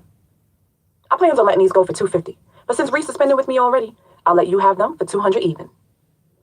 "I hadn't planned on buying any hair, but I can't pass up on a deal like that. I'll take 2, Yoshi said, getting her money from her purse. "Billy, you better get in on this. That wet and wavy will look banging on you at your wedding." "You know I don't be putting all that fake shit in my head," Billy waved her off. "Fake?" Miss Pat scowled at her. "Child, I'll have you know that Miss Pat don't do fake. Every bundle I sling has grown from someone's head. You can run a DNA test on any of my shit and trace it back to the original owners." "I know your stuff is official, Miss Pat. I've just never been big on weaves and extensions," Billy explained. "Well, not all of us can be blessed with such beautiful hair, Billy. But for the ladies who need a little something extra, I got it for the low, though." Miss Pat bust back into her song. "But seriously, I'm really happy for you, Billy. You know, for a while, a lot of us thought you played for the other team." She stuck her tongue between her fingers and wagged it at her. "Never. I'm strictly tickly," Billy declared. "I'll bet you are now. I know a lot of women that would change their sexual preferences and their religious beliefs for a piece of that chocolate candy you're about to marry. I bet y'all gonna do it big, too." "I'm fine with the small ceremony, but Marcus wants a big wedding. Since he's paying for it, I'm not complaining," Billy said. "He's still working at that strip joint?" "Marcus doesn't work at Shooters anymore. He owns it now," Billy corrected her. "Well, excuse the hell out of me. I'm surprised that sour old bastard Shooter was willing to let it go. But then again, he always did have a soft spot for Marcus. That boy was like a son to him." "Miss Pat, I didn't know you knew Shooter." Reese was surprised. "Yeah, me and Shooter go way back, as in backseat of his Cadillac. I swear that man could do some things with his mouth that can still make me weak in the knees just thinking about him." Miss Pat braced herself against the wall dramatically. "I got to make sure I wear my good wig for this one. You make sure you have your wedding planner sit with me at Shooter's table, you hear?" "Oh, we're not using a wedding planner. We're doing it ourselves," Billy told her. "Child, you have no clue what you signed up for." Miss Pat shook her head. "Me and my first husband, Charles, may God curse his black-ass soul, plans our wedding too. That translates to he kicked out the money and I did all the work. Honey, let me tell you, it was a damn nightmare. From it raining on our outdoor ceremony to my ghetto-ass relatives throwing hands at the reception, it seemed like everything that could go wrong did. For my second and third weddings, we used a planner. If you want, I can refer you to someone." "Nah, I don't think that'll be necessary, Miss Pat. I've taken care of most of the stuff already, and the rest of the odds and ends I got my girls to help me handle," Billy told her. "That's good that you got reliable friends in your corner. Y'all kind of remind me of me, Ernestine, and Rita. Except we was prettier at y'all age. No shade," Miss Pat chuckled. "So, which one of these heifers is maid of honor?" "I am," Yoshi and Reese said at the same time. Reese looked at Yoshi. "And what makes you think you're going to be the maid of honor?" "Because I'm her best friend," Yoshi replied. "Well, so am I, not to mention that I've known her longer," Reese shot back. "Bullshit, Reese. You weren't even allowed to come outside after dark when me and Billy first started running the streets. I've been her A1 since day one." "Well, I was the one here with her for the last couple of years while you've been off doing your own shit. Unlike some people, I don't abandon my friends." Yoshi gave Reese the side eye. "Bitch, you use the word friend so freely, you can't even put stock in it coming out of your mouth. Maybe if my so-called friend hadn't totally violated me by fucking the guy I was seeing, I would have felt like I had to leave." And there it was, the elephant that had been in the room since Yoshi stepped off the plane. Chapter 8. So, you just gonna sit there buried in them papers or address the elephant in the room? Wayne asked from the Chase Lounge on the other side of the office, where he had parked himself, nursing a glass of scotch. He had come to the club directly from work, so he was still wearing his postal uniform. Marcus looked up from his paper shuffling. And what elephant would that be? Wayne stopped mid-sip and gave Marcus a disbelieving look. The fact that you're about to drink the Kool-Aid, that's what elephant. Jesus, if a man about to go to the electric chair, you sure as hell are calm about it. Wayne, I'm getting married, not being executed, Marcus said. Same shit if you ask me. Marriage or execution. Either way, your life is over, Wayne said in a matter-of-fact tone. Wayne was one of Marcus's oldest and dearest friends, but he was also one of the few people who knew how to get under his skin. He knew just what buttons to push. And how would you know when you've never been married? Come to think of it, we've known each other since junior high school, and I can't remember you ever even having a steady girlfriend, Marcus pointed out. That's because I'm smart. Wayne threw his drink back and made his way across the room. I don't have to have ever been married to know that it's a sucker's bet. He flopped his 250-pound frame into the chair on the other side of Marcus's desk and helped himself to another glass of scotch. He'd filled his glass halfway before Marcus relieved him of the bottle. Take it easy, Ned the Wino. You know this age shit is for special guests, Marcus told him. He had paid a pretty penny for a case of the expensive scotch and only broke it out when he was trying to impress a potential business partner. Oh, so I ain't special now? Wayne faked hurt. Yeah, special ed, Marcus laughed. You ain't shit, Marcus. Anyhow, like I was saying, you name me one nigga we grew up with that can't say they're in a happy marriage. What about Louis? Him and Claudia seem like they got a good thing going, Marcus said. Louis was another guy who had gone to school with Marcus and Wayne. He'd married his childhood sweetheart and was now living somewhere in New Jersey, working at a big company. They didn't see each other much, but would occasionally get together on weekends when their schedules permitted. Wayne laughed. Fool, that Mr. and Mrs. Perfect shit is a Jedi mind trick. That relationship went nuclear years ago, and now they can barely stand each other. Louis cheats on Claudia, and she cheats on him, but they'd rather fake it until they make it for appearances. Try again. Marcus's wheels spun as he went through the mental list of names in his head of friends or even acquaintances, but sadly couldn't think of anyone outside of Louis and Claudia. It was like the sanctity of marriage had been lost on his generation. You see what I mean? Wayne continued. Dog, marriage fucks everything up, because in order for it to work, you have to stop being you. That's a crock of shit. I'm going to be the same person before and after my vows, Marcus declared. Are you trying to convince me or yourself? Wayne threw his drink back and slammed the glass on the table. All-night poker games on Thursdays? Dead. Weekend trips to Miami? Dead. Us test driving the girls before you decide if you want to hire them or not? Dead and stinking. Funny, because everything you just named was more beneficial to you than me, Marcus pointed out. Marcus, don't front like you don't benefit from the perks of owning a fucking strip club. You ain't no angel, Wayne accused. I never said I was, Wayne. I've done a little dirt here and there. But once I take my vows, all that shit is behind me. Having your pick of a dozen bitches is cool, but having one who makes your life worth living is a blessing. I ain't gonna fuck that up by trying to prove to you single motherfuckers who ain't got shit to lose that I'm still that nigga. Wayne shook his head. See, you changing already. The bottom line is, I know I'll have to make adjustments. I get it, but I'm happy to do it because I love Billy. You act like because I'm getting married, I'm not going to be the same dude I've always been. Before and after the wedding, it will still be business as usual. Not all business, Wayne told him. The minute you say I do, you're agreeing to sacrifice your individuality for the sake of the union. Ain't no more you, only y'all. Everything you do from there on out, you'll have to consider Billy first. Can you honestly say you're ready for that? Marcus poured himself a healthy shot of scotch. He hadn't planned to drink, but Wayne had his wheels spinning. Absolutely. He threw the scotch back. Their conversation was interrupted when the office door swung open unexpectedly, and a well-dressed older gentleman walked in. He was decked out in a green leisure suit and black shoes polished to a high shine. It was rare that you would ever catch the old-timer out in public dressed in anything but his best. From his processed hair to the gaudy pink ring he wore, his whole style was an ode to the gangsters of his generation. I guess knocking on a closed door is a lost art, Marcus said. Yeah, unless you own those closed doors, Shooter replied. A minority owner, Marcus corrected him. Minority or majority, it's still my name on the marquee, and my blood and sweat in the foundation of this establishment, Shooter reminded him. Whatever, old head, Marcus teased him. Old or not, I still got enough swag to knock a bitch half my age, Shooter said in his best pimp drawl. What are you two jokers up to? I'm in here trying to show our boy the error of his ways, trying to talk him out of this marriage shit. Help me talk some sense into him, Shooter, Wayne urged. Why? So he can be a single and miserable like you? Shooter asked. I am not miserable. I'm happier than a sissy in Dicktown with my life, Wayne said. Horse shit, Shooter scoffed. You spend your days lugging mail and your nights chasing random pussy. Ain't none of them bras you lay with worth their salt. I like a little variety, that's all, Wayne said.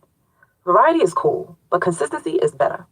Sure, you got got a lot of pussy, but what do the women you lay with contribute to your life other than a cheap thrill? Shooter asked. I'll bet you couldn't tell me the last time you ate a meal that wasn't even delivered or out of a microwave. Shooter, why you hating on me? Wayne asked. I ain't hating on you, young blood. I actually feel kind of sorry for you. You're a handsome young man with a good job, your own place, and a credit score that ain't in the toilet. You might actually make some girl a decent husband one of these days, if you could get off your own dick long enough to see a woman as more than something to be conquered. Amen to that, Marcus added. You're just some haters. Wayne folded his arms and pouted like a child. So, I hear in a few nights this joint is going to be on everybody's to-do list, Shooter said. Yeah, hosting the birthday party for Shay Clark's wife is going to bring us a hell of a lot of publicity, Marcus said proudly. Indeed it is. Just make sure it's the right kind of publicity. Inviting all the mobsters in here all at once is going to be a handful to keep under control, Shooter warned. Shooter, we have gangsters in here every night. This won't be any different, Marcus said. Boy, Shay Clark and his bunch ain't no street corner dope boys. They're mafioso. There's a big difference. Make sure your security people are on point, young blood. Bear and his team have got it under control, Marcus told him, sounding surer than he really was. In truth, he had been so focused on pulling the wedding together that he hadn't really weighed the pros and cons of letting Shay have the party at Shooter's. All he saw was the opportunity to host the biggest event in the city and the large cash deposit Shay had one of his people drop off. He wasn't hurting for money yet, but between keeping the club running and kicking out dough for the wedding, he was starting to feel a slight pinch in his pocket, and the money generated by the party would be a much-needed blessing. Do you hear me talking to you, Marcus? Shooter asked. I'm sorry, what did you say? Marcus snapped out of his daze. I asked if everything is straight with the wedding. Shooter repeated. I guess I left the plan in the Billy. I'm just cutting the checks, Marcus said. Boy, I ain't gonna envy your bank account when she's done with it. Women go over the top with everything, especially weddings. If you need to hold a few dollars, just let me know. Thanks, but I'm good, Shooter. I got a few irons in the fire bringing some extra income in, Marcus said. Shooter gave Marcus a look. What kind of irons? Stop looking at me like that, Shooter. I'm not back hustling, if that's what you're thinking, Marcus said, trying his best to sound convincing. You damn well better not be. I've invested a lot of time and money into cleaning you up, boy. I didn't give you my club to have you lose it while you're rotting away in some prison cell. Don't worry, Shooter. Prison isn't in my future, Marcus assured him. There was a soft tap on the door. Enter, Wayne called out, as if it was his place and not Marcus's. One of the day shift managers, Tammy, came into the office. Tammy had been working at Shooter's for a little under a year and proved to be one of Marcus's most valued employees. Tammy was 5'5", light-skinned with $1 million smile, and a figure that could have made her rich if she was a dancer and not a manager. That wasn't where Tammy's head was. She was more concerned with getting through college than she was twerking for dollars. Hey, sweet thing. You must have known I was in the building, Wayne greeted her. Why don't you sit on Santa's lap and tell him what you want for Christmas? He reached for her, but Tammy slapped his hand away. Nigga, you try to touch me uninvited again and you're going to lose that hand, Tammy said seriously. She was normally a sweet girl, but could be quite the firecracker when provoked, which Wayne did every chance he got. Wayne, stop harassing my staff, Marcus told him. I'm kind of in the middle of something. What can I do for you, Tammy? Sorry to disturb you, Marcus, but there's someone here to see you, Tammy said. Who is it? Marcus asked in an annoyed tone. He hated unexpected visitors. He wouldn't give me his name, but he says he's an old friend, Tammy told him. Everybody's a damn friend or long-lost relative when you're on top, Shooter mumbled. Marcus ignored Shooter. Send him up, Tammy, but make sure you have Bear pat his ass down first. You got it, boss, Tammy said with a playful twang before going to retrieve Marcus's guest. Wayne's eyes followed Tammy's ass until she disappeared through the door. Damn, I stuck a baby out of her pussy. Wayne, you know you ain't Tammy Speed. She's not into dudes in uniform, Marcus laughed. So I've heard. Tammy likes him clean cut and engaged, Wayne said suggestively. And what's that supposed to mean? Wayne twisted his lips. Come on, Marcus. How long are you going to play this game? I know you're hitting that. Nah, you know I stopped mixing business with pleasure a long time ago, Marcus told his friend. Marcus, you never were a very good liar. You don't think anybody sees the way y'all look at each other when you think no one is paying attention? Even when you think nobody is watching, someone always is, so you better wake up and get on point. You're tripping, man. Marcus waved him off. If that's what you gotta tell yourself so you can keep thinking you're slick, I'm okay with it. But I know you better than anyone else. Who you're fucking is your business. I just want to know how the pussy tastes. Wayne, you need counseling, Shooter said. And you, he turned to Marcus, are too damn accessible. You pay the managers too much money for them not to know how to handle strays that come in off the street without bothering you with it. Bosses should only sit with bosses.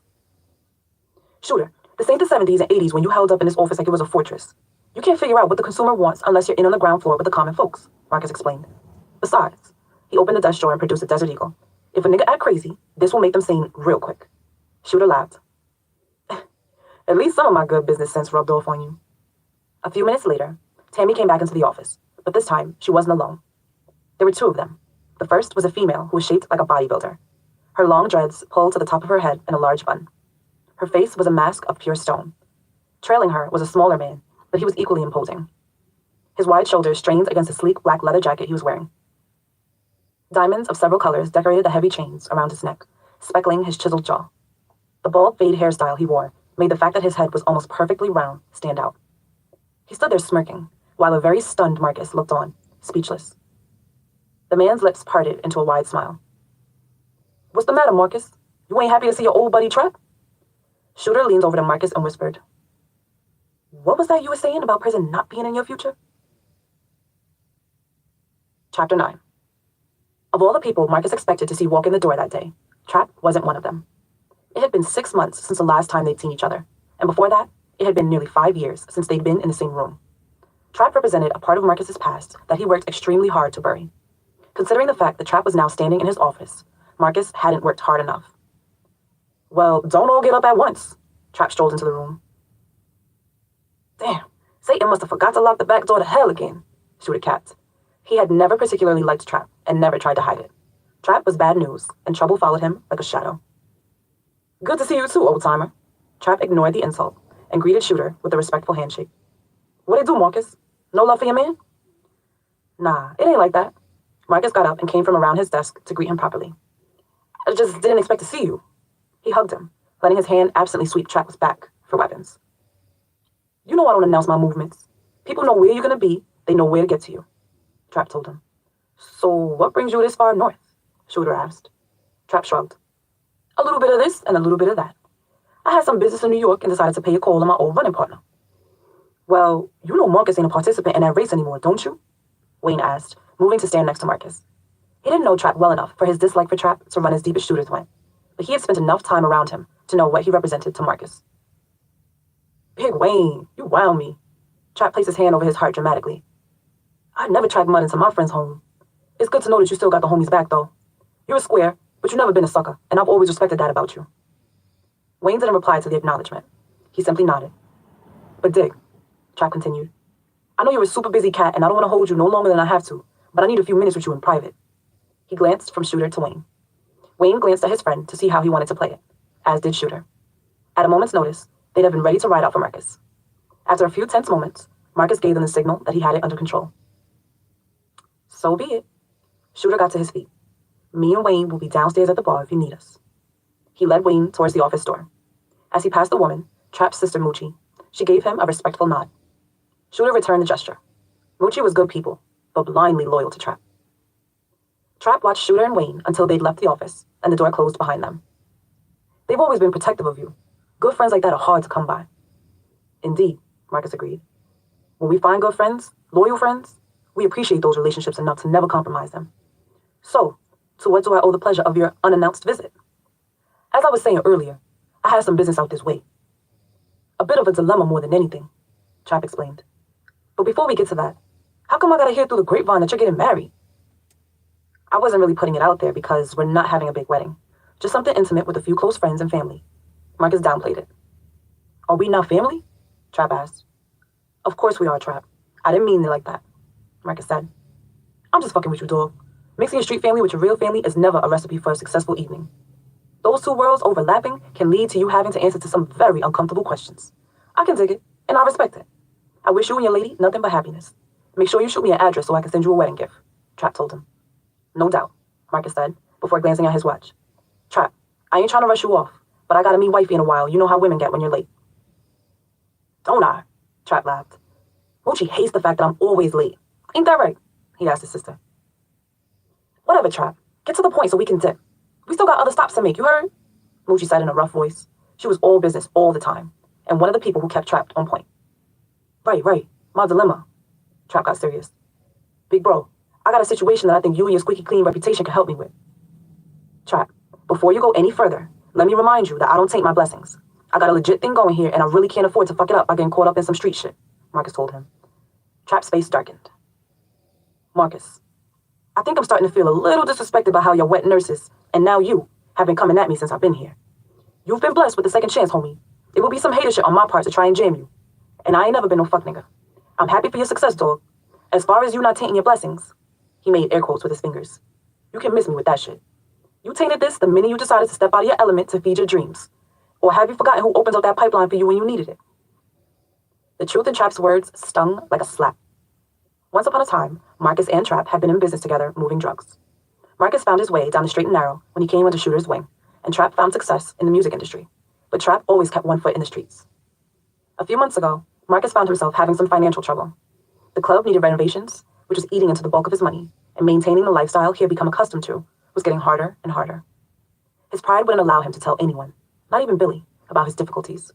When things looked bleakest, Marcus reluctantly played a trump card he had been holding and called in a favor from an old running buddy. Trap had his people flip some money on the street for Marcus to help him out. Marcus had reservations about getting back in bed with Trap, but he was in a bind. He reasoned that since he wasn't officially back in the game, that the rules didn't apply. But he should have known better. Once you allowed a demon like Trap to stick its claws in you, it would hold on for dear life, rather than let you go. Marcus sighed. What do you want from me, Trap? Just a little courtesy, that's all, Trap said sincerely. You know I've been doing this independent music thing real heavy for the last few years. I've been doing my thing, and I'm almost to the point where I can go legit. But in the meantime, I still got one foot in and one foot out, if you get my meaning. And what does that have to do with me? Marcus asked.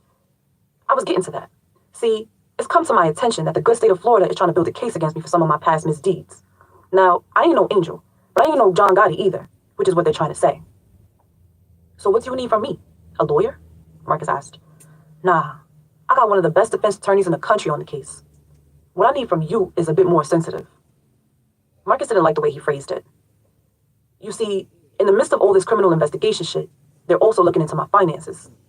As we both know, mine is a cash and carry business, so I don't exactly have any pay stubs I can produce to prove how I make my bread, Trap explained. Okay, shouldn't be too hard for me to have the bookkeeper doctor hook you up with some pay stubs. I can say you're one of our seasonal managers or something, Marcus offered. Trap laughed. Marcus, I own a condo in South Beach and a townhouse in North Carolina. No way in the hell the government is going to believe I was able to pull all that off from managing no strip club. I was thinking of something on a slightly grander scale. Such as? I was thinking we convince them that we're partners here in Shooters, Trap said. Trap, you must have fell and bumped your fucking head. Why the fuck would I tell them you own my spot? Marcus snapped.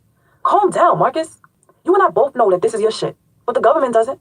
All we need to do is provide them with the phony paperwork. I don't know about this, Trap. What if they double check it with the state filing office? Marcus asked. I already thought of that. Most likely, when we show them the paperwork, along with you vouching for me, it won't go that far. But in the event that it does, I'll put some assurances in place. What kind of assurances? Marcus asked suspiciously. Best you don't know, homie. The main thing is that when or if an inquiry happens to go through, it'll get overlooked. All I need is for you to give me the go-ahead, and we straight, Trap said, as if it was just that simple. Trap, I'd really like to help you, but this shit could end badly. I could lose my club. I can't get involved, Marcus told him. Trap's face soured. Well, listen at you trying to play Mr. Straight and Narrow. You wasn't talking that shit when we was getting down for a cause I suited you. Where was this good Samaritan talk when we were banging hammers at niggas trying to protect what was ours? I got blood on my hands in your name, and you gonna leave me for dead in a time of need? It was a low blow, and they both knew it. Every bit of Marcus's common sense told him that this was a bad idea, but his sense of loyalty and owing Trap a debt outweighed his good judgment. Alright, nigga, but if this shit goes bad, don't sweat it, Marcus. Everything is gonna be cool, Trap smiled. And to show that I'm a good sport about it, I got 100 large for you. You ain't gotta give me no money, Trap. I ain't giving you shit. 50 of it will go into the salary you're going to pay me over the course of the rest of the year, in case they double back, and 50 goes into your pocket for your troubles. I'll bring the bread by tomorrow night. Nah, that ain't gonna work. I've got a private party going here tonight, and the client already dropped off the bread for it, so I can't cancel, Marcus said, thinking on Shay Clark's bag of money. Even better. I'll come through and take the stage as a bonus, Trap offered. That won't be necessary. I got Big Dog performing. Trap's eyes lit up. As in Don B's crew? Yeah, you know him? Our paths cut crossed a few times, Trap said slyly. Look, I won't hang around. I'll come through, pop a few bottles, and drop your money. After that, I'm going. Deal? He extended his hand. Okay. Marcus shook his hand. But after this, my debt to you is paid in full. Chapter 10. It had been days since Rocky had left the house, and she was starting to feel like a prisoner. Her son had been staying with her mother so she could move around more freely while looking for work. After what had happened with Claudette at the welfare office, she decided a job was less hazardous than public assistance. Finding a job had been trickier than Rocky had expected. She had been filling out applications and emailing her resume around, but still hadn't found anything to suit her. She'd been on a couple of interviews, but it seemed like she kept hearing the same things. "We'll be in touch," or "You're overqualified for the position." She never thought she'd see the day when having a college degree would be more of a hindrance than help. Being unemployed was just one of the many problems Rocky was having. Her bathtub had been clogged for over a week, and housing still hadn't sent anyone to fix it. She'd put in a ticket for it, and even went by the management office twice, but all she was getting for her troubles were excuses.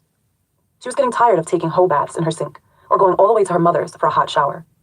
For as thankful as Rocky was to have a roof over her head, she was sick and tired of living in the projects. Rocky was stressed, and it was becoming harder and harder to cope with, especially on her own. Rocky's life was too cluttered to try and squeeze a boyfriend in. But there were other perks to having a man around, besides the stability of a relationship. At the very least, if she were getting the occasional side of dick, it would help to alleviate the stress in her life. But as it stood, it had been nearly a year since she'd had an orgasm that wasn't self-induced. Mourning her deceased sex life made her think of the encounter she'd had with the tattooed cutie with the nice eyes. Their meeting had been a brief one, but it was long enough for him to leave an impression on Rocky. It wasn't just because he was fine as hell. It was the way he carried himself. She had been around enough gangsters to know one when she saw one, but he didn't strike her as the average. He carried himself with an air about him that intrigued Rocky. On more than one night, the mystery man had provided the visuals for Rocky's self-pleasure sessions. A part of her felt dirty for thinking of a man she didn't know in that way. But then again, that's what fantasies were all about. Visualizing things you were likely to never have. "Get it together, girl," Rocky said to herself, pushing the dirty thoughts from her mind. She felt like the walls of her apartment and her problems were closing in on her, and she needed to do something to break up the sad-ass routine of her life. So she decided to get slithered. Rocky dipped into her emergency stash and took out a few dollars for a bottle and some chronic. The liquor store was only a few blocks up, so she had that covered. But what she didn't have was a weed connect. The knuckleheads who hung out in the lobby sold weed, but it was mostly dirt. If she was going to do it, she wanted to smoke something exotic, and she knew just who to call to get it for her. "You know, I was surprised when you called me," Booth said, sitting across Rocky's dining room table, where she was putting the finishing touches on a blunt of sour.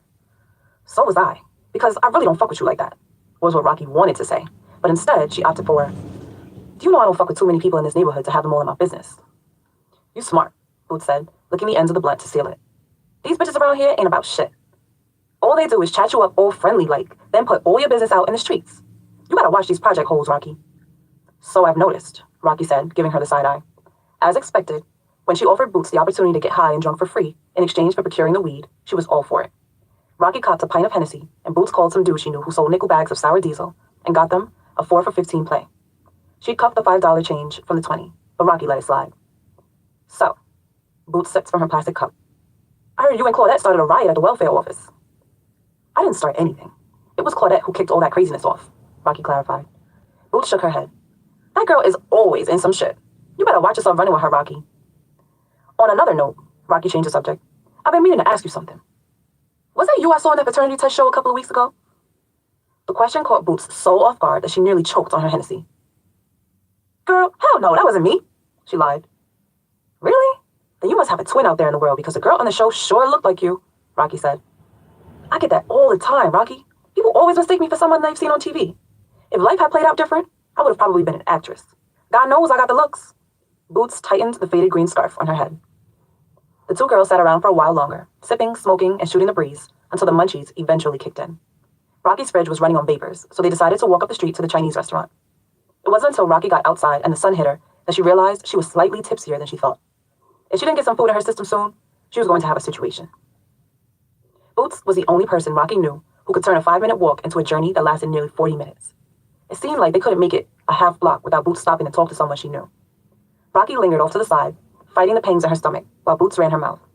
Eventually, they made it to the avenue and were making tracks for the Chinese restaurant when Rocky spotted someone that made her pull up short. Heading in her direction was one of the girls Claudette had fought in the welfare office, with 2 other girls she didn't know. They seemed to be locked in a heated conversation. As they neared Rocky and Boots, Rocky's heart pounded in her chest. She wasn't sure what to expect when they crossed paths. Rocky hadn't had anything to do with the fight. But she was with Claudette, and guilt by association was sometimes good enough to get you an ass whipping. Rocky wasn't a big fighter when she was sober, so she was sure she wouldn't stand a chance drunk. She only hoped that if the girl decided she wanted to go another round, that Boots would have her back. When the girls were right on top of them, Rocky braced herself for the inevitable. To her surprise and relief, the girl didn't give her so much as a second look. One of them gave Boots a half-assed hello, and they kept it pushing. Apparently, whatever they were arguing about was more important than Rocky. "The hell is wrong with you?" Boots asked Rocky, noticing that all the color had drained from her face. "Nothing. I just need to get something to eat," Rocky lied. When they reached the Chinese restaurant, they were surprised to find Claudette outside. The scratches on her face from the fight were starting to fade, but there was still some slight bruising under her eye. Claudette leaned against a Mercedes SUV, talking to the driver through the window. From the way she was cheesing, they were obviously telling her everything she wanted to hear. "Look at this thirsty bitch," Boots said to Rocky.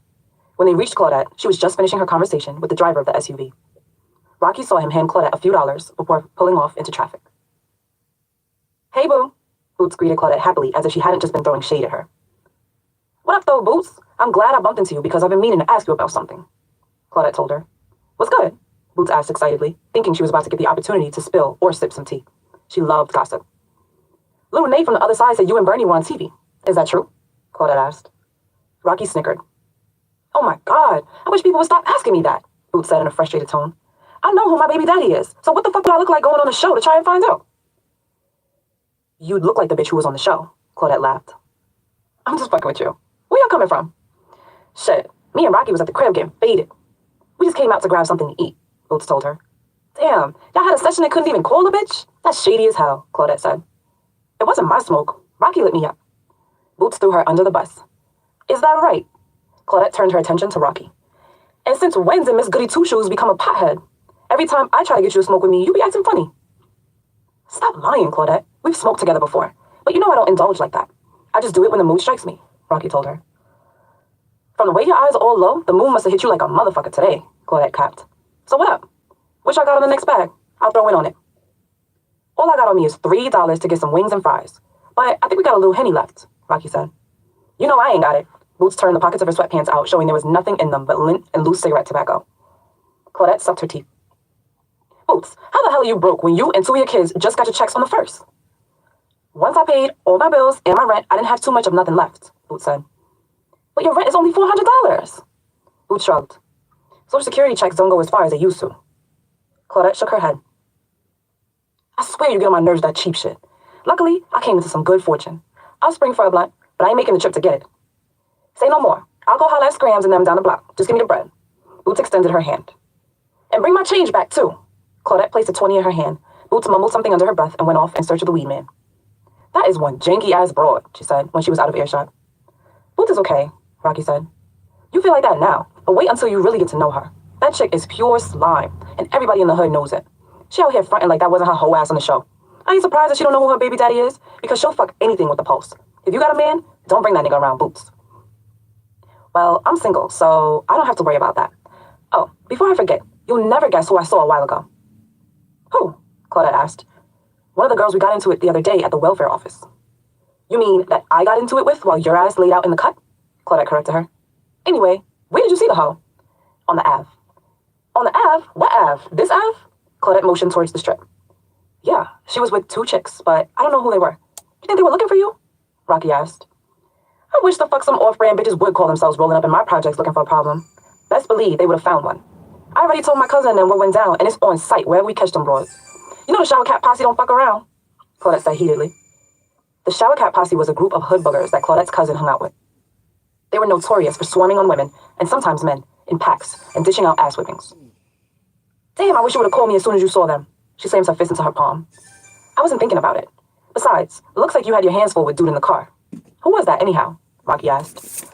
"Oh, that was this dude I met last week named Holiday. He's trying to submit his application for a taste of his sweet pussy," Claudette boasted. "You didn't fuck him yet?" Rocky couldn't hide her surprise. "What do you think, I'm some kind of hoe or something?" Claudette asked in an offended tone. "No, I didn't let him fuck me, but I did give him some head. He's been on my back ever since trying to get me to let him be." "What's stopping you?" "He looks like he's getting money." "Oh, Holiday is a major player in the game, and that's the main reason I haven't fucked him yet. Holiday is a baller, running with one of the strongest crews in the city. He's used to bitches throwing their pussies at him like frisbees, so me playing hard to get is something new. With dudes like Holiday, the more you make them wait, the more they'll be willing to do for you to hit it. By the time I'm finished with this nigga, he's gonna want to wife me."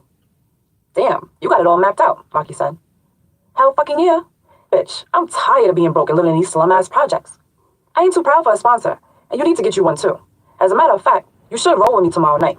Holiday's boss is having a party for his wife, and he wants me to be his date. I told him I'd go if I could bring a friend. That way, I'll have an excuse to dip out on him if shit goes sour. I was gonna hit Nikki, but why don't you come out with me? Claudette, my money is kind of funny, so I ain't in the position to really go nowhere. My hair ain't even done. Rocky yanked at a loose strand of her mop. Girl, I can throw a pressing comb to that wig, gel them edges down, and have you combat ready in under an hour. As far as money, fucking with a baller comes with its perks. Holiday and them are gonna cover everything. All you gotta do is find something decent to wear, and we in these streets, baby girl. Rocky was hesitant. She was totally unprepared to go out, but what else did she have to do? Her social life had been on the bench for too long and needed to get some playing time. It would be nice to get out and be fawned over for a night, even if it was just by some thug-ass dudes that Claudette knew. Okay, but his friend better be cute, she relented. That's my girl, Claudette beamed. I'll have him make sure you don't get stuck with some pookie-looking nigga. You better not, Rocky warned. Girl, quit worrying. I told you I got you. This party is going to be everything. I hear even them niggas from Big Dog might be coming through too, Claudette told her. Rocky made a confused face. What the hell is a big dog? Chapter 11. The air inside the spacious room was so heavy with smoke that it was a struggle to see your hand in front of your face. There was more chronic smoke in the air than oxygen, making it hard to breathe, but no one dared step out. They were too afraid they might miss the miracle when it finally manifested. Two girls, Tracy and Kima, sat in a love seat near a glass coffee table. On the tabletop were several bottles of water, boxes of cigars, and an open plastic bag that had once held almost a pound of weed. It was down to half that thanks to the constant rotation of blunts being sparked or handed out by one of the girls. That was their position at the company, the official blunt rollers for the crew. The girls made more twisting up spliffs than some people made working regular jobs. Gathered inside the studio were the usual suspects. Tone was sitting in the recliner, talking on the phone, and doing something on his iPad at the same time. Every so often, he would pause to say something to the producer before going back to his gadgets. He was all business, all the time. Tone was the mortar that held the company together, but the man sitting to his right was the brick it was built on. Don B was sunk in his plush leather chair, with one jeweled wrist hanging over the side lazily. Pinched between his fingers was a smoldering blunk of Afghan Kush. Every so often, he would lift the blunt to his thick lips and take deep puffs. A black Yankee fitted was pulled down over his head, shadowing most of his face to his thick beard. Hanging from his neck was a bejeweled Rottweiler head. From behind his mirrored glasses, he surveyed his subjects and the kingdom he had built. The self-proclaimed Don of all Harlem was a kid who had fought his way from the bowels of the ghetto to the top of the food chain.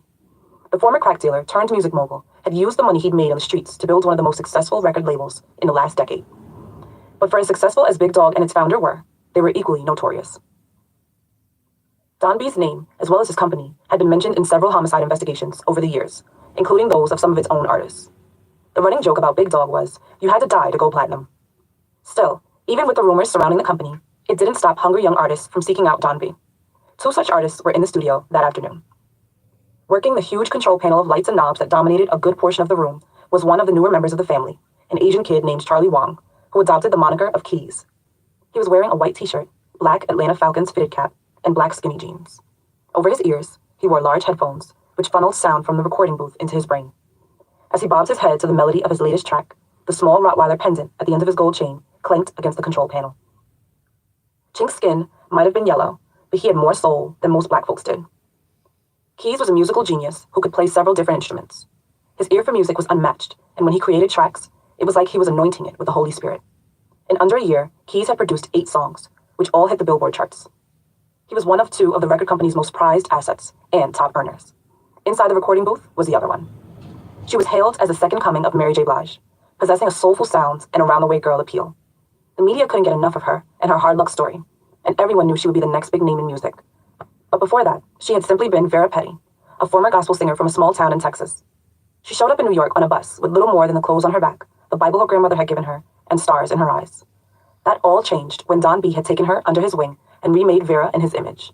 He retired her conservative look, put her on the cutting edge of fashion, and brought in some of the best stylists and makeup people in the business to give her a new, racier look. The day she signed her contract, the shell that had been Vera Petty was burned away from the ashes, rose Venus, the first lady of Big Dog. Even before her transformation, Venus had been a beautiful girl, and the fellas found it hard not to admire her, especially considering what she wore inside the recording booth. The tattered black leggings hugging her legs and hips tightly, leaving very little to the imagination. It was hot as the devil inside, so she had come out of her shirt and was wearing nothing but a sports bra and a towel around her neck, which she used to wipe the sweat from her cocoa-colored face. A red bandana was tied around her head, ensuring she didn't ruin the expensive weave Don B had started her wearing. Venus caressed the microphone stand as if it was a familiar lover, and she needed him to hear her words. She had a voice so beautiful that it was easy for even the hardest cats to get choked up when they heard it. By the time she had gotten to the end of her song, there was hardly a dry eye in the room. "That was beautiful," Kima told Venus when she stepped out of the booth. She was dabbing the corners of her eyes, trying to keep her mascara from running. "Thank you," Venus said with an easy smile. "That wasn't beautiful. That was Big Dog," Don B corrected her. He was beaming like a proud father. Venus was truly blessed, but more importantly, she was the property of Big Dog, and the one Don B saw as his next cash cow. "I don't know. I still think it sounds like it could use some fine-tuning," Key said. Venus frowned. "Fine-tuning? I've been singing this damn song over and over for hours. It ain't gonna get no more perfect than that." "If Key says it needs fine-tuning, then it needs fine-tuning," Don B said. "I've sang the song like 100 times already," Venus protested. "And you'll sing it 101 if that's what it takes," Don B told her. Venus sucked her teeth, and the whole room went silent. Don B's face became hard. "Something you need to say, Venus?" "No, I'm cool, Don." Venus tried to shrug it off. "Nah, you sucking them $30,000 teeth I gave you like you ain't feeling what I'm saying. Have I ever told you anything that wasn't to your benefit?" Venus gave him a look as she thought of some of the less than intelligent things Don B had convinced her to do. "Of course I haven't," Don B answered for her. "Everything I tell you or anyone else is for the betterment of your careers or this company. Yeah, I know I work y'all niggas like slaves, but how else do you expect to be number one? I hold all you motherfuckers to a certain standard because I understand what it takes to make it. Big Dog is at the top of the food chain because we work harder than anyone else. Now, if you want to sign to a record label that doesn't mind if you slack because they put out shitty music anyway, then you know where the door is. But if you want to be remembered as one of the greatest of all time, I suggest you get your ass back in the booth." Venus mumbled something under her breath before storming back inside the recording booth, slamming the door behind her hard enough to rattle the glass partition. "That's what the fuck I thought," Don B said. "Don, why you go..."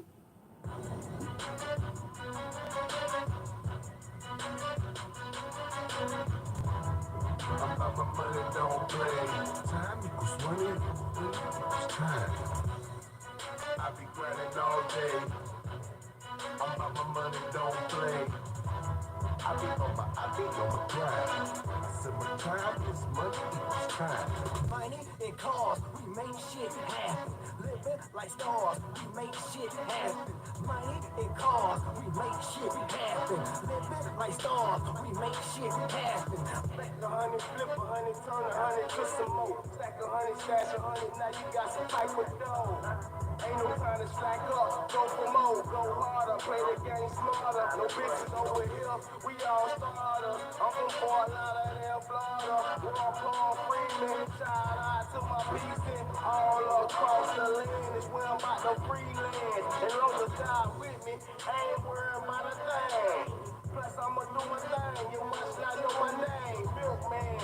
And they ain't gotta worry about no thing. They come in by the dozen, screaming out my name. Milkman, they buzzing, cussing, I'm already buzzing. So you know what's up, they wanna cut. And I'm about to beat the pussy off, Milkman in the guts. That's what's up. I be grinding all day. I'm about my money, don't play. I be on my grind. I said my time is money equals time. Money and cars, we make shit happen. Living like stars, we make shit happen. Money and cars, we make shit happen. Living like stars, we make shit happen. We ain't playing game, mine is what I came. You don't know my name, it ain't too time. I ain't no hustler, serving on my customer. Drinking Ciroc, this ain't your hop. This is the reason you closing the shop. Looking through lights, hell no, don't stop. Gotta get the rock soul on the shot of heroin. Leave a nigga staring, kill a nigga barbecue. Burn up, toss him up, your girlfriend can't get enough. Life of a real nigga, should I say a real G? Ain't no comparing me, this ain't how I feel. With my nigga Milk and my boy Mosquito. I be grinding all day. I'm about my money, don't play. I be on my grind. I said my time is money equals time. Money and cars, we make shit happen. Like stars, we make shit happen. Money and cars, we make shit happen. Like stars, we make shit happen.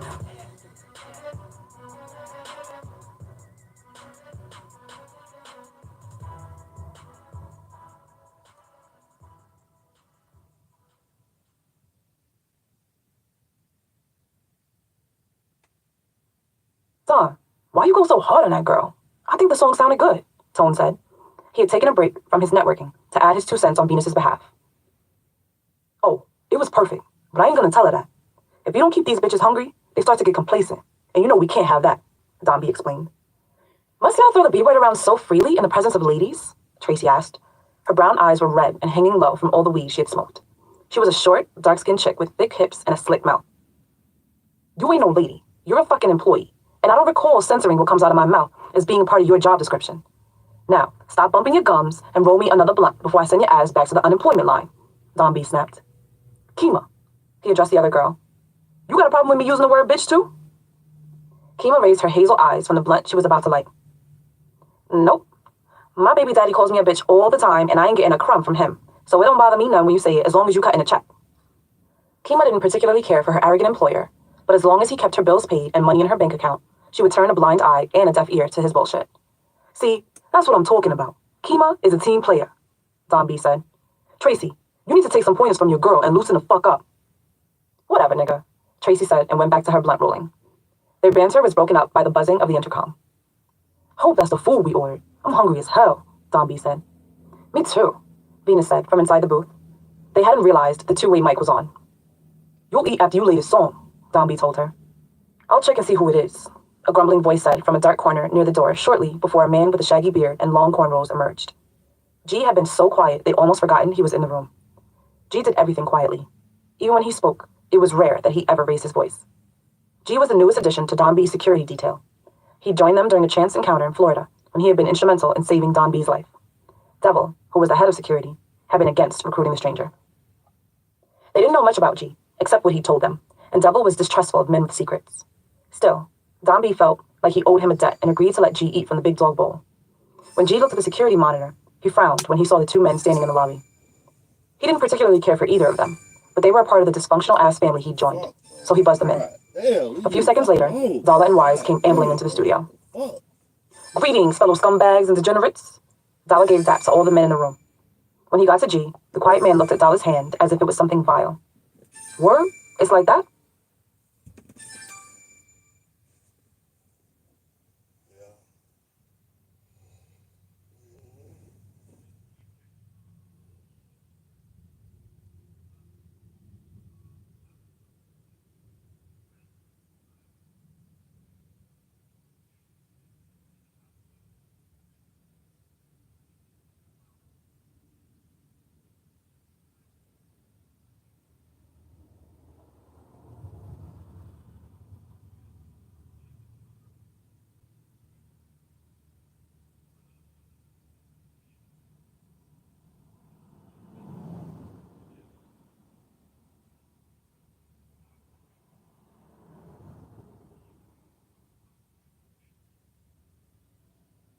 You see that's going to where?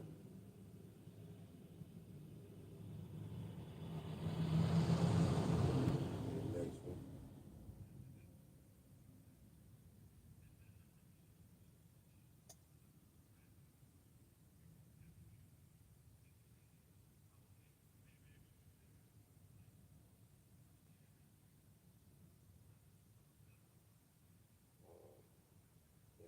Yeah, good shit. All right.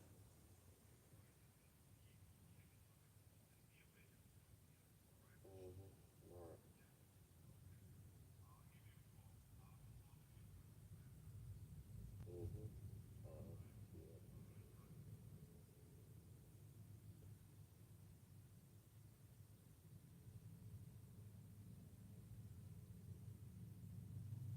So that nigga keep calling my phone, bro. What the fuck wrong with the man, dog? Call him my fucking phone, bro. You gotta relax, nigga, and leave me the fuck alone.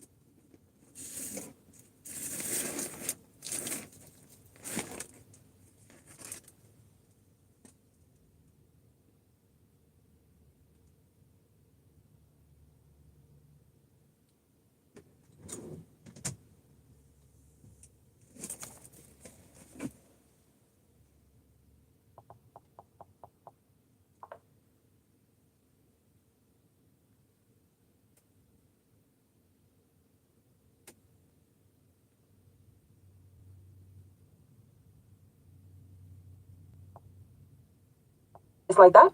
Well, fuck you too. G took a step towards Dollar, but a look from Don B backed him off. Bitch ass nigga, he mumbled. Dollar, why you always fucking with G? Don B asked in frustration. Dollar was always trying to antagonize G, and it would only be a matter of time before he lost his cool. Nah, big bro, I be trying to show the nigga love, and he always acting like he ain't feeling me, Dollar explained. That's because I'm not, G said plainly. You're a troublemaker and a sneaky-ass fucking viper in the weeds. I got no tolerance for little candy-ass niggas like you, and if I had it my way, I'd leave you stinking in a ditch somewhere. Good thing you ain't the one calling the shots, and my big bro is, Dollar said spitefully. So, where are you two dickheads coming from? Don B asked, changing the subject. Just bending a few corners, Wise answered. As usual, Tone shook his head. You know, if you two niggas spent as much time helping out around here as you do fucking off in the streets, you might actually amount to something. Now that's a terrible thing to say, Dollar faked offense. What y'all see as us hanging around, getting drunk, and fucking random bitches is actually us being your eyes and ears in the streets. And what news do my eyes and ears bring me that will make up for you disrupting my studio session? Don B asked. He was tired, hungry, and in no mood for Dollar's bullshit. Saw a man lose his hand a few days ago, Wise interjected. Unlike Dollar, he smelled the anger on the horizon and wanted no parts of it. Do tell, Don B urged. Wise opened his mouth, but it was Dollar who recounted the tale. Yo, B, she was crazy.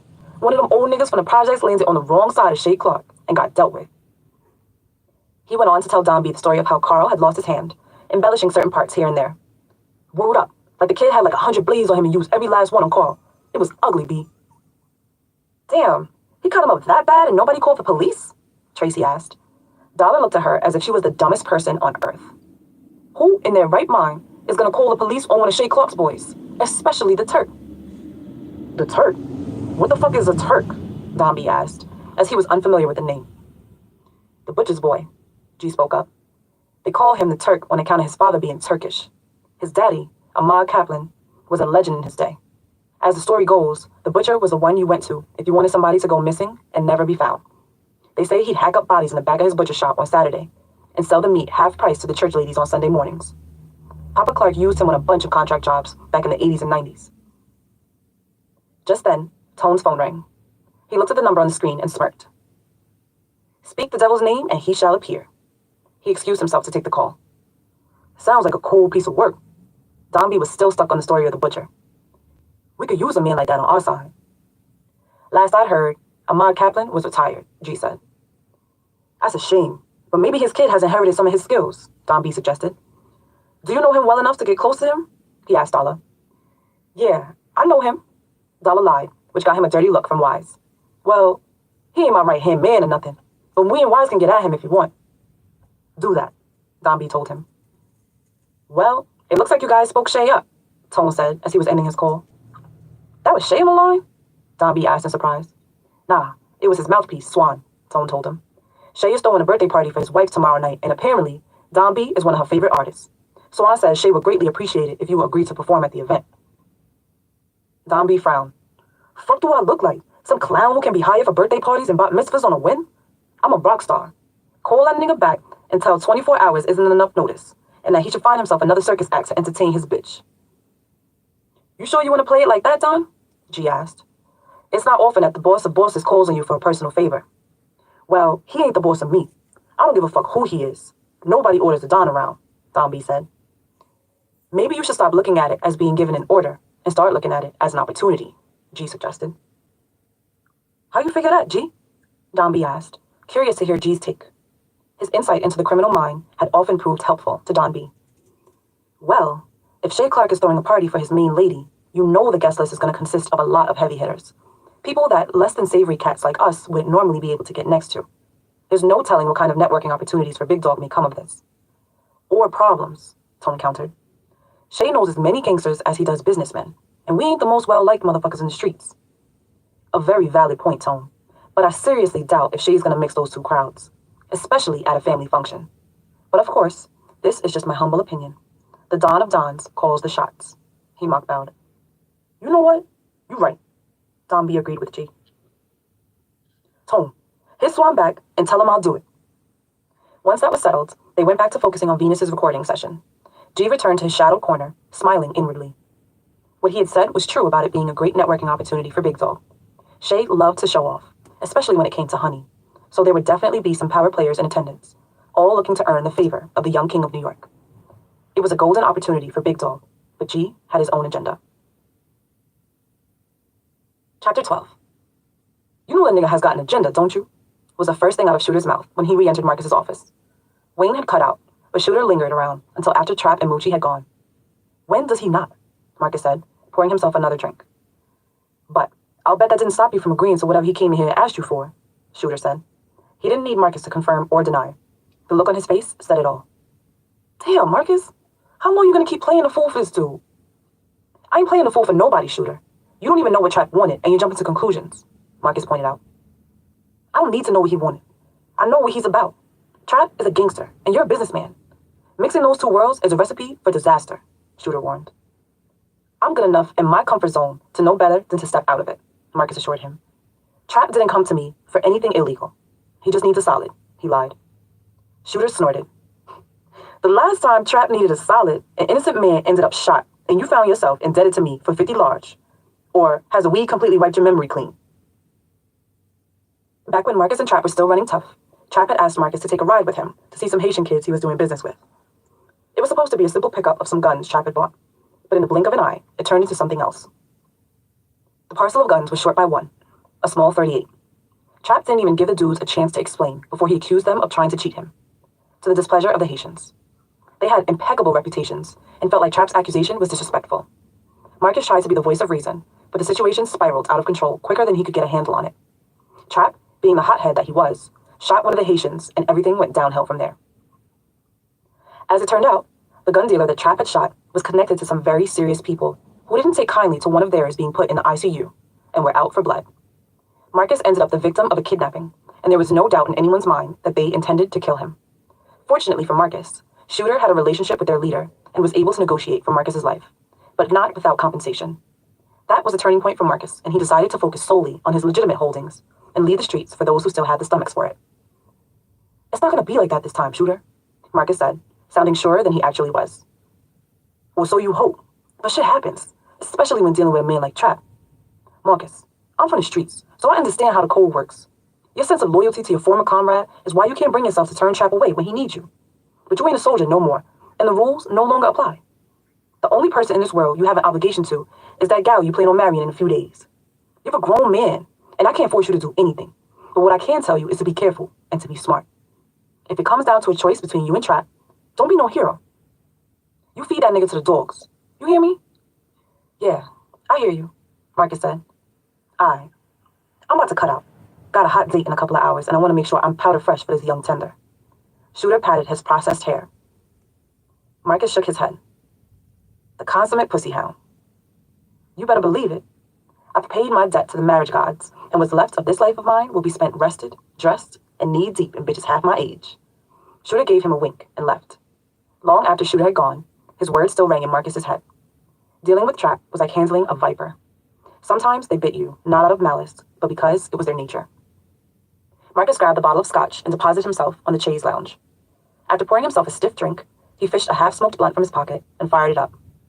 Between Trap's bullshit and the wedding, Marcus felt like he had the weight of the world on his shoulders. He had so many different things on his mind that he felt like his head would explode if he didn't get everything sorted out. Marcus felt like he had only closed his eyes for seconds, but by the time he opened them again, the sun was starting to set outside of his office window. He reached for his drink and found it and the bottle missing. It was then that Marcus noticed that he wasn't alone. Tammy was sitting at the edge of the chaise, watching him sleep. Tammy, what are you doing in here? Marcus asked, surprised. Sorry to startle you. I knocked, but you didn't answer, she explained. Did you need something? No, I was just checking on you. I overheard Shooter and Wayne talking about that guy, Trap, and I wanted to make sure you were okay. I'm fine, Marcus said, sitting up. Drowning yourself in scotch tends to do that to you. Tammy handed him a bottle of water. Appreciate it. Marcus cracked the seal and downed the water. He immediately started to feel more alert. From the dent you put in that bottle of scotch, I'd say you've had a pretty rough day. Marcus sighed. Tammy, you don't even know the half. You want to talk about it? She asked. Not really, Marcus said flatly. Sorry, I didn't mean to pry. I was just concerned, Tammy said in an apologetic tone. My fault, Tammy. I didn't mean to sound like that. I'm just a little stressed, Marcus told her. Well, I think I know just the thing to help out with that. Tammy placed her hand on Marcus's lap. Cut it out, Tammy. Marcus moved her hand and stood up. What's the matter, baby? Just trying to make you feel better. Tammy got up and closed the distance between them. Seductively, she ran her hands down Marcus's chest and abs and began trying to undo his belt. Knock it off, Tammy. He took a step back. Marcus, you don't have to worry about anyone catching us. I locked the door behind me. She hiked her skirt, revealing she wasn't wearing any panties. Come on, baby. Just put the head in. Tammy, am I speaking another language, or are you just not getting it? Ain't nothing popping. So it's like that? Tammy asked, clearly offended by his rejection. It ain't like nothing, and that's what I keep trying to tell you. What's with you lately? I don't know. Maybe it's the fact that I'm not used to having a man make love to me and then cast me to the side like I'm some jump-off, she shouted. First of all, lower your voice in my office. Second, we only fucked once, Tammy, and we both agreed that it was a mistake, that it should have never happened. No, you said it was a mistake, not me, she reminded him. Whatever, Tammy. Either way, nothing is going to happen between us. You know where my heart is. Funny. You know where my heart is. Funny, because you weren't so worried about your heart when you had your dick in my mouth, she snapped. Listen, Tammy, Marcus began, trying to keep his anger from bubbling over. I slipped, and I accept responsibility for that, but I'm about to get married. I don't want to take old baggage into my new life. So now all I am is baggage? Damn, you sure know what to say to make a girl feel special. Stop twisting my words, Tammy. Why not, when you're twisting my heart? I know it was just a fuck to you, but it meant more to me, Marcus. I don't just give my body away like that. I know you love Billy, and I respect that, which is why I'd never try to take you from her. If I have to play number two, I'm willing to do that, if it means you'll still be in my life. All I'm asking is that you don't throw me away like trash, she pleaded. Stop talking like that, Tammy. You know I hate when you start talking like the second fiddle shit, because we both know you're better than that. You're a beautiful girl who is about her business, and any man would be lucky to have you. So how come you don't want me? She asked, with tear-filled eyes. Tammy, don't make this any harder than it has to be. You know I can't do this. Well, neither can I. Tammy composed herself and left Marcus's office. Marcus was left standing there, feeling like shit on a stick, because he knew Tammy was a monster that he had created. He'd known Tammy had a crush on him, but he faked ignorance to it. She was an employee, and he was her boss. Sure, Marcus had freaked off with some of the strippers, but Tammy was looking for more than a one-night stand. They'd managed to keep it professional until one night, all the rules went out the window. Billy and Marcus were having problems in their relationship, and the fact that he had been spending most of his time at the club didn't help. He was dumping more money into it than he was getting out, and he was trying as best he could to keep the place from folding. This presented a problem for Billy. She had even gone as far as accusing him of sleeping with the dancers he worked with, but at the time, he wasn't.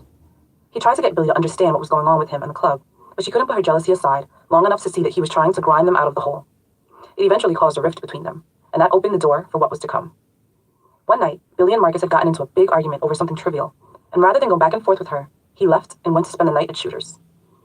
It was their off night, but Tammy and some of the other managers were there doing inventory. After the other managers had left, Tammy stayed behind with Marcus. She felt like he needed a friend.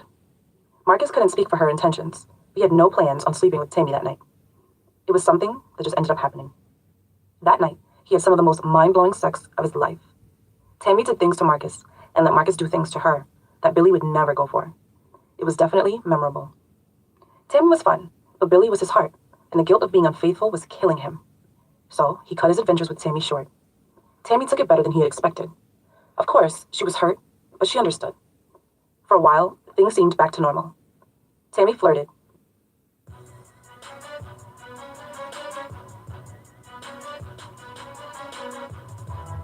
I'm about my money, don't play. Time equals money, equals time. I be grinding all day. I'm about my money, don't play. I be on my grind. I said my time is money equals time. Money and cars, we make shit happen. Living like stars, we make shit happen. Money and cars, we make shit happen. Living like stars, we make shit happen. Back 100, flip 100, turn 100 to some more. Stack 100, stash 100, now you got some type of dough. Ain't no time to slack up, go for more, go harder, play the game smarter. No bitches over here, we all starter. I'm from Fort Lauderdale, Florida. Walk on Freeman, shout out to my pieces. All across the land is where I'm about to freelance. And long as God with me, I ain't worried about a thing. Plus I'ma do my thing. You must not know my name, Milkman. And they ain't gotta worry about no things. They come in by the dozen, screaming out my name. Milkman, they buzzing, cousin. I'm already buzzing, so you know what's up. They wanna cut, and I'm about to be the pussy on Milkman in the guts. That's what's up. I be grinding all day. I'm about my money, don't play. I be on my grind.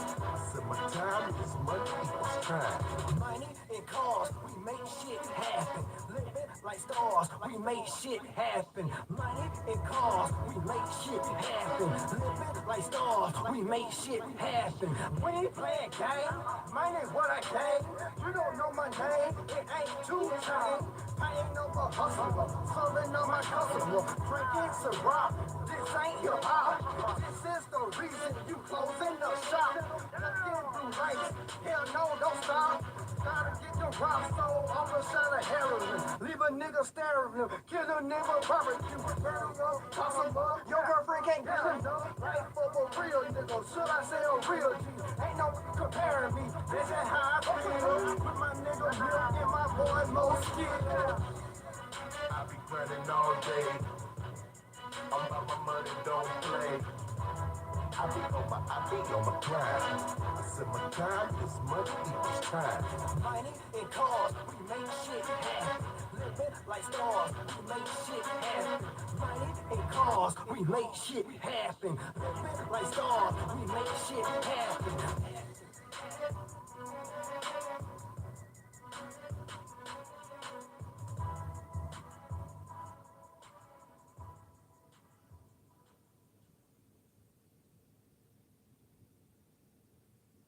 To normal. Tammy flirted, but didn't try to cross that line. All was well until she found out that Marcus was getting married. She became moody and at times borderline insubordinate. Up until then, Tammy had been an invaluable employee, but lately, Marcus had begun to wonder if keeping her around was going to come back and bite him on the ass. Chapter 13. By the time Billy made it back to Marcus's condo, she was tired, hungry, and irritated. The reunion between Yoshi and Reese had been a complete disaster. Billy hadn't expected it to be all hugs and kisses between the girls, considering their unresolved issues, but she hadn't expected things to go nuclear. At one point, she thought they were going to come to blows, and had it not been for Miss Pat and her pistol, they likely would have. She hated to see her friends at each other's throats, especially over a piece of dick. Not long before she'd left New York, Yoshi had been seeing a guy named Gary, who she met on a video shoot. Gary wasn't a hustler or a killer, like most of the men Yoshi had dealt with. He was a square with a decent job. Gary was hardly Yoshi's type, but he was good to her. At least in the beginning. Yoshi never told her friends about her relationship with Gary because she wasn't sure where it was going, but she was starting to develop some strong feelings for Gary. Just about the time that Yoshi had decided to commit to Gary, she noticed a change in his behavior. She had been around the block enough times to know the signs of a cheating man, so she let Gary go. Her suspicions would be confirmed later on when Gary's dirt started coming to light. She was able to deal with the fact that Gary was fucking 3 other girls that she knew of, but what broke her heart was finding out that one of them was Reese. To Reese's credit, she didn't know about Yoshi and Gary in the beginning, and as soon as she found out what Gary was up to, she broke it off with him. Where Reese messed up was by not telling Yoshi about it. Since Gary and Yoshi weren't seeing each other anymore, Reese figured she'd just let that fire burn itself out, and Yoshi would never be the wiser, but the street started talking. As the saying goes, what's done in the dark always comes to the light, and when the light shone on what Reese had done, it hurt Yoshi deeply. Reese had tried to reach out to Yoshi on more than one occasion to explain, but the damage was already done. This isn't to say that had Reese told Yoshi in the beginning, she wouldn't have been hurt, but they could have gotten past it. But because Yoshi heard it through the grapevine and not from Reese, it looked suspicious, like she was being sneaky. Not long after, Yoshi up and moved to California without warning. Billy didn't even know Yoshi was moving until a week before she left. Between Ja being murdered, her being raped, and a slew of other misfortunate events, New York had become a grim reminder of all the bad things that had happened to her in her life. Billy couldn't say that she blamed her friend for wanting a fresh start. She just wished it had been under different circumstances. As if the situation with Gary didn't make things bad enough, there was the issue with who would be Billy's maid of honor. In truth, she hadn't even thought about it. She had so much on her mind with planning a wedding that she hadn't even given as much thought as she should have into the roles everyone should play. Yoshi was one of her oldest and dearest friends, but it had been Reese who had stuck by Billy through the ups and downs over the last few years. They both deserved the honor, but it could only go to one of them. No matter which one of them she picked, the other would be offended, so she was damned if she did and damned if she didn't. Her wedding day would be upon her before she knew it, and she had a tough decision to make. When Billy put her key in the door, all she could think about was a hot bath and a cold glass of wine. The house was dark, but she could smell weed smoke in the air, which meant Marcus was home. She looked for him in his usual spot, the den, but found it empty. When she checked the bedroom, she didn't find him there either. It wasn't until she was passing the kitchen that she spotted him. His silhouette, actually. Marcus was sitting in the dark at the dining room table. The only reason she even noticed him was because she could see the burning ember at the end of his blunt. "Why are you sitting here in the dark like a vampire?" Billy flipped the light switch. The fact that he was sitting there in a dingy-looking tank top with a half-empty bottle of Jack Daniels on the table was disturbing, but it was the pistol on the table next to it that frightened her. "Baby, what's wrong? Are you okay?" She cautiously approached the table. "Yeah, I'm good. Just got a lot going on and trying to clear my head," Marcus told her. His voice sounded tired. "You're trying to clear your head with a bottle of whiskey and a pistol? You do realize how fucked up that sounds, right?" Billy looked from the gun to her fiancé. Marcus laughed. "Would you think I was planning on offing myself? Ma, I love my life too much to go out like a sucker." He pulled her onto his lap. "When I die, it's going to be when I'm old, gray, and between your legs." He kissed her tenderly on the lips. "Talk that shit, Mr. Man." Billy straddled his lap so that she was facing him and plucked the blunt from his fingers. She draped her arms around his neck and gave him a shotgun, blowing the potent smoke into his face. "Sounds like we've both had shitty days. You want to go first, or should I?" "I'll let you take the lead on this one," Marcus deferred. "Well, it all started when we picked Yoshi up from the airport." Billy went on to tell Marcus the story of her dreadful day. "Damn, y'all ain't been back together for 24 hours and Reese and Yoshi are already beefing? Over some dick at that." Marcus shook his head. "I guess some things never change." "And what's that supposed to mean?" Billy asked in a defensive tone. "Listen, you know I got love for Yoshi and Reese on the strength that they're your people. But let's look at this realistically. The world is a small place, and both of those chicks play fast and loose with their pussies. Chalk it up as them getting caught slipping and move on." Billy got off his lap and folded her arms. "Marcus, that's a fucked up thing to say." "Billy, you know we tell truths between us, so I'm giving you my truth," Marcus said seriously. "Well, the truth is that Gary was a piece of shit for playing my girls against each other," Billy fumed. "See, what you're looking for is a scapegoat in all this. But you can't put it all on the dude. All parties involved played a part in this turning out all fucked up. Gary is a scumbag for what he did. But to keep it 100, he's an outsider with no loyalties to either of them. So what makes you think it was his place to inform them that they were sharing dick?" "Because that's what a stand-up nigga would have done," Billy declared. Marcus chuckled. "Yeah, maybe in one of those Quan novels you're always reading. But this is the real world. He was just being a dog-ass nigga riding the wave. He lit the match, but the girl started the fire." Billy looked at Marcus as if he had lost his mind. "Wait, let me see if I'm following you. This dude could have potentially ruined a friendship that goes back 20 years, and it's their fault? Reese didn't even know Yoshi was seeing Gary too." "Yes, but when she found out, she should have said something. Reese made it worse by hiding it, and Yoshi is not helping the situation by holding a grudge," Marcus said. "She's hurt. It's to be expected. I'm not saying she isn't allowed to be in her feelings. Anyone would be. But is she really willing to throw away all the history you guys share over someone who wasn't either one of their men to begin with? Jokers like Gary come a dime a dozen, but 20-something years of friendship is slightly harder to come by. They both need to put on their big girl panties and get past it. I can't promise you it'll be easy, but you guys have gotten through a lot worse together." Marcus's delivery was a bit harsh, but it didn't make it any less true. The girls had been through hell and back, but had always pulled through by leaning on each other for strength. This time would be no different. Only Billy would have to be strong enough for all of them. "Oh wow, I was so caught up in my own problems that I almost forgot you had something on your mind too," Billy said. "No worries." Marcus stood up and took Billy in his arms. "Seeing that beautiful face of yours always seems to make my problem go away." "Get off me, you smell like a wino," Billy pushed at him playfully. "Stop acting like me smelling like a backroom bar doesn't turn you on." Marcus pulled her closer. "Remember back when I used to creep by to check on you in the mornings when I would leave the club?" "Yeah, I remember. You always smelled like liquor, weed, and cheap-ass body spray." "One of the many drawbacks of working at a strip club," Marcus laughed. "You hated that smell so much that you wouldn't let me get near you until I showered. On mornings when I was lucky, you would come in and wash my back, among other things." He pressed himself against her so she could feel him hardening. "Well, hello, stranger." Billy tugged at his dick through his pants. Their schedules had both been so hectic that their sex life had suffered slightly because of it. "You want to move this little party to the bedroom?" "Shit, we ain't even gotta go that far." Marcus lifted Billy and sat her on the table. He planted soft kisses on Billy's neck while undoing the drawstring of her sweatpants. He slipped his hands inside her panties, and his fingers came out wet. He locked eyes with Billy and licked his fingers, slowly and deliberately. "Damn, you taste so good, baby." That's just an appetizer. She slipped her sweatpants and panties down, scooting back on the table and spreading her legs. You ready for the main course? Marcus knelt between Billy's legs and took in her scent. It was the sweetness of her essence, mixed with a slight hint of musk from being out all day, but not a stench. He kissed her on one thigh, then the other, repeating the process while making his way onward. He could feel her squirm when the stubble from his face brushed her inner thigh. Marcus kissed her lower lips as tenderly as he would her mouth, sucking and inhaling so that he could taste her. Billy gripped the back of Marcus's head and tried to force him deeper, but he resisted, keeping enough distance between his face and her vagina, where they weren't touching. But she could feel the heat radiating from his face. When his tongue flicked out and grazed her pussy lips, a jolt of electricity shot through her, causing Billy to involuntarily arch her back. When Marcus had decided he had teased Billy enough, he grabbed her by the thighs and pulled her closer to him. At that angle, he could give her love nest his full attention. Marcus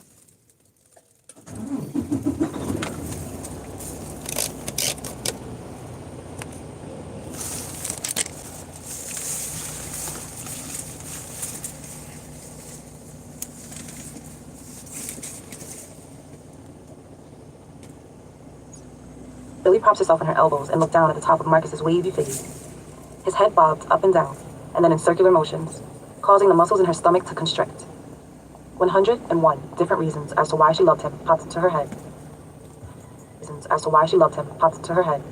With his skills at oral stimulation making its way closer to the forefront. Billy's heart beat in her chest, and spots danced in her eyes as he brought her to a climax. She felt herself coming, over and over, as if he had opened up a faucet that she couldn't turn off. Just when Billy thought she would die if he didn't stop, it happened. Damn! Marcus jumped back, but not quickly enough to keep from getting a spray of fluid in the face. Oh my goodness! Billy covered her mouth in embarrassment. I tried to drown me. Marcus wiped his face with his tank top. Great, make me feel more ashamed than I already am. Billy swung her legs around and got off the table. I'm only teasing. Marcus grabs her arm. Ain't no shame in your future husband getting you off.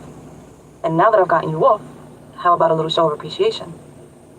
He looked down at his dick, which seemed to have magically appeared through his zipper. Billy looked down at his throbbing muscle and licked her lips seductively. Marcus, she purred in his ear, squeezing his dick in her hand.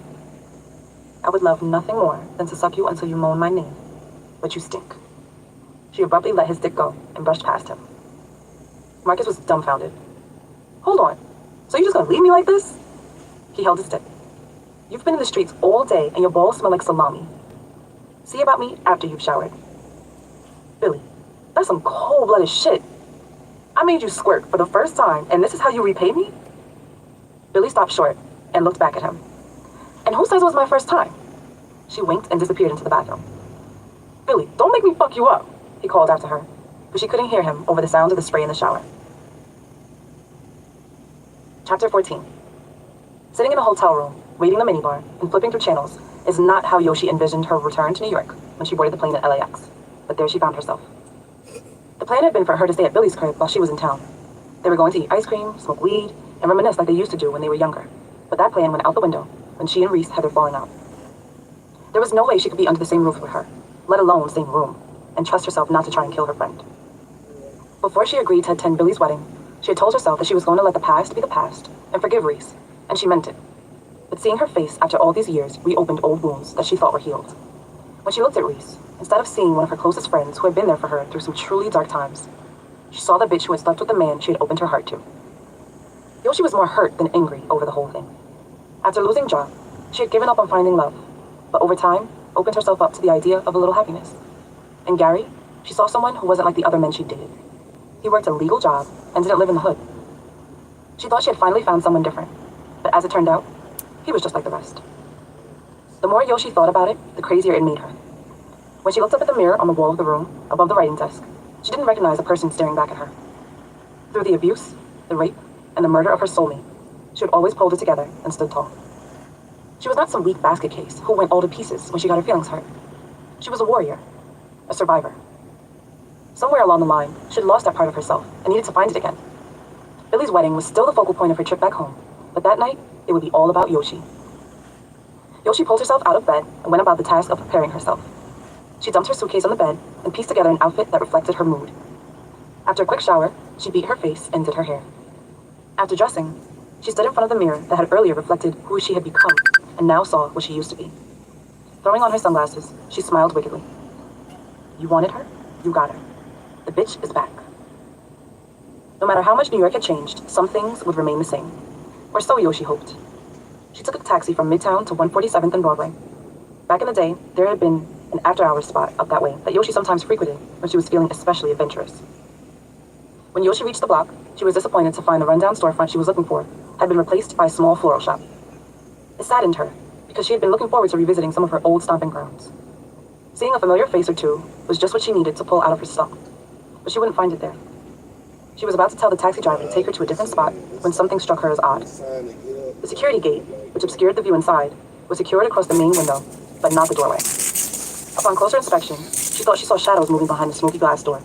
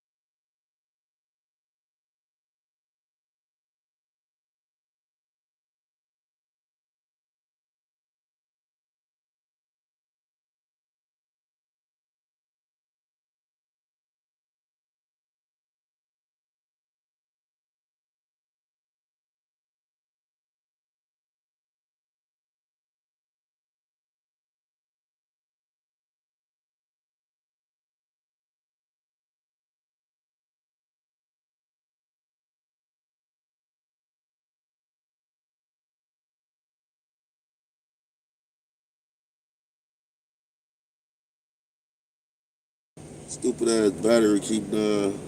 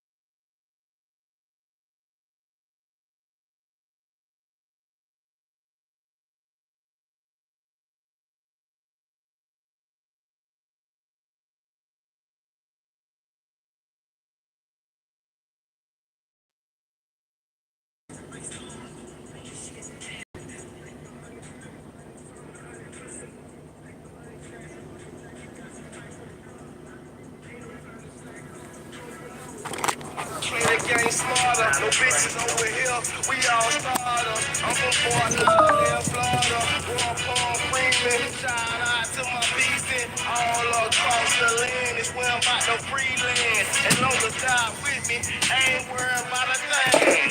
Plus I'ma do my thing. You must not know my name, Built Man, and they ain't gotta worry about no things. They come in by the dozen, screaming out my name. Built Man, they buzzing, cousin. I'm already buzzing, so you know what's up. They wanna cut, and I'm about to beat the pussy up. Built Man in the guts.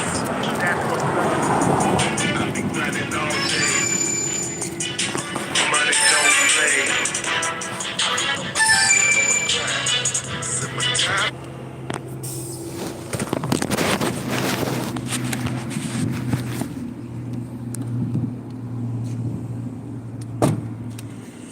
Hey, you guys, what's going on? Just remember, as a trucker, sometimes you ain't gonna always get that long load that you want. You gonna get a fucking short run. You be like, yo, what the fuck is this? I ain't making no money off this shit. Don't panic. Don't panic. Just run the short shit anyways. Just go ahead and get that shit done, all right? Don't worry about nothing. But I'll be back with y'all to read the scripture and everything. Y'all just give me like a minute. I'll be right back with y'all, all right?